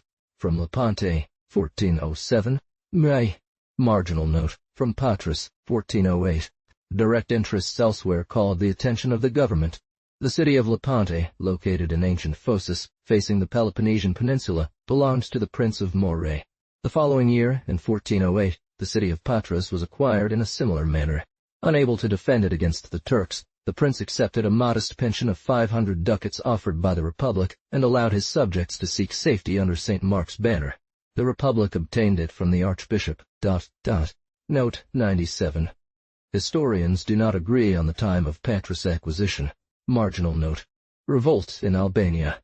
Sanudo Vites de Ducci, F. Foscari reports of the year 1423 and says, "It is to be known that the city of Patras was left under the rule of Stephen Arseni Zacharia, archbishop of said city, who held both the temporal and spiritual power over Patras." A small revolt had broken out in 1405 in Albania. The people of the Principality of Scutari, which the Republic had purchased from the last feudal lords, expressed their regret for their former masters. Troops had to be sent, sieges laid to several castles, notably that where the heir and widow of the last lord had sought refuge. The princess and her son submitted to residing in Venice, and their departure restored tranquility in the colony. It was disturbed 3 years later by a relative of the young prince, who attempted to drive the Venetians out, defeated their small army, and forced them to give up part of this province. They only kept Scutari, Dulcigno, and the salt pans on that coast.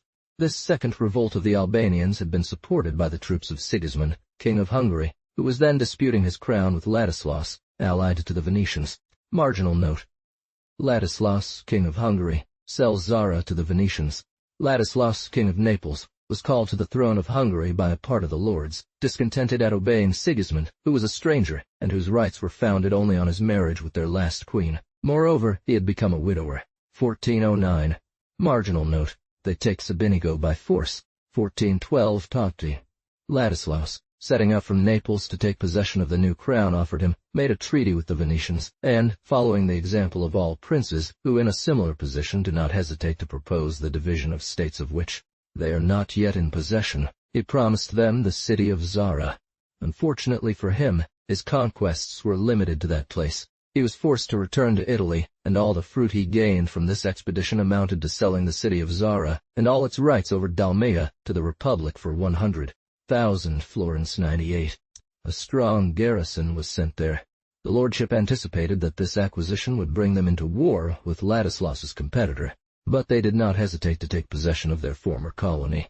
Considerable works were done around Zara to ensure its conservation, and a fortress was built to answer for the loyalty of the inhabitants. They needed guarantees, as their city had escaped the lordship 8 times. Acquired in 998 by Doge Peter Ursalo, it revolted in 1040 to be given to the king of Croatia. In 1115, it placed itself under the protection of the king of Hungary, Dottery. In 1170, it declared itself independent and elected its archbishop as prince.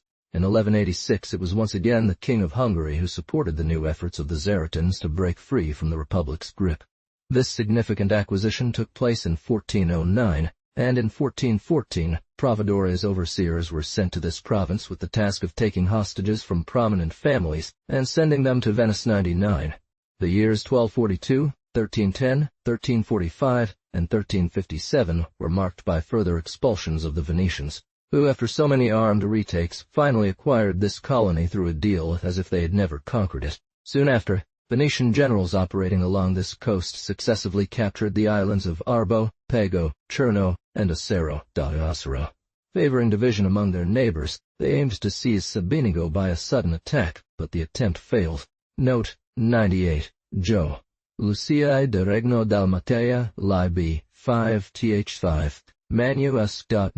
The supporters who the Venetians had spared in the square were driven out, and it was necessary to lay siege to it, which was long, for the city surrendered only after 2 years of famine. Note 99. Cronaca di Venezia Coronello fu edificata, et in tempo by whom until the year 1446. De la Biblioth. Doctoral. De Saint Mark, F48. Marginal note. The Republic pays a tribute to the Turks. 9. Thus, over the years, the Venetians multiplied their establishments on the peninsula of ancient Greece, but the Turks began to invade it from their side. Marginal note. 4. The lordship, not feeling able to resist such dangerous neighbors, opted to negotiate with Emperor Suleiman, and did not hesitate to buy, for an annual tribute of 600 ducats, the promise that he wanted to make sure that his arms would leave. In peace, the countries subject to the Republic. The Marchion of Mantua placed his son under the guardianship of the Venetians. It is seen how much the Venetian affairs had improved on the side of the Levant. On the Italian continent, their new conquests must have brought them a great deal of consideration and influence. The Republic responded dignally to this mark of honorable confidence. This was proved by the testament of the Marquis of Mantua, Francis of Gonzaga, who, leaving a 12-year-old son, requested the Republic to kindly take charge of the guardianship of the young prince and administration of his states during his minority. Francesco Foscari, appointed by her to administer Mantua, merited the recognition of the prince and people there. Marginal note: the Lord of Ravenna asks for a patrician to assist him in governing. This example was followed by the Lord of Ravenna, Obizo de Polenta, a prince too modest or too indolent, who, although he was of age to reign independently, sought a patrician from the lordship to assist him in the care of government. John Cocco, who was entrusted with this mission, did not perform it with less success than Francesco Foscari did for his own. It was beautiful for Venice's government to receive such requests, which were a tribute to its wisdom, but even more glorious to justify them. Margin note: acquisition of Guastalla, Brucello, and Casal Maggiore. Lombardy was disturbed at this time by the divisions of several princes, and in particular by the ambition of the Lord of Piacenza, Otto da Terzi, who already possessed Parma and Reggio, and wanted to seize Modena from the Marquis of Ferrara. The latter managed to form a league against this restless neighbor. He lured his enemy into a trap and had him assassinated. The small army of this coalition, into which the Venetians had entered and provided 700 lances, was completely defeated, but the Marquis repaired the wrongs of fortune with a crime. It seized Parma and Reggio. The body of this prince was divided as a trophy, and Venice did not refuse to receive the fruits of this betrayal. Its promptness in seizing what it believed was its due part caused a rift with its ally, who advanced his troops to dispute possession of Parma. They, however, did not come to blows. The Marquis ceded Guastalla, Brucello, and Casal Maggiore on the Po to the Republic. These places suited the Venetians much better, who, at that price, returned the other two. Why the Lord of Cortona? His head was placed on a lance in the pulpit of Ferrara's cathedral church. Note 100. It may have been a new thing for Mr. Ottobuono III to be dead. His body was taken to Modena. Mr. Vito from Comrino wanted a fourth part, and he got it, and the other 3 parts were placed at the gates of Modena and Cremona, and the innards were thrown to the dogs. Messer Tommaso from Isabia took 1 ear, and the other was taken B. Others ate his flesh. Nevertheless, I've seen such a death differently. Marin Sanuto, Ibid. Marginal note: disasters, plots in Padua and Verona. Marginal note: Tartars' plunder of Tanna. The year 1410 was marked by several sinister events. Conspiracies erupted in Padua and Verona, aiming to establish the authority of the Carrera and Scala houses. The culprits atoned for this attempt with awful torments. Note 101. Marin Sanuto, V. de Ducci, Diat Monsenigo. The Tartars made an incursion into the city of Tanna, where a fair was held in August, and butchered all the Venetians present, numbering over 600, after plundering their riches, valued at over 200,000 ducats. 101. Marginal note: storm in Venice. On the same day that this raid devastated Venetian trade at the bottom of the Black Sea, a storm, such as had not been seen in living memory, seemed to threaten Venice itself with total destruction. The damage was incalculable. Marginal note: murmurs against the patricians. Ships torn from their anchors were dashed against the shore or thrown into the open sea. All trees uprooted, buildings toppled. The raging sea seemed to want to annihilate Venice. About a year later, a plot was formed, or rather a murmur, raised against the patricians. 2 citizens, one named François Baudouin, the other Barthélemy Anselmi, talking one day about the abandonment of friendship, shared their indignation at the insolence of the nobility. The first dared to say that it was not impossible to suppress it, that if rich citizens wanted to gather their followers, they could get rid of the most hateful patricians and the Council of 10. This confidence so frightened his interlocutor that he ran to denounce his friend, who was hanged the next day, and the denunciator was added to the patriciate. Such is the origin of the nobility of the Anselmi family. Note 102. Here is how this story is told in a manuscript from the Library of St. Mark's, titled Cronaca di Venezia come lo fu edificata e in che tempo e da ci fino all'anno 1446, in F. p. 42. Mars 1412. Francesco Baldo thinks cruelly. Against the honor of the lordship, Barthélemy Anselmi comes at night, disguised, to denounce him to the Doge. Baldo is led to the chamber of tortures, and without any prior warning, attached to the easel where he confesses his crime. The Council of 10 pronounces immediately, and immediately Baldo is hanged from the red column of the new palace. Margin note: 6. Barthélemy and all his kinsmen are admitted to the Grand Council, to learn that such things must be revealed. War against the King of Hungary, 1411. me. The Venetians, in carrying their flag and invading spirit to Dalmatia, had made, according to Ladislas, a legitimate acquisition. But in the eyes of Sigismund, it could only be an usurpation. The Bishop of Aquileia, whose states were to be traversed and stained with blood, fled to Venice.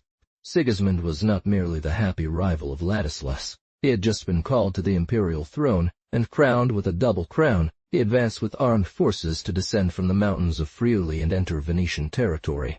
The lordship took all the measures suggested by the localities to defend the passages through which one could penetrate into its territory. A retrenchment 22 miles long was marked out on the border. 12,000 men from the militias were gathered for the defense of these lines. Note 103.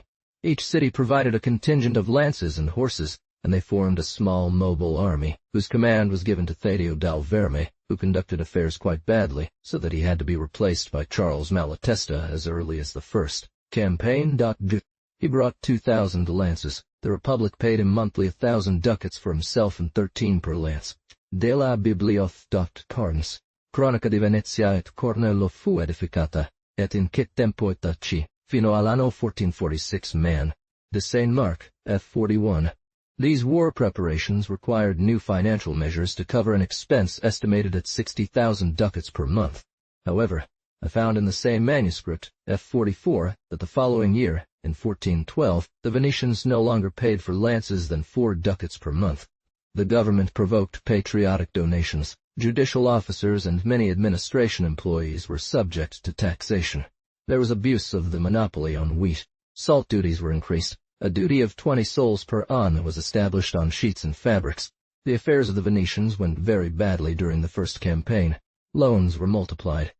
Padua lent 7,000 ducats, Vicenza 8,000, Verona 10,000.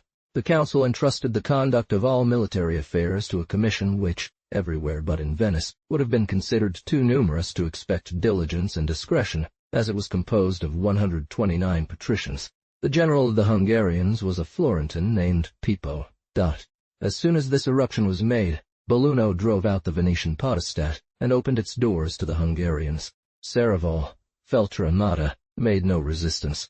He crossed the Tagliamento, went through all the passes of Friuli, and presented himself, on April 22, 1411, before the lines, and carried them almost without fighting, by the cowardice and inexperience of the militias, which dispersed at the sight of the enemy.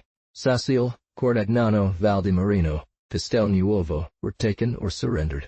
There was only Castelfranco, Conegliano, Azzolo, Noal, and Oderzo, whose defense was honorable. The enemy spread throughout the province of Treviso, threatening to attack the capital. To stop them, other weapons had to be employed. Fortunately, Pippo was not immune to corruption. Defeated by the presence of the Venetians, he quickly took up winter quarters and even crossed the mountains, claiming it would provide more security. The Lord used this period of rest to strengthen his troops and fortifications, severely punishing Alex or unfaithful officers blamed for losses in the previous campaign, and above all, to begin peace negotiations. Elkan as homage for the possession of Zara, and that it grant him free passage through its territory to go to Rome. The king did not absolutely refuse it. He even agreed that Zara could remain in the Republic, but he demanded that Sabinigo and the other places be returned to him, that the damage done there be repaired, that 600,000 ducats be paid to him as compensation for the war expenses, that the lordship send him every year a white horse or a fefe. The Venetians could have submitted to paying tribute to the Turks, but they did not want to recognize the King of Hungary as their vassal. They could not even consent to give him passage to come to Italy, where he would eventually have dominated. At the beginning of the campaign of 1412, they tried to carry the war into Friuli. Udine was taken and retaken. Several castles were disputed over. In a first battle, Venetian troops had a complete success. It was necessary to retreat to Belluno, then to Trevisan, even allowing the enemies to advance into Padua's territory, and seeing them besiege Vicenza. All provisions that were found in the countryside or in open places had been removed. The enemy general was killed along with 1,500 of his men, but Sigismund advanced in person, leading the heirs of the Carrera and Scala houses, which clearly announced a plan to deprive the Republic of the sovereignty of Padua and Verona. The Hungarians suffered great privations. The siege of Vicenza dragged on. It cost them over 3,000 men. This army, without being defeated, was reduced to half its strength. It made a retreat movement.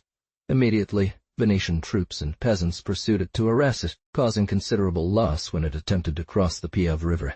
Marginal note. Truce. 1413. The Hungarians spent the winter occupying the land of Feltre, Friuli, and threatening the towns of Istria, aiming to draw the forces of the Republic this way. Finally, on April 18, 1413, a 5-year truce put an end to these hostilities. This defensive war cost 2 million ducats and resulted in the devastation of several provinces. Consequently, Venice incurred a significant debt, which the government made its top priority to repay. 5 commissioners were appointed to oversee the use of this amortization fund. Note 104. Historia Veneta, by Paolo Morosini. Their credit was so low that claims on public funds were selling at 38 of their nominal value. They used all the proceeds from the salt produced by the lagoons for consumption in Vicenza and Padua, along with a 3 tax added to the fee on all goods. See also Marin Sanudo, Vite de Duci, M. Steno, Meol. However, amidst this ill-fated war, commercial interests were not neglected. 105. Note 105. Chronicles of Venice and its construction, and in what time and by whom until the year 1446. The war against the Hungarians led to seeking an alliance with the Duke of Austria. The Venetians secured from him, for a substantial sum, his agreement to open a free passage through the Pass of Trent for their goods bound for Germany. Manuscript from St. Mark's Library, Leaf 41. This treaty was dated February 2, 1411. Margin note. Plague in Venice. Not 2 months had passed since the war ended when the plague broke out again in Venice, and lasted until October. It claimed 30,000 lives, this time 106. Now, the frequent return of this plague points to the inadequacy of health laws, so necessary for a people in continuous communication with all of the East. But the same calamity later led to a very fine law that prevented any senator from leaving the capital while the plague was present there. Note 106. Marin Sanudo states 32,800 in Chiozza. Note 17. Historia di Venezia, by Paolo Morosini, Book 22. Margin note. Thomas Mocenigo, Doge, 1414. The mission of Thomas Mocenigo was to put an end to the disorder caused in Italy by the dispute between the popes, the King of Naples, and Sigismund. In the same year, Venice lost Doge Michel Steno, who was replaced by Thomas Mocenigo, then on embassy to Emperor Sigismund. This proposal, which could flatter the emperor's vanity, was at odds with his policy. This ambassador had also been tasked with proposing to the emperor that the Republic be granted the investiture of the principalities of Padua, Vicenza, and Verona, which shows that he did not believe he held an uncontested right over these states. A new war had to be prepared. He also insisted that the Venetians, while keeping Zara, pay him homage. He demanded that these 3 provinces be returned to their former masters, now his protégés. Some regulations made under the reign of Steno or during the interregnum are worth noting. Marginal note. Internal regulations. It is remembered that the conspiracy of Bohemond the Polo led to the expulsion of many patricians who took part, including several from the Querini family. At the beginning of the 15th century, it was verified that no descendants of the condemned remained. Accordingly, the right of eligibility to this council was restored to their parents. It had been established that as long as the lineage of these exiles was not extinguished, none of their family members, even if foreign to the conspiracy, would be eligible for the Council of 10. Another decree stipulated that advocates could no longer arrest a Lord's Councillor unless the accusation concerned an extraordinary fact, and even then, they would be obligated to refer it to 2 heads of the Court of 40. Note in margin. Hints from the archives of the Republic. The Venetians refused possession of the city of Ancona.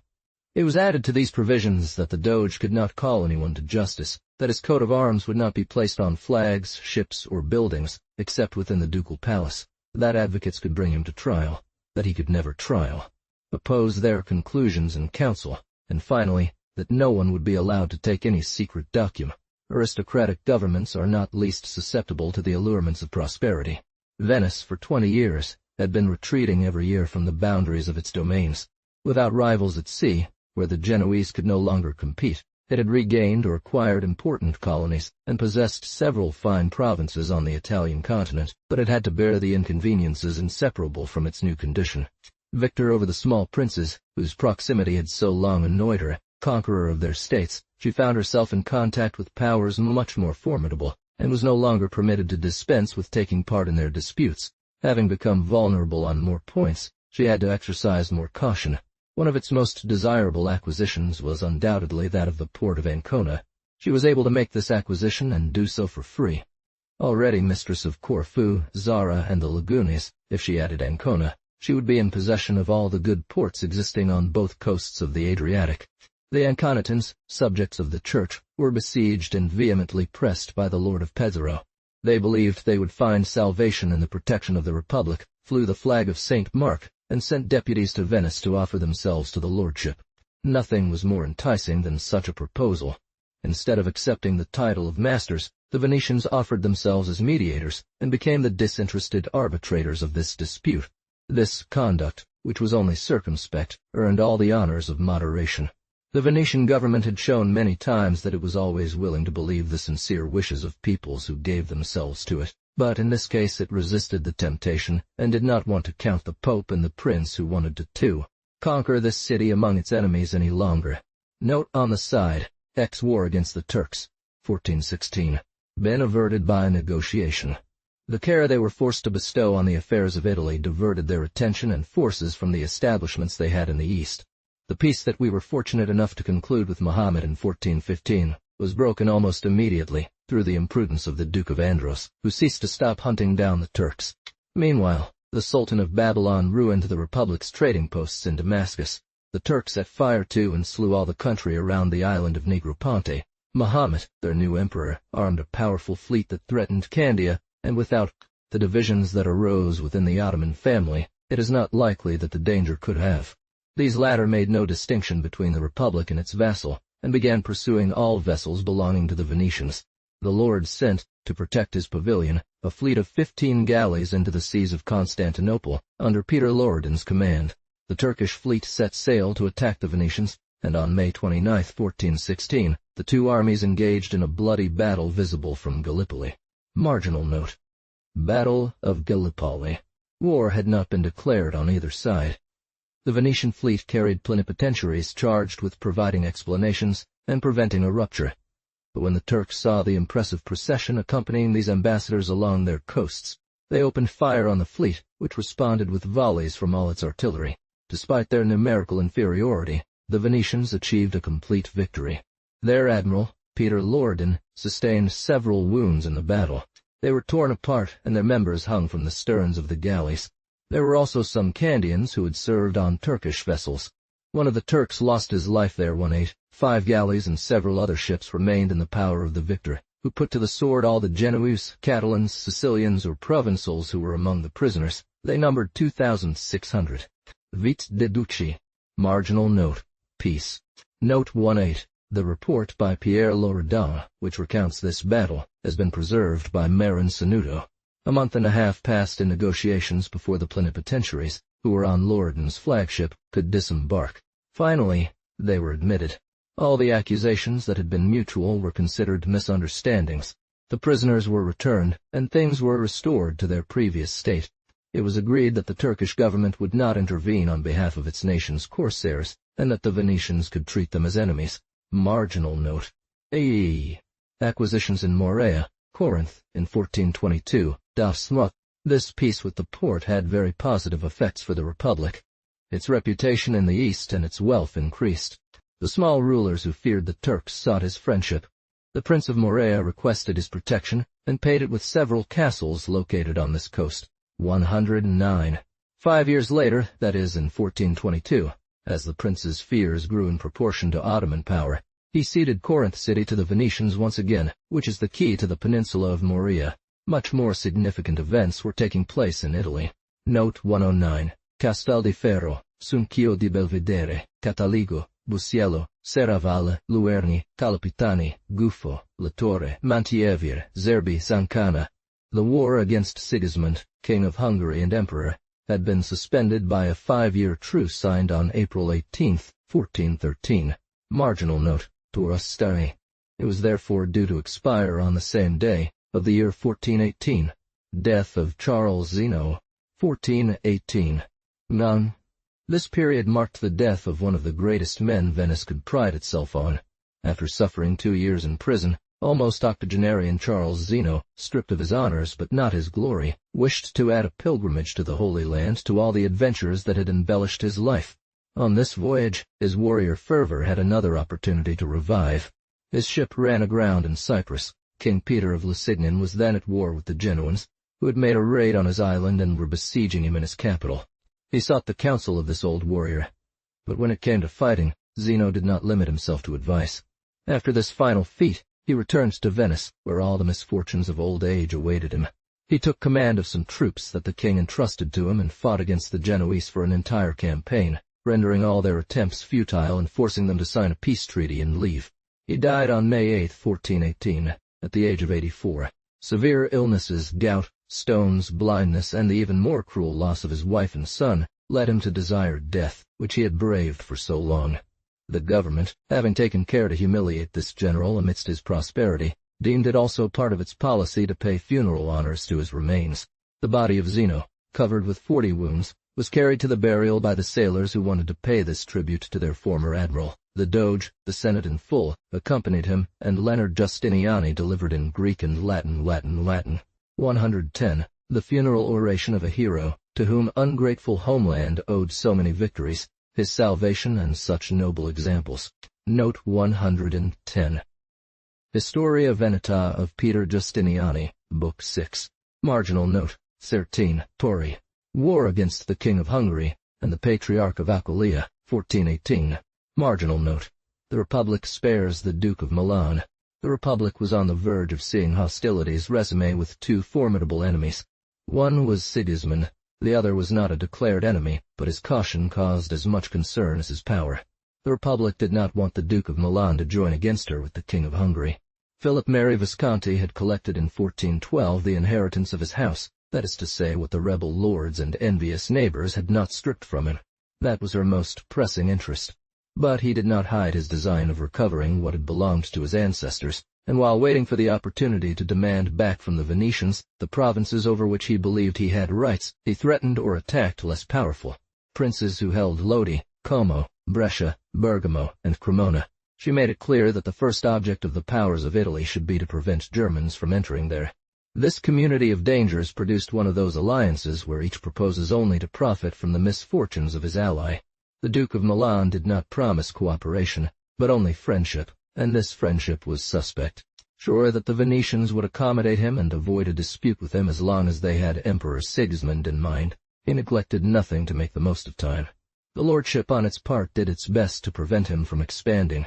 Under the guise of an ally, it mediated in all his disputes with neighboring lords. She sometimes succeeded in delaying their ruin through truces that were broken as soon as they were concluded, and often had the sorrow of seeing her mediation, or even intercession, spurned. It was necessary to suffer that the Duke of Milan seized Lodi, where he hanged the lord, and Bergamo, which belonged to the lord of Brescia, particularly protected by the Venetians. They sought to form alliances against the emperor with the dukes of Bavaria and Austria. These allies avoided taking an active part in the war against such a powerful enemy. Several negotiations were initiated with Sigismund to deter him from resuming hostilities. The Republic had done nothing to prepare for it. The Pope intervened as a mediator, but the king always demanded, as a first condition, the restitution of the places in Dalmatia, and war was inevitable. It was of the greatest interest to her that Friuli should be the scene of these events. There were no lack of pretexts for bringing Venetian troops there, even before the expiration of the truce. This was enough to give the Venetians the right to attack him. The Patriarch of Aquileia, sovereign of this province, had seen his country several times traversed by Hungarian armies a few years previously. The hope of being a little less oppressed than in previous campaigns determined him to join the party of Sigismund. They even succeeded in forming a party in the country, not only to support their operations in the current war, but also to facilitate the achievement of their future aims. The Pope made vain efforts to turn aside the storm, which was about to fall on the territory of a religious prince. This legate, moreover, mixed peace proposals with his words, which harmed the success of his mission and upset the government of the Republic. The legate, whom he sent to Venice for this purpose, though he argued that the Patriarch had only reluctantly taken the side of the King of Hungary, found it in his interest to portray him as an enemy on whose territory they could fight. The Roman court desired that the properties owned by the clergy in the states of the lordship not be subject to taxation. This request was rejected with the same firmness that the lordship always opposed the claims of the Holy See. Marginal note, for Tiers. They responded that before these properties were given to the Church, they bore all public charges, that the state had not renounced its rights by allowing them to be used for the clergy's dotation, and that this principle would never be abandoned. Conquest of Friuli, Feltre, Belluno, and Cadore. The Patriarch of Aquileia's troops, joined by those of Count Goris, his neighbor, barely supported for 2 campaigns the efforts of the Venetians. They were defeated, several places surrendered successively. The army of the Republic, commanded by Philippe Arcelli, marched through Friuli without meeting strong resistance, because Sigismund's troops were then occupied in Bohemia with a war against the Hussites, who had the double fault of being heretics, and not recognizing him as their king. Finally, 8,000 Hungarians came to share the dangers of an ally who had so far left the whole burden of war to their master. This aid did not make him happier, or less cruel. The Patriarch's general had pillagers quartered. Terrible ravages were committed on both sides, and even more horrible reprisals. The Venetian general believed to avenge his army by beheading 50 peasants or women from the surroundings of Udine. The garrisons that the King of Hungary had left in the places of Belluno, Feltre, Cadore, and in the surrounding castles were alternately forced to surrender. Belluno was the first to send its submission. Cadore surrendered. Feltre was reduced to buying off the pillage by paying 10,000 ducats. In Friuli, Venetian troops, assisted by a fleet that had entered the Tagliamento, successively conquered Sassel, Pruda, Serravalle, Salemburg, Muceno, and several other forts, some of which were immediately demolished. The Patriarch had thrown himself into Udine with 6,000 men. Note 111. They wanted from that land, so that it would not be pillaged, 30,000 ducats Maran Sanudo, lives of the dukes, Tiac Monsenigo. It was in Udine that the Venetians conquered one of their most precious relics, the Gospel written by St. Mark's hand. This capital, before which the Venetians had presented themselves several times during the course of this war, eventually abandoned the cause of her prince, forced him to flee, and submitted on June 7, 1420, paying 30,000 ducats to avoid pillage, which, through the use of these shameful ransoms, became a recognized right. Heaven was upon the Republic at that time to bless her so much that beyond the expansion of states, it also granted its divine treasures. Finding the Gospels written by St. Mark in his own hand in Udine, they were transported to Venice. Venetian Facts by Francesco Verdissati, Book 18. Other purchases included the Gospels written in Latin by St. Mark, Doi. Historia di Venezia, by Paolo Morosini, Book 18. Doglioni Historia Veneziana, Book 6 adds to this narrative miraculous circumstances. The Patriarch, seeing all his states under the power of the victor, with no further hope of aid from Sigismund, who was occupying Bohemia, and the Turks threatening Hungary, implored papal mediation. The Count of Goris was forced to pay homage for his fiefs. Marginal note, F.F. theory. The mediator first demanded that the Venetians return their conquest. However, all that could be secured was to leave Patriarch San Danielo and San Vito of Aquileia, along with a pension of 3,000 ducats, still under the condition of 3,000 ducats, still under the condition of acknowledging the jurisdiction of the Republic. War in Dalmatia doth to Marginal note, Cadore surrenders to the Venetians. Along the coast of Dalmatia, Venetian arms were less successful. Scutari was surprised and captured. The Hungarians captured Scutari, won a battle, and would likely have reconquered most of this coast if the Turks, then masters of Thrace and at war with Sigismund, had not provided aid to the Venetians, helping them maintain their position. Peter Loredan, captain of the Gulf, conquered Almissa, Brasa, Lazina, Curzala, Trau, and Spalato. Cadore, which was then a small republic, surrendered to the Venetians, fearing the progress of Ottoman power, and finding no effective protection from the King of Hungary's arms. It was stipulated that the Venetians could never cede this city to another power, and that if they forgot this commitment, Cadore would immediately regain its original independence on 112.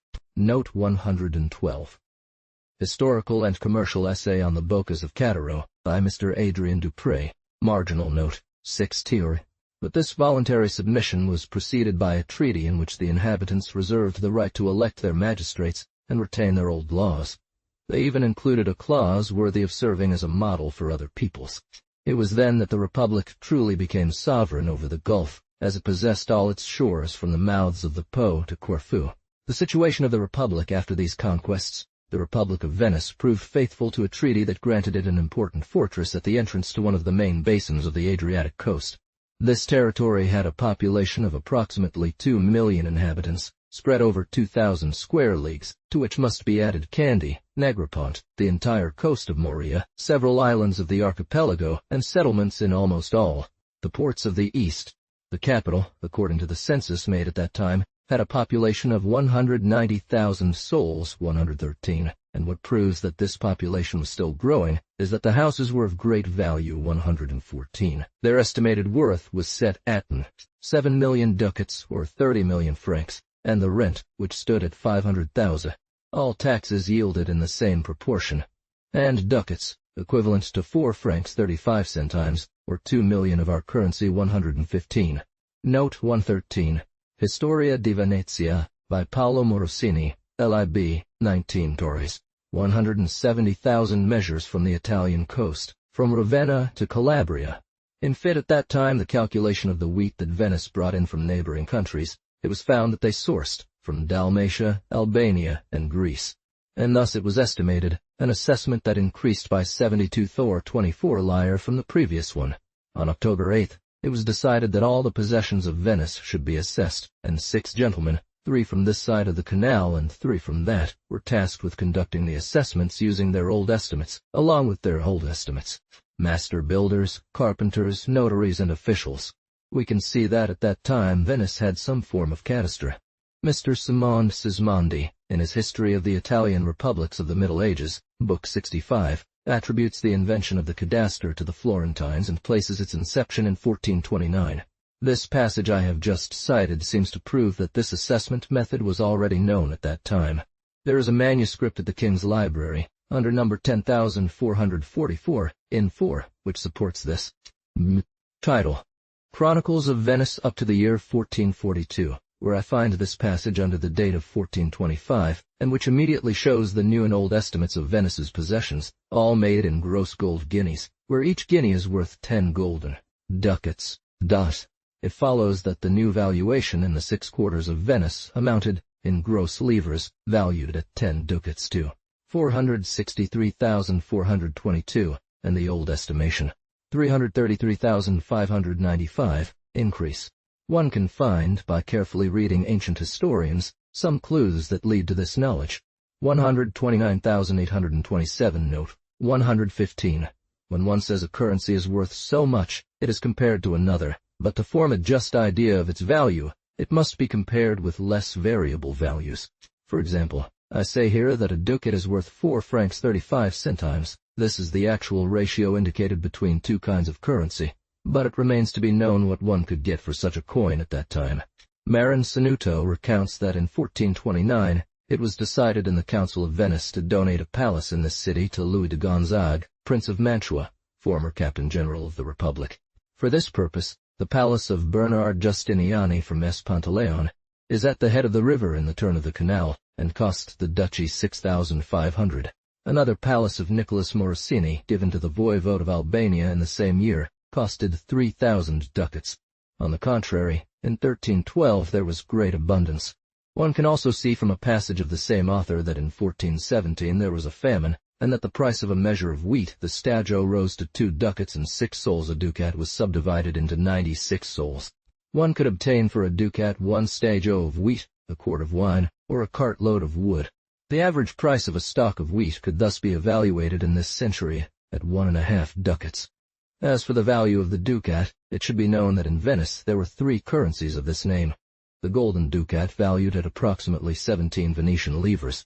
If today the same house, the same quantity of wheat is worth double, triple, it follows that the same currency has lost half or 2/3 of its value, and therefore 1,000 ducats of that time were worth 2,000 of today. The silver or effective ducat valued between 4 and 4 lire 10s. The current or account ducat valued between 3 lire 5s and 4 lire. In administrative affairs, they counted by the effective ducat. In trade, by the account ducat.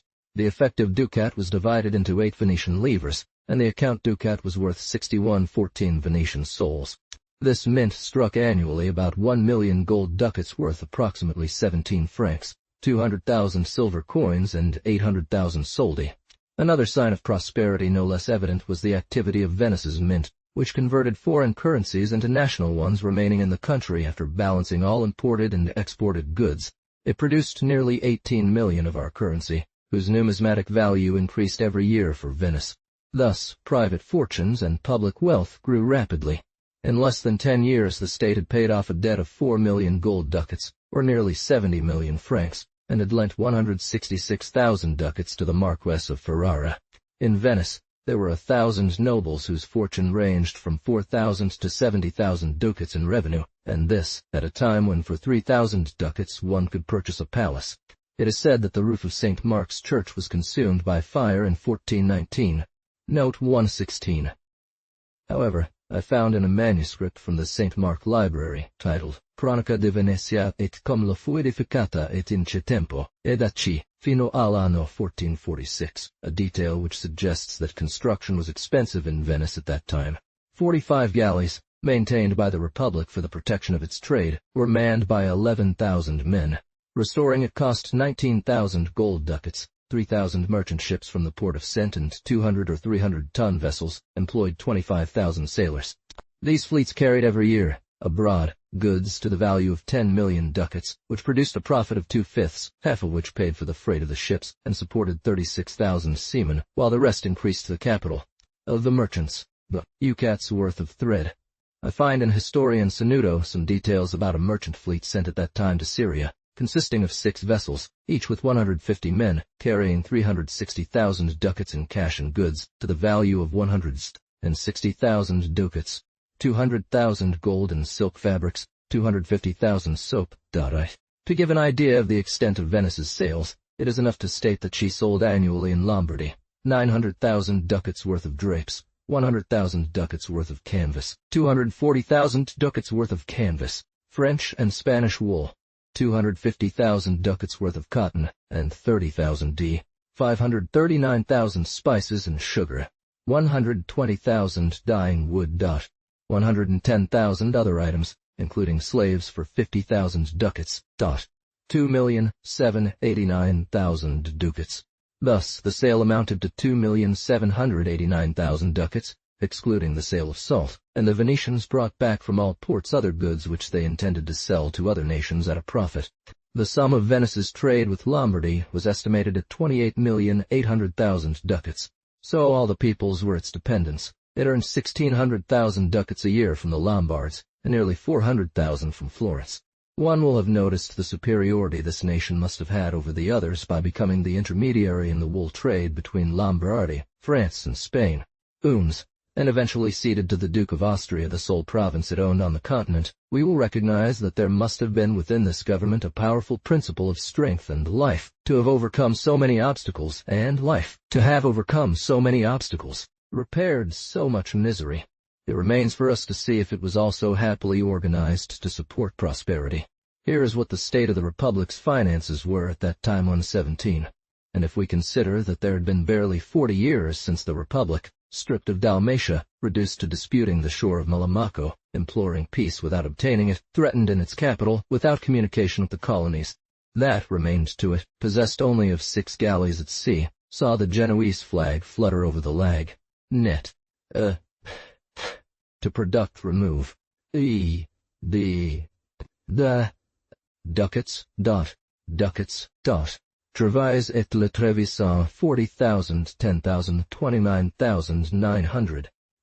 7,626,900. 150, 0. Loan issues 150,000. To throw. The 8 offices that paid 698,000, 599,000, 780, 598,720, to the loan fund 233,500. Profits from the chamber of, in the Dogado. Decimal on houses and property, 25,000, 6,000, 19,000. Benefit from cash loans, 15,500, 7,500, 7,500. Residential 5,000, 5,000, 1,500, 1,500. Freight or charter 6,000, 4,000, 2,000. The clergy, at the rate of its income 22,000, 20,000, 20,000. Note 117. This table is taken from the History of Marin Sanudo. 1,189,601,93,310, 996,290. Vite de Ducci. At the end of the life of Thomas Mocenigo, I was forced to change a few figures to eliminate calculation inaccuracies, though they were of little importance. Book 30. Deliberation on the war proposed by the Florentines against the Duke of Milan. Death of Doge Thomas Mocenigo, 1420-1423. Acquisition and loss of Thessaloniki. Declaration of war against the Duke of Milan. Siege of Brescia. Victories of François Carmagnole. Peace treaty, by which the Republic acquires Brescia, 1423-1426. Note in margin. The Florentines want to commit the Republic to ally with them against the Duke of Milan, 1421. The outcome of the war that the King of Hungary had waged against the Venetians was the expansion of the Republic. The Patriarch of Aquileia had suffered from it. The conquest of Friuli made the possessions of the lordship contiguous to the north of the Gulf, and consequently facilitated communications and defense.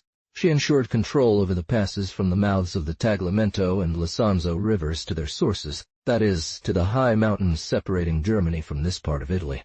She was urged to do so.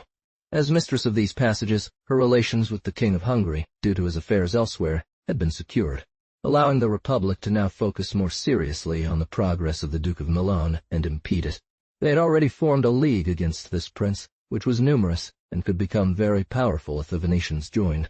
Florentine ambassadors came before the Venetian Senate, exposing the dangers that the ambition of Philip Neri Visconti posed to both republics and all of northern Italy.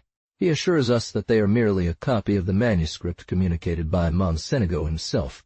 The historian Sanudo, who wrote some 50 years later, and who, by his position and the nearness of the times, was well informed, has transmitted to us 118 the speeches delivered in council by the Doge to decide whether or not to enter into the league with the Florentines against the Duke of Milan.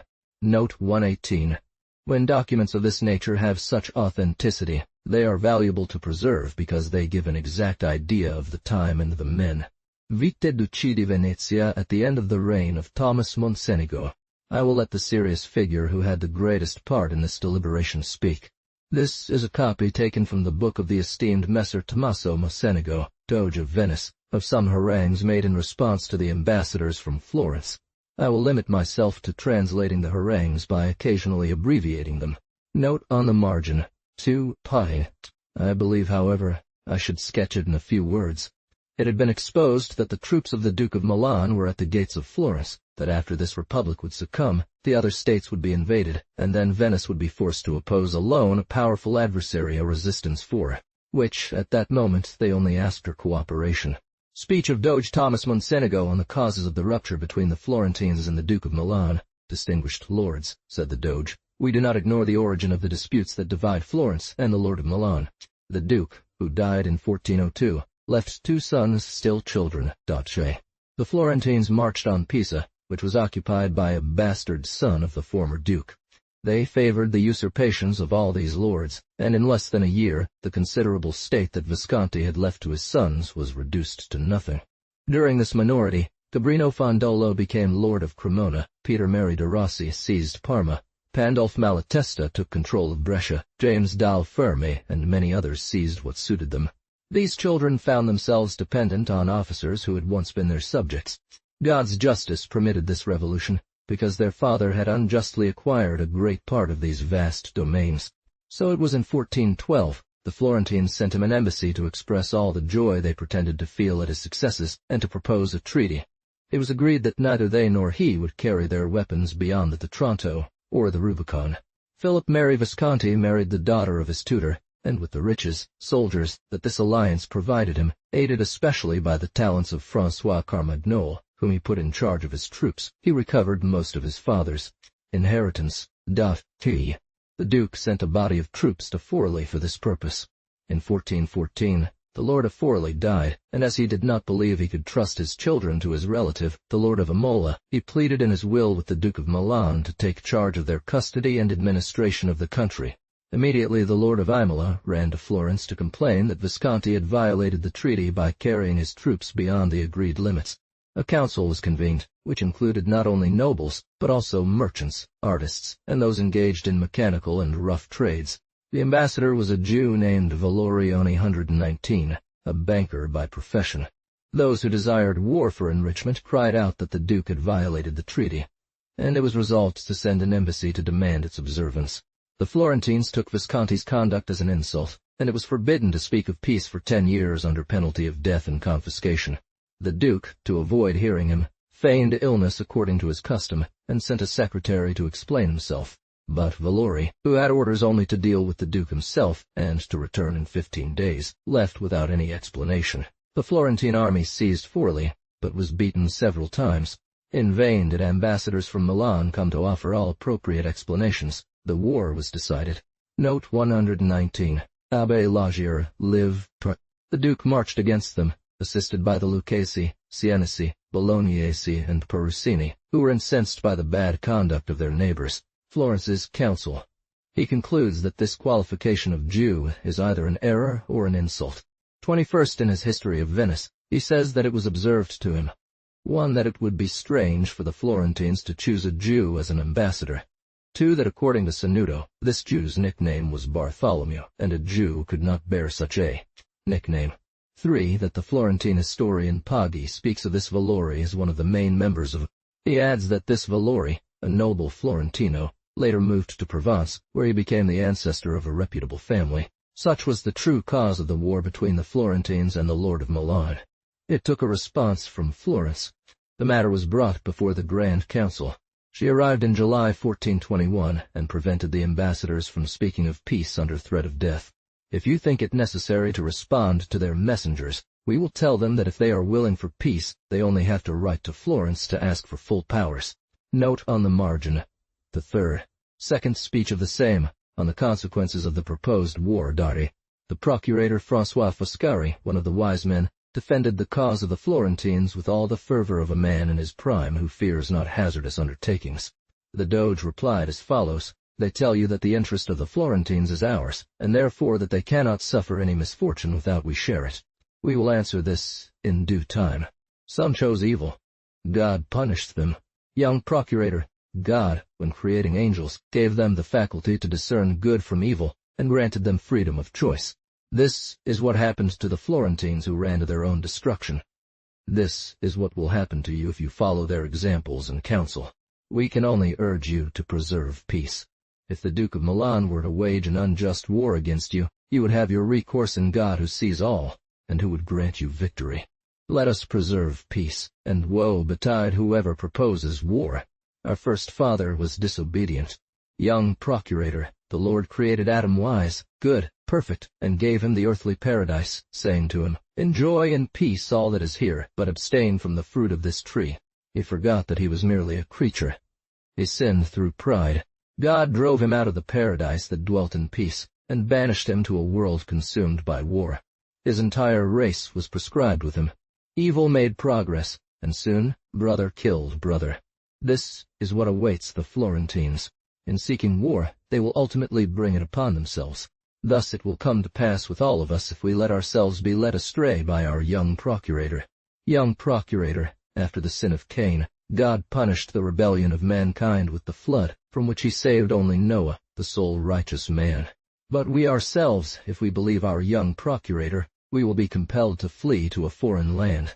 Similarly, the Florentines, if they listen to their passions, will see their land devastated, and will be forced, along with their wives and children, to seek asylum in our city, which, like the Holy Ark, will be saved if it persists in submission to the Lord's will. Young procurator, Noah was chosen by God because he was righteous. Thus, the Florentines will see their language alter, and make way for 66 different dialects. Cain disobeyed the Lord. He killed his brother, and he was punished for it, and from him came this race of giants, who, having forgotten the fear of God, had their single language divided into 66 languages, and ultimately destroyed themselves, and vanished forever. They will eventually disperse and no longer have Florence. They spread every day in France, Germany, Languedoc, Catalonia, Hungary, and throughout Italy. The same fate awaits us. That is why let us fear God and hope in him. E Virgin, and the most holy soul that ever was or could be. Young procurator, among all the descendants of Noah, God chose Abraham, the most righteous of those times, and commanded him to be circumcised, so that he might be recognized among the others.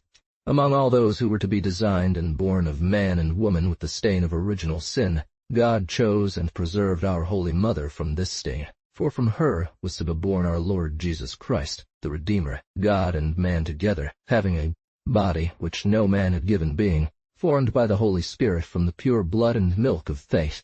The Word assumed this human form, although God is not to be compared with the creature. Among creatures God raised up Attila, who descended towards the west, trailing behind him desolation and ruin. The Lord inspired generous men whom he deigned to choose to come and dwell in these lagoons, where they found their salvation. Let us give thanks to him that this land has been sanctified by monasteries, by hospitals, by great alms. If we do what we have just proposed, we shall no longer be his chosen ones, and we must expect the same destiny as so many other nations, with their devastations and massacres. Let us preserve peace. Since the Florentines wish to seek their own perdition, let us abandon them to their folly, and remain the elected nation among all others. Young Procurator, Jesus Christ says in his gospel that he gives it to us. We must therefore seek it and keep it. If we transgress his commandments, what else can we expect but extreme calamities?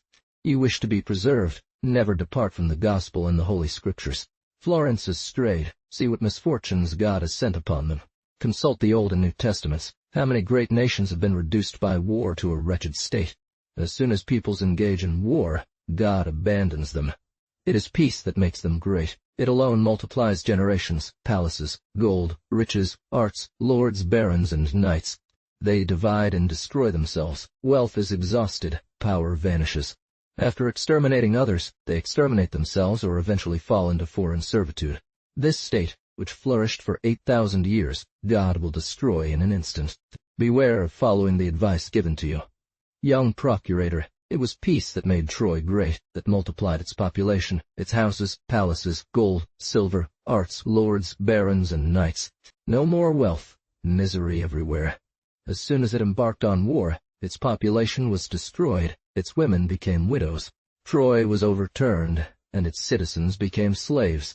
Such will be the fate of Florence, which seeks to strip others. She has already begun to experience disasters. Her lands have been ravaged. Her inhabitants are in flight. Such will be our fate.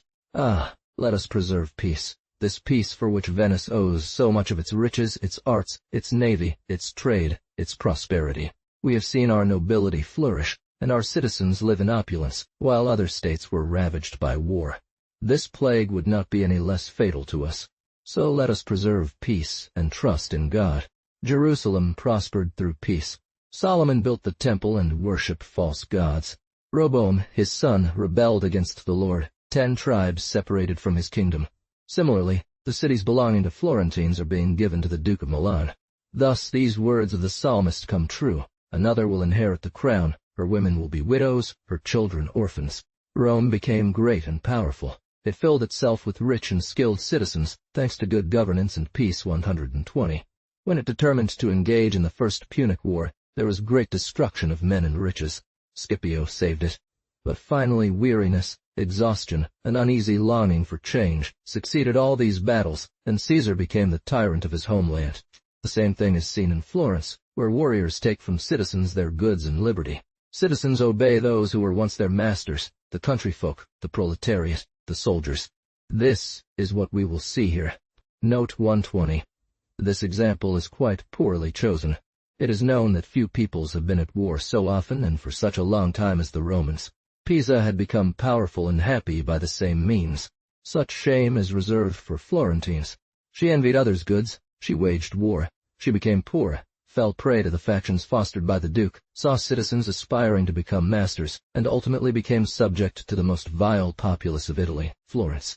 Already exhausted and divided, tyrants succeed each other among them. The same will befall us, Francesco Foscari, if we heed your counsel. Young man, it's not enough to deliver fine oratory. Experience and gravity are required.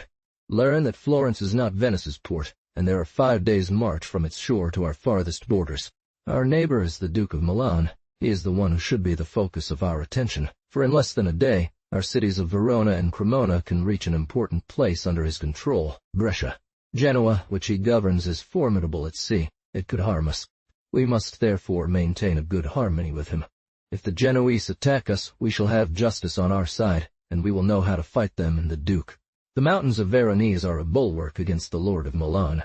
This province has known how to defend itself, thanks to the Adige in its marshes. Let us keep peace with him. We have there a population more than sufficient to easily gather 3,000 men, who would resist all the forces of the Duke. If he invades Florence, if he submits the Florentines, what will happen? These peoples, accustomed to the Republic, will leave their city. They will come to live in Venice. They will bring there their industry, their art of making wool and silk fabrics. I repeat it once more, let us keep peace. Florence will remain without manufactures, as it happened in Lucca, and we will see our prosperity grow. What would you do if you were wise? Did not entail any expense for its upkeep, and one morning someone came to tell you, Lord Francois, your enemies are gathered on the square. They have mobilized 500 sailors, armed with 500 hoes, and paid them to cut down your trees and vines. 100 peasants, 100 pairs of oxen, are paid by your enemies to destroy your crops and exterminate all the animals in your garden. Answer, Francois Ferry, if you possessed a garden that produces wheat every year to feed 500 people, and still had some left to sell, if it yielded wine, vegetables, and fruits of all kinds, if you had livestock, cheese, eggs, fish, sufficient quantities for 500 people, and to provide a substantial income 121, if this garden, well, you would not suffer the devastation of your property. You would go home, take gold as much as would be needed to pay 1,000 men with whom you would march against your enemies. But on the contrary, if you were seen paying yourself the 500 sailors and the 100 peasants charged with devastating your garden, you would be considered insane. Note 121. The speaker repeats the formula for each type of product, to feed 500 people and to have some left to sell. The situation in which I suppose you is precisely ours. I have had an inventory made of the products of our trade. Every week we receive from Milan 17 or 18,000 ducats, which amounts to 900,000 ducats per year. In firms this result is the admission of all bankers, who state that every year the Milanese owe us 600,000 ducats.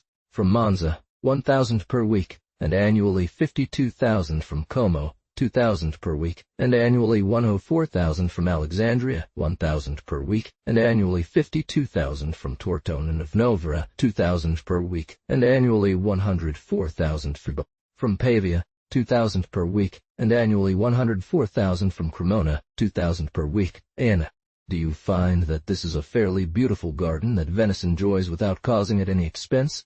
D. Annually 104,000 from Bergamo, 1,500 per week, and annually 78,000 from Palermo, 2,000 per week, and annually 104,000 from Piacenza, 1,000 per week, and annually 52,000 from 1,654,000 would clearly come. Tortone and Novara employ 6,000 pieces of cloth per year, which, at 15 ducats per piece, amounts to 90,000 ducats. 900,000 entrance and exit duties, at 1 ducat only per piece, produce 200,000 ducats. 1,000 pieces at 7 ducats, 70,000 Cremona, 40,000 pieces of fustian at 4 ducats and a quarter per piece, 170,000 Parma, 4,000 pieces of linen at 15 ducats, 60,000 in total, 84,100 pieces, and paved 3,000 pieces, 45,000 Milan, 4,000 pieces of fine linen, at 30 ducats per piece, 120,000 Como, 12,000 pieces at 15 ducats, 180,000 Monza, 6,000 pieces, 90,000 Brescia, 5,000 pieces, 75,000 Bergamo. 10. We do business with Lombardy worth an estimated sum of 28,800,000 ducats. Do you find Venice's garden there quite beautiful? Then come the hemp fields, 122 for a total of 100,000 ducats. The Lombards buy from you every year 5,000 thousands of cotton, for 250,000 20,000 quintals of thread or perhaps cotton yarn, at 15 and 20 ducats per 130,000 4,000 of wool from Catalonia, at 60 ducats per 1,123, 120,000 same amount from France, 120,000. Gold and silk fabrics, for 250,000 3,000 charges of pepper, at 100 ducats per charge, 300,000 400 bales of cinnamon, at 160 ducats per bale, 64,000 200,000 2 pieces of ginger, at 40 ducats per 1,000 8,000 sugars assessed froth, M2 to 3 to 15 ducats per 100, for 95,000 other goods, for sewing and embroidery 30,000, 4,000 of wood of dye 124, at 30 ducats per thousand, 120,000 seeds and indaction 125, 50,000, soaps 250,000, slaves 30,000, 1,871,000. Note 122. Canapani. I am not sure I translated this word exactly right. According to Ducange, canapinus or canabinus vestimentum de pano canapino grossissimo comes from canava, which he explains as pro cannabis seu. Ew. Note 123. There must be a mistake in the numbers in Sanudo's edition given by Muratori, as the calculation would not be accurate. Note 124. Verzino taught. Ew. Dictionaries translate this word as wood from Brazil. America was not yet discovered, but this wood was known and named before Brazil was discovered. Plant used for dyeing. Note 125. Indachi. I do not count the product of salt sales 126. Agree that such trade is a fine land. Venice gains 2.5%, 3% on freight. Consider how many ships are kept active by the movement of all these goods, whether to carry them to Lombardy or to fetch them from Syria, Romania, Catalonia, Flanders, Cyprus, Sicily, and every part of the world. See how many people live off this trade: courtiers, workers, sailors, thousands of families, and finally, merchants, whose profit does not amount to less than 600,000 ducats. Note 126. Count Filiassi in his researches on the commerce of Venice, p. 70, estimates salt production at 1,000,000 ducats. This is what your garden produces. Do you advise destroying it? Really not, but we must defend it against whoever comes to attack it. On our part, we will need to arm people to defend ourselves. We only have to take the side that our young prosecutor offers us. Declare war on the Duke of Milan. It will be as if we forced him to pay armed men with sickles to come devastate our garden. Our lands will be ravaged, our cities burned down, our citizens ruined. God knows what we would like to do on the Duke's lands, but perhaps he will find a way to defend them, and we will only have achieved the devastation of our own. What value will our goods then have, our gold and silk fabrics? No one will buy them. Or know that every year Verona demands 200 pieces of gold, silver, and silk from you. If we destroy their crops, how could they buy all the goods that Venice abounds in? 200, 120, 200, 120, 50, 12. Total, 702 every year. You supply these various countries with 400 charges of pepper, 120 bundles of cinnamon, 100,000 pieces of ginger, 100,000 pieces of sugar. Even the Milanese, obligated to pay for an army, would no longer have the means to make purchases from us. This would be the ruin of our city. This is the inevitable result of war. Most illustrious lords, permit us to answer the ambassadors from Florence, exhorting them to peace and urging them once more to seek powers to negotiate it. If you remain at peace, you will amass such riches that you will be feared by everyone, and God will protect you. We have seen the former Duke of Milan, Galeas Marie, after having conquered all Lombardy, Romagna, the Campagna of Rome, and all Tuscany except Florence, reduced by the exhaustion of his finances to remain inactive for 5 years and unable to pay the wages of his servants. I repeat to you what I told you a year ago. If you desire peace, let us hope that God, Our Lady, and Saint Mark will permit you to enjoy it. This is the first of goods. This eloquence is not that of ancient orators. It betrays the bad taste of the age, but there is also much reason, much fact. It convinced rather than led the audience, and the Florentine ambassadors received, as a response, peaceful counsel which they did not take advantage of. The young procurator whom Mocenigo rebuked with so much authority was, however, nearly 50 years old at that time, giving an idea of the influence and respect enjoyed by these grave personages who had grown gray in the councils of the Republic. The Doge convened the council and said 127. In January of the following year, the Florentines came to renew their requests, saying that if Venice did not come to their aid, they would act like Samson, shake the pillar to overthrow the temple, and crush their enemies with them, and that if they were defeated, their servitude would inevitably lead to that of all Italy. Note on the margin. Note 127. Here's the text that proves it is the Doge himself who authored this manuscript copied by Sanudo, in such a way that we call the council, and inform them of all these things they had said. Then we spoke, Lords, you see, etc. Third speech by the same. Lords, you see, every year a great number of families come from various parts of Italy to settle on your territory. They take with them their goods, their industry. They come to seek peace. If you prefer war, you will have to give up these invaluable advantages. You will see all these new citizens seeking security elsewhere. Well, but the Florentines will submit to the Duke of Milan. So be it for them, it is their affair. For us, we will always have justice on our side. They have made enormous expenditures. They are exhausted, indebted. We are in a prosperous state. We have a capital of about 10 million ducats, which yields us a profit of 4 million. We can only urge you to maintain peace, have no fear, and be wary of the Florentines. Remember that a century ago they drew you into war against the house of El Scala. They demanded a loan of 500,000 ducats from you, and when you provided it, they made their separate peace. Remember that in 1412, they supplied the Hungarians with a general who inflicted great losses on our republic. We are not surprised to see a young prosecutor embrace an opposing opinion. His partiality for the Florentines makes him forget that in this matter justice is on the side of the Lord of Milan. They stir up war, they are in the wrong.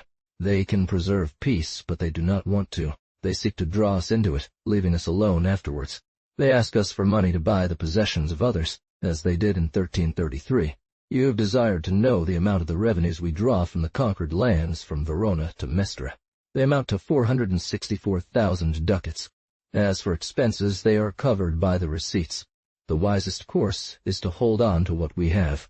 If we wage war, subsidies must be paid. If we take our troops beyond Verona, there will be enormous expenses, followed by sad destructions, and we shall see the chamber of loans collapse. You are the only ones to whom land and sea are equally open.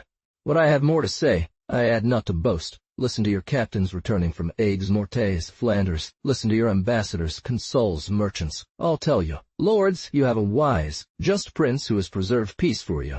You are the channel for all riches. You supply the whole world. The entire universe is interested in your prosperity. All the gold of the world comes to you. Happy as long as you retain this peaceful prince, if you follow these wise counsel. All Europe, other lands too, are on fire. War ravages all of Italy, France, Spain, Catalonia, England, Burgundy, Persia, Russia, and Hungary. You, however, are only in a state of hostility towards the infidels. As long as I have a breath of life, I will persist in this system, that one must love peace. Note on the margin, V. His exhortation to the senators before his death. No, Kyle. The authority of this 80-year-old prince rendered vain all the efforts of the supporters of war. B-128. Note 129. Ibid. Sometime later, in the month of April 1423, he felt his end drawing near, and asked some senators to come to him, speaking to them about this kind of thing. Note 128. Marin Sanudo records another speech by Mocenigo to Foscari, aiming to prove through a long parable that conquests are not profitable when expenditure absorbs the revenue. Lord, I have called you because I feel that God has sent me an illness which will end my pilgrimage in this world. Our Lord recommends to the 41 electors, who are charged with choosing a leader for our republic, to defend Christian religion, love justice, and preserve peace. Humbly, I have invoked the omnipotence of the Father, the Son, and the Holy Spirit, who are one God in three persons, especially the third person who deigned to take human form, according to the doctrine of Brother Antoine de la Massa, our preacher. These are our duties. Let us give thanks to the Creator of all things. You know that during the duration of my administration, we have repaid a debt of 4 million ducats incurred by the war in Padua. We have made efforts to take measures so that the interest on loans and all public charges are regularly settled every 6 months. We have had the happiness of succeeding. You are aware of the prosperity of our trade and the importance of our navy. It is up to you to maintain the happy state of our affairs by praying to the Almighty to continue to guide you in the salutary system that He has deigned to inspire us. If you persist in this, you will become formidable and possessors of all the riches of the Christian world. Guard against touching the goods of others or waging unjust wars, for God would punish you. I have desired to confer secretly with you regarding the choice of him whom you will be compelled to elect after my death for the greatest good of our republic. Several of you seem inclined in favor of certain ones that I shall designate. Marin Cavallo is worthy by his capacity and virtue. God preserve you from such a choice. As for those who propose François Foscari, I think they have not reflected on this deeply. The same can be said of François Bembo, Pierre Loredan, Jacques Trevisani, Antoine Contarini, Fenton McShelly, and Albin Badour. They are all wise men, capable and of proven merit. If you do, you will soon have war. Then those who had 10,000 ducats will have only 1,000. He who had 10 houses will be reduced to 1, and so with the rest. No more wealth, no more credit, no more reputation. From masters you will become subjects, and to whom? Men of war, a military force, these bands that you bribe. This grave person died a few days later. Foreigners have often acknowledged your wisdom by choosing arbitrators among you. Therefore, persist, for yourself and for the happiness of your sons, in this system which has brought you so much prosperity. You have a great number of men capable of conducting the affairs of war and government, experienced officers for the command of your fleets, 8 captains to whom you could entrust 60 galleys, 10 dignitary persons through long experience, worthy to preside over the deliberations of your councils. During his administration, construction of the St. Mark's Library had begun, and the old palace, once destroyed by fire, was rebuilt on a more noble plan. Marginal note: vis prai.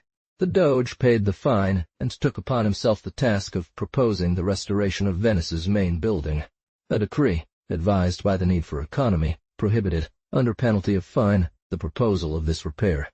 Francis Foscari, Doge, 1423, Tara. As soon as he had closed his eyes, the 41 electors entered the conclave to choose a successor.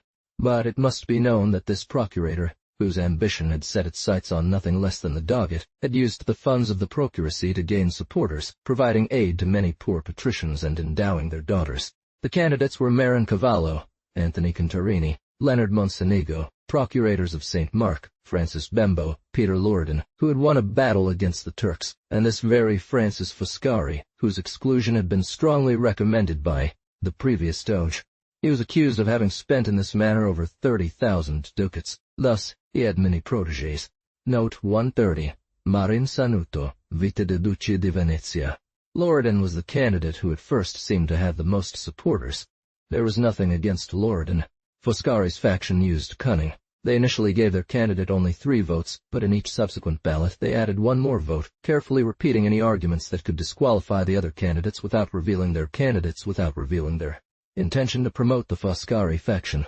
They opposed Cavallo with his extreme old age, Francesco Bembo with his disabilities, he was lame, Leonardo Mocenigo with his position as brother to the former Doge, which could set a dangerous precedent, and Contarini with his large family.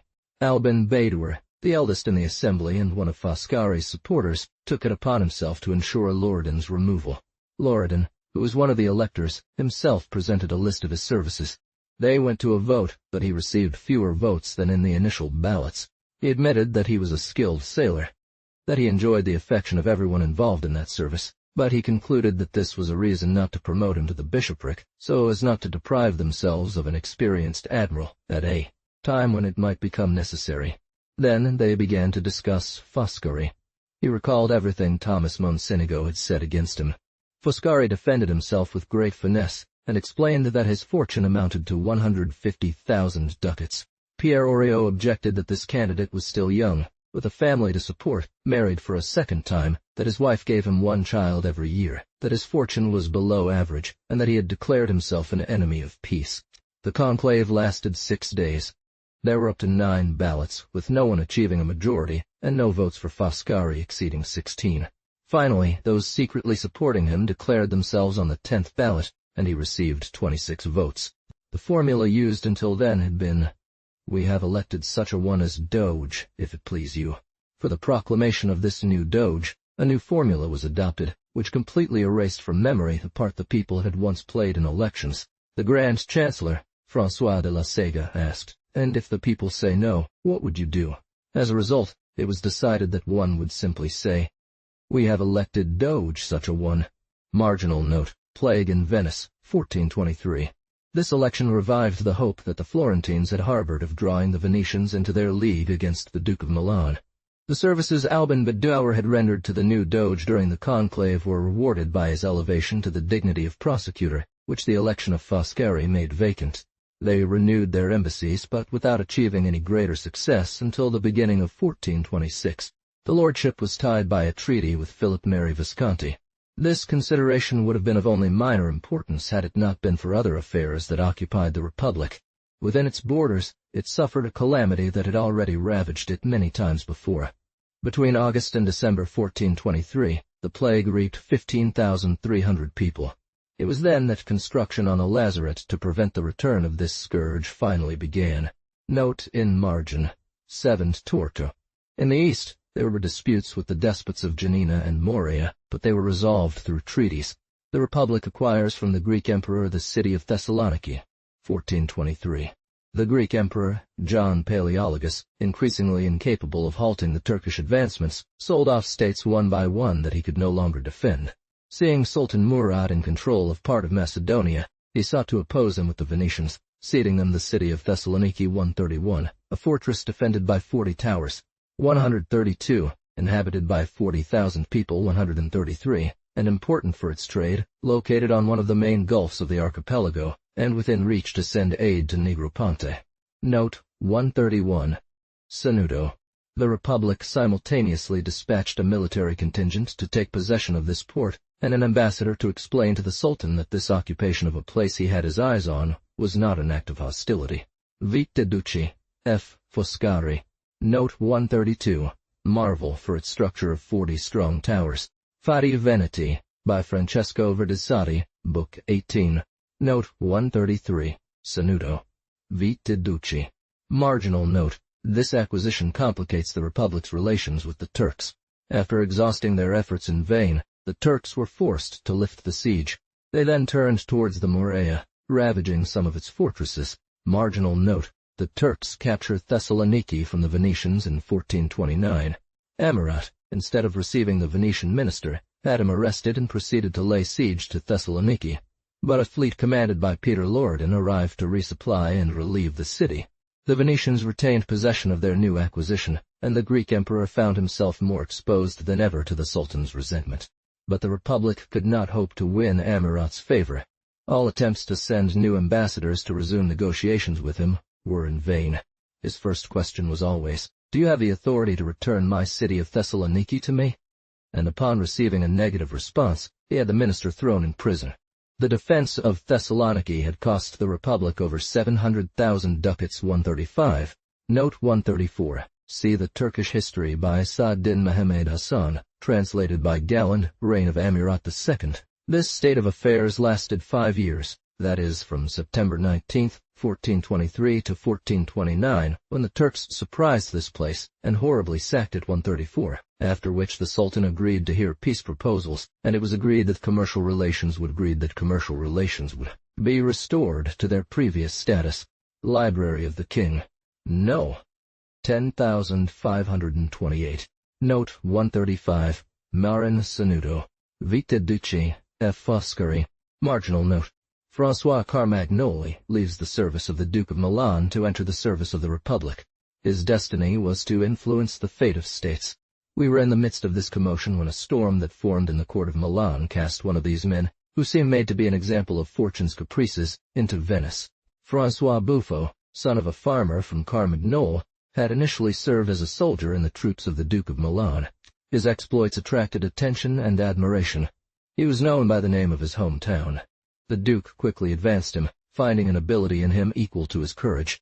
The name Carmagnole became so famous that the prince did not consider it dishonorable to associate it with his own, and François Carmagnole Visconti became, through his marriage with the natural daughter of the Duke, the son-in-law of his master, after having contributed to establishing him on the throne. The memory of the services he had received from his general became a burden. This high favor, granted on merit, proved that Duke Philippe Marie was not ungrateful, but he was neither immune to suspicion nor even jealousy. Courtesans carefully nurtured a growing enmity, which would deliver them from a favorite, so superior by merit, and yet so odious due to the graces he was showered with. However, the glory of merit holds something despairing for mediocrity. One tolerates a favorite chosen by chance. Favors from chance humiliate no one, but rather encourage everyone's hopes. Soon, Carmagnole had frequent opportunities to sense that his credit, and even the memory